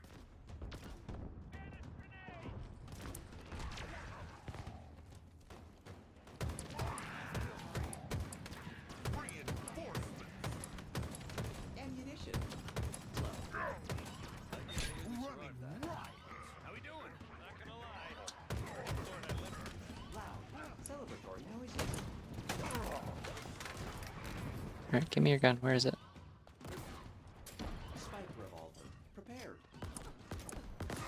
Reinforcements.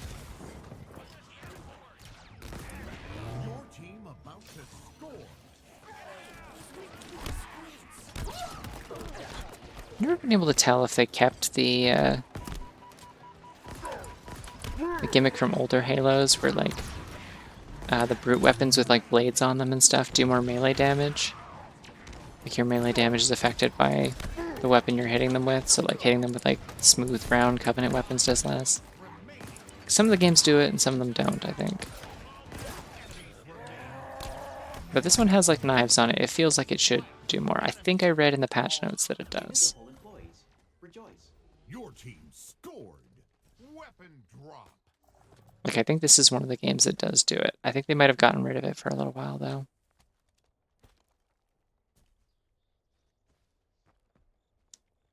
Set. Start. Hill incoming.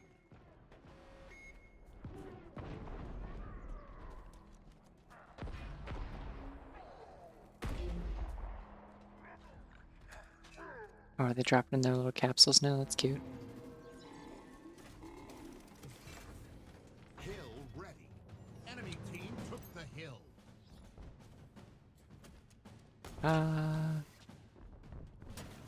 Oh, the elite bloodblade. Also take active camo. And a grapple shot.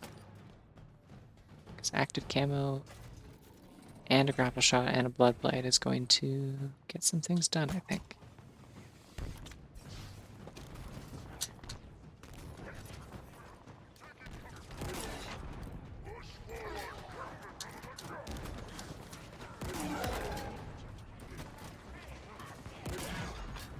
Missed. Wow. These guys get really resilient on later rounds. Who are we missing? Alright, there we go. Now we got it. Wow, the enemy made a lot of progress. That's not great. Volatile materials detected. Standing melee, running melee, and jumping melee does variable damage in Halo 2. That's fascinating, actually. It's really interesting.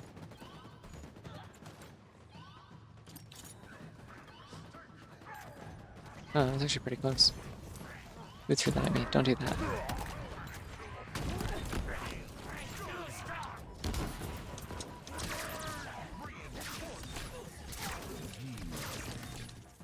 Okay, kind of wasting the charge on this thing, but whatever gets me not killed.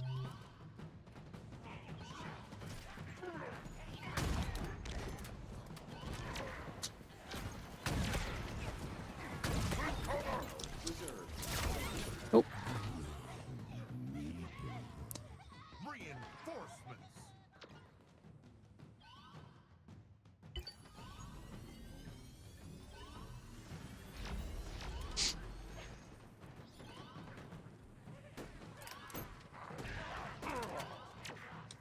Yeah, I mean, I'll just take my other weapons back. Why not?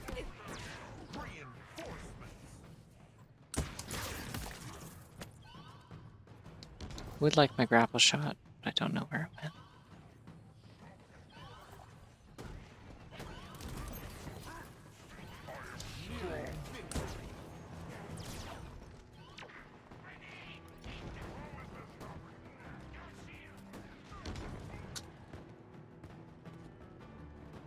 I guess the main change with making it so you don't spawn with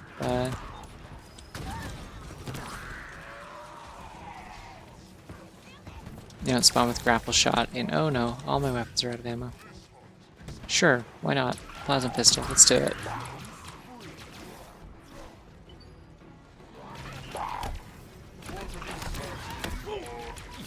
Hello. Oh, you've got a big sword, and I don't like that you have it. Ooh.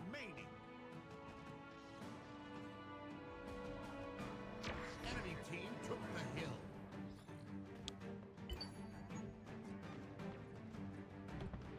Enemy about to score. Very cool, thank you. Let's get over there. Where the hell is the point? Hill control. Your team. Oh, I've got a Marine on the back. I'm like, who is that? Victory. Look at that. We had a full win on Heroic. Never had that before. This person's kind of blocking me with their elbow, but that's fine. I guess they could be a MVP or something, maybe. I think I might want to try a regular game mode instead of just doing another firefight. I think I am also getting sleepy and I might stop soon. The power of my really good quality nap that I had earlier is finally waning. Okay, what is VIP? Oh, it's probably like, it's not Juggernaut, but it's like, or actually it might be Juggernaut. I think they said it was inspired by it. Try it. I'll try one game of it.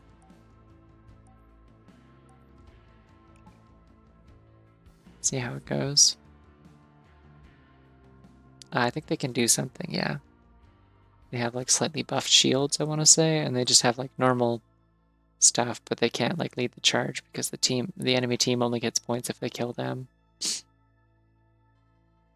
I think that's how that works. I do read the patch notes for this, and then I'm like, cool, and then I don't play it for a couple months. Straight up, I played this game like once since the last time I streamed it, I'm pretty sure.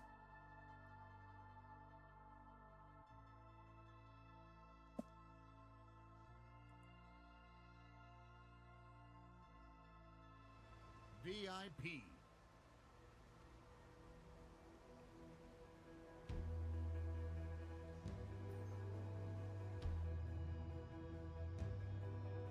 Oh yeah. I never did play Splitgate. Didn't seem like it had a lot of staying power. It also seemed like it kind of like really appealed to like the exact kind of opposite of what I'm looking for from a Halo Online experience. Wanted. A person of interest. Alright, you're the VIP. Don't fucking run out in front. What are you doing? You have one job and it's to not die.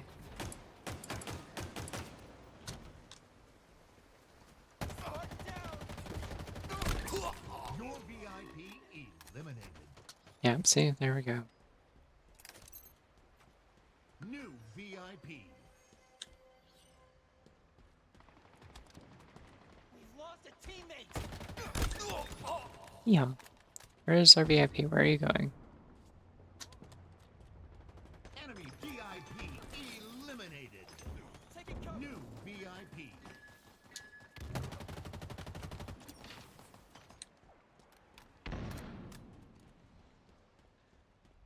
Do I have an overshield or is that a bubble shield?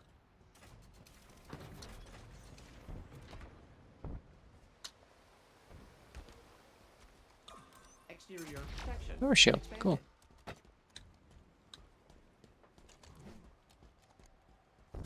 Ah, Your I've been really VIP cool. I could have shot that in midair. Attempted Kong. Listen, it's always Kong Slayer, and sometimes in Kong Slayer you don't hit him. Oh my god, I almost stuck the VIP. New VIP.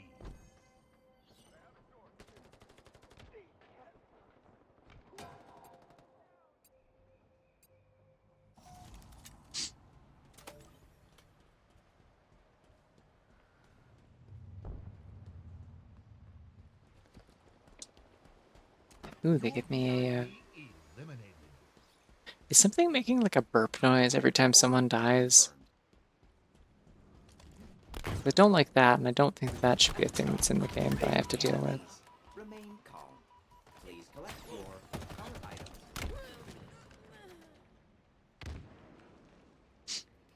items. Don't do that. I have no idea what triggers it. We have It's scary. fun. Very important. Uh-oh. Oh, that's not good. I believe I'm always visible on enemy scanners. Where the hell is my team? Stay with me, protect me. Where is everyone? Don't leave me alone. They'll start spawning them over here. What do you mean the other VIP? Eliminated. Yeah, that's definitely sounds like a... VIP.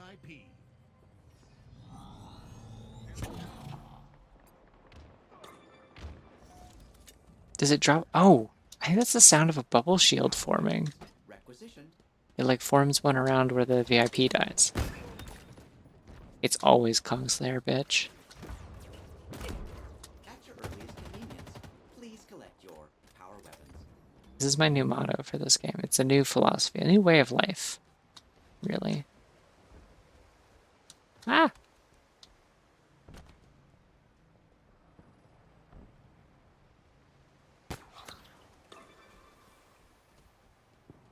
You should give me another crate. I want another crate. Can I have another crate? Please? You've been so nice and good. They usually spawn one here.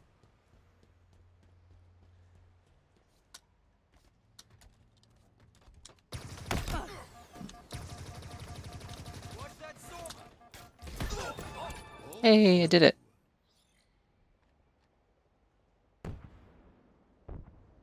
I mean, I died, but like I did it. You just look like a regular person. I don't know why you would pick that armor. It looks boring. Plasma grenades obtained. Your VIP eliminated. Yeah, I think that might just be the VIP died noise. New I don't like it. It sounds like a burp. Your power items are ready for pickup.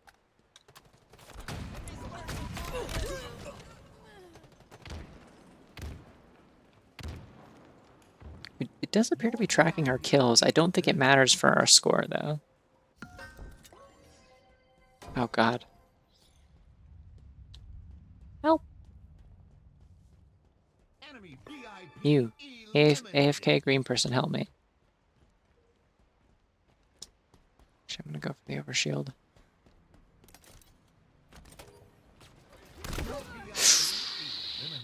Well, that one's on me.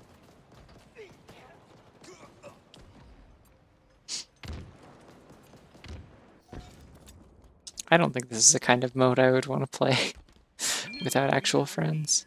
It is always Kong Slayer time, motherfucker. Prepare to get the second half of the phrase Donkey Kong edit. There's nothing I like more in this video game called Halo Infinite than throwing a barrel at an enemy player and turning them into Mario Brother Mario. Well said. I agreed. New VIP.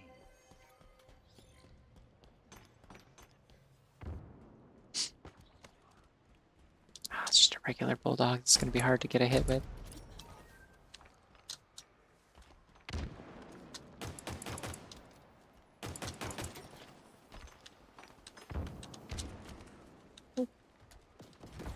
Hey, you know what time it is?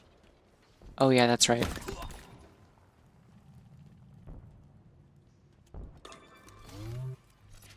Ooh. It's overshield time, apparently.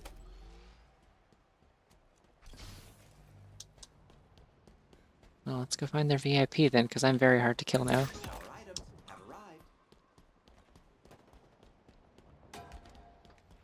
VIP Ooh, eliminated. careful. New VIP. Still got half my overshields. Very nice.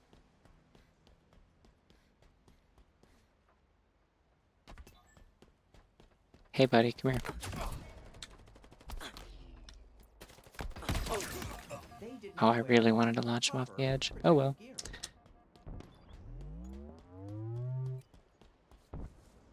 There goes my overshield, unfortunately. It's all gone. Oh, grapple shot, though. Okay, now we're in business. Look at that. I shouldn't have wasted one of those. I forgot these are limited in this mode. Get Konged. Free. Enemy VIP eliminated. Galactic holiday. Wait, was that the VIP, or was that just coincidental that someone else killed the VIP at the same time? Eliminated. Enemy team nearing victory. New VIP. Cut down and Oops.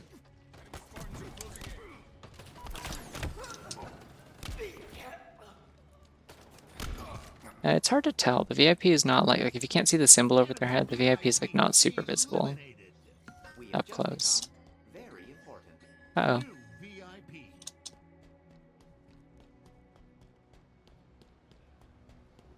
Downloading shroud screen firmware. Maximizing opacity. It's sneaky. Ouch. Okay. Eliminated. I wonder if it's a legitimate,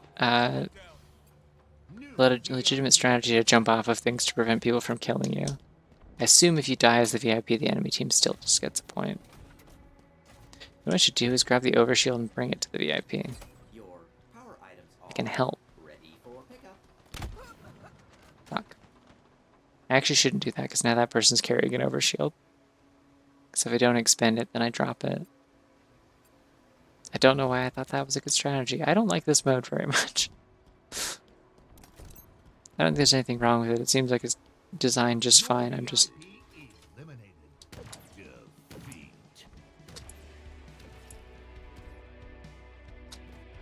I don't think it's clicking for me. Wow, twins. Look at them. I think there might be 3 of them. I was playing with 3 people who were probably, like, actually synced up in a team in a call or something.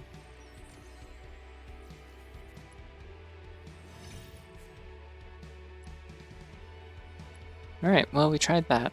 No one can say I don't try new things. How's Rumble Pit doing? 2 minutes? Yeah, no thank you. I'm good. Is there just like regular Team Slayer somewhere? What do I have to do Team Slayer?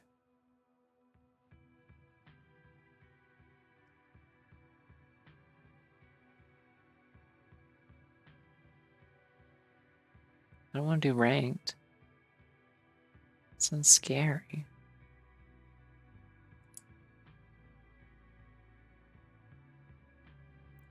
47. I have to sort through that. I don't want to do that. I'm going back to firefight. This is the problem with streaming this late at night, is like I have to get my kicks in with the modes that I actually like early in the night, because it's really hard to queue into them later.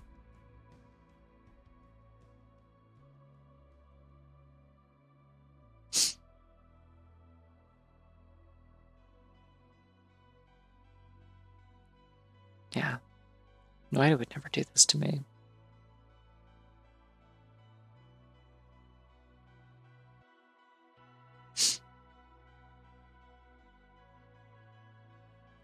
You know what I need?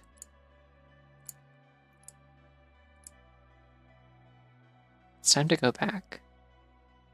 Back to where we were. The way things used to be. Where is it? There we go.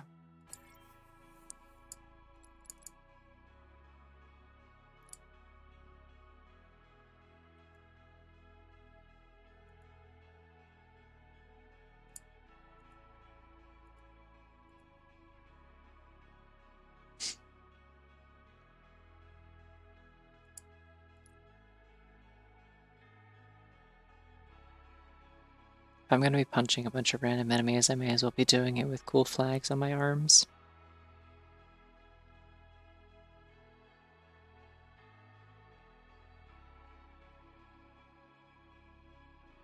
Yeah, this is the Pride skin from this year. I don't remember if I don't think they did a full Pride skin the previous years. They had like a Pride visor, I think, at one point, and they had a whole. Every year they always have like emblems and stuff that you can have.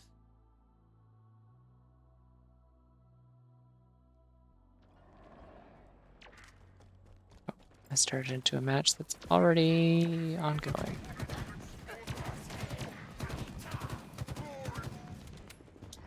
It's fine, it means it gets harder, quicker.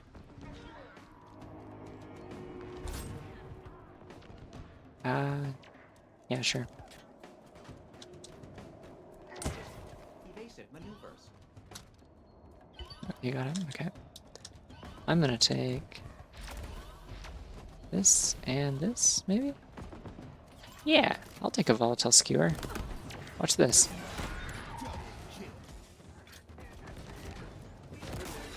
That was a waste.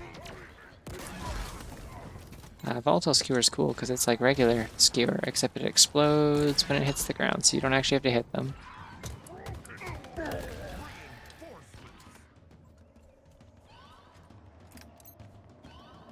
That was a fun little bit of time with the volatile skewer. It's nice knowing it.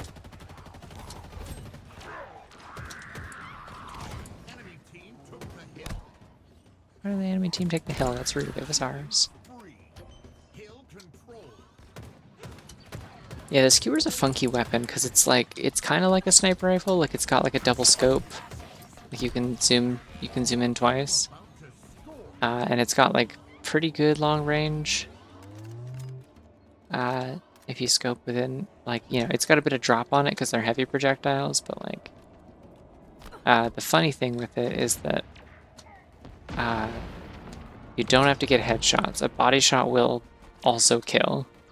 Like, it does the same amount of damage regardless of where you hit them. Because it is just a big metal spike. And that hurts no matter what.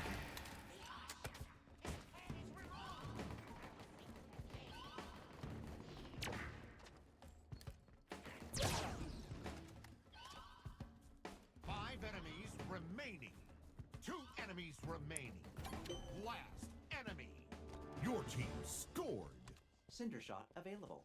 Weapon. I think the thing that's really funny about Dynamo grenades acquired. I think that's really funny about the skewer is that, like, if you stick it into something and For runner, device procured. ooh, hold on.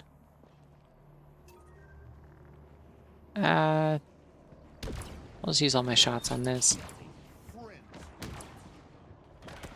I am getting some really bad ping. Oh god. Why did they queue me into a game with some people in like fucking Europe. Hill control. I just noticed my ping, it's like 270. No wonder I can't hit anything.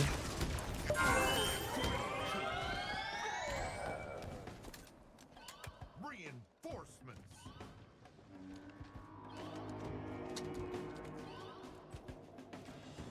No, my view is jerking around too.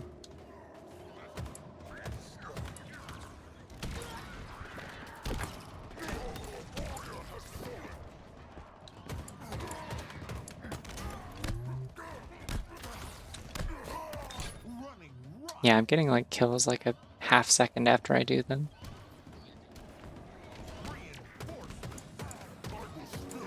That would make sense. Maybe I should stop soon then. I don't have to stay up super late, it's fine. Ah. Actually, wait. Damn it. No, I do actually have to stay up late because I have to take my meds.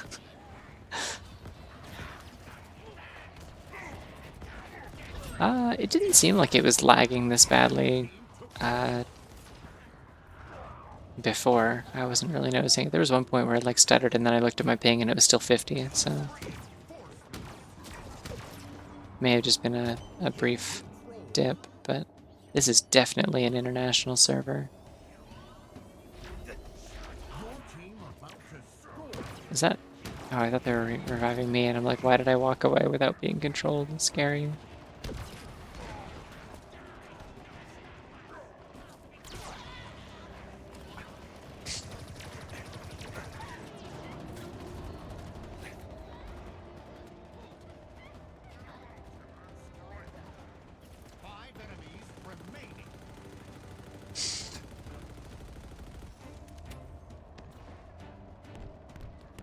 Enemy team took the hill. 2 enemies remain. Last enemy. Gosh, that's some bad latency. It's like very consistently too. Like it's not fluctuating. Your team scored. Weapon drop. Cinder shot available.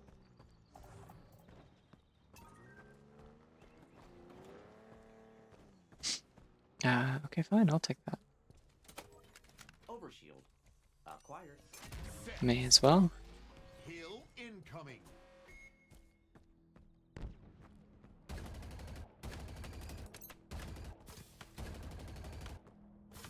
Don't know how much I'm gonna be able to hit at this range with this much lag. Hill ready. Enemy team took the hill.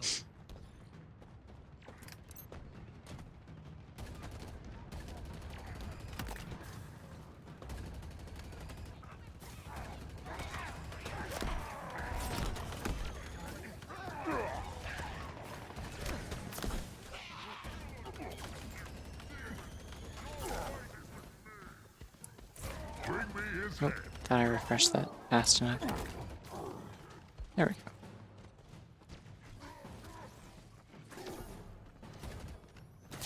Hill control.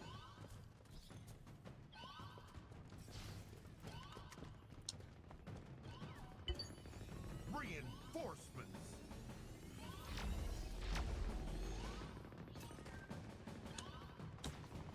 Okay, because they didn't want it? Damn it, okay. Guess I didn't want it either.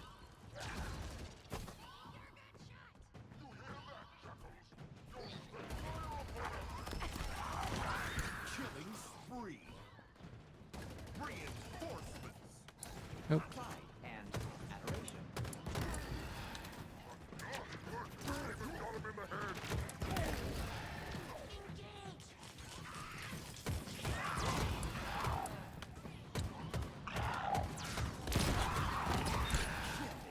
Friend.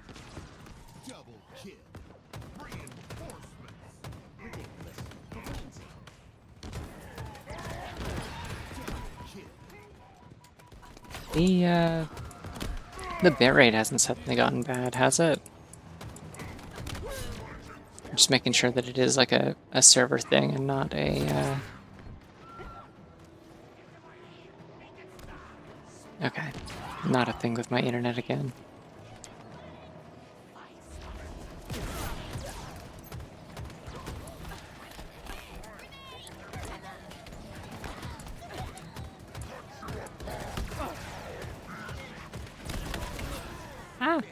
Oh, we might die. Enemy team took the hill. Oh, hello. Is that two invisible elites with blood blades? Okay.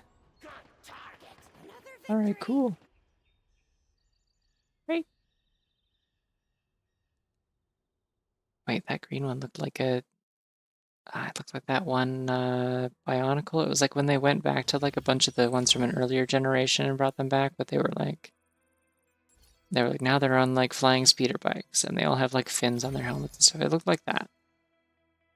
And jetpacks, actually. I think, sorry, the speeder bikes were a second, like a follow-up. Before that, they all had jetpacks and like ball launchers. Does anyone know what I'm talking about? I don't know enough. Like, I had like enough of a Bionicle fixation to remember stuff that I had, but I wouldn't be able to tell you like the specifics. And I know that there's people who have enough of a fixation still that they would be able to tell me right off the top of their head what this stuff is called. Anyways, I think I'm done with this for tonight.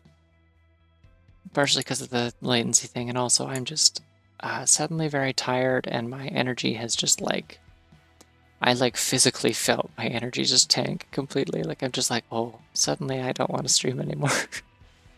So I think the last couple of days of not sleeping super well are catching up to me. My nap boost has worn off, but I'll be back for Zooter tomorrow, unless I explode. I will try not to explode. Yeah. Thank you all for hanging out. I was kind of hesitant to do this again because I was like, I feel like it went well last time, but it was long enough that now I'm like, do I actually want to play this? But no, this was fun. I will see you all around either tomorrow or next week or whenever. Hopefully my controller shows up during this week. It's supposed to show up sometime between Monday and like the 20th. So hopefully it's more on the Monday side of things, because I will kind of need a controller to play Drawn to Life, so I don't know what I'm going to do next weekend. If not, I guess I'll stall. Maybe I'll play Pokemon again or something. But yeah, no problem. Thank you. Yeah, we'll cross that bridge when we come to it. Hopefully, I will try and have like all the other stuff that I need for that, with the expectation that I'll be able to play it by then, and we'll see how things go. Alright, one more sip for the road, and then I'm gonna go.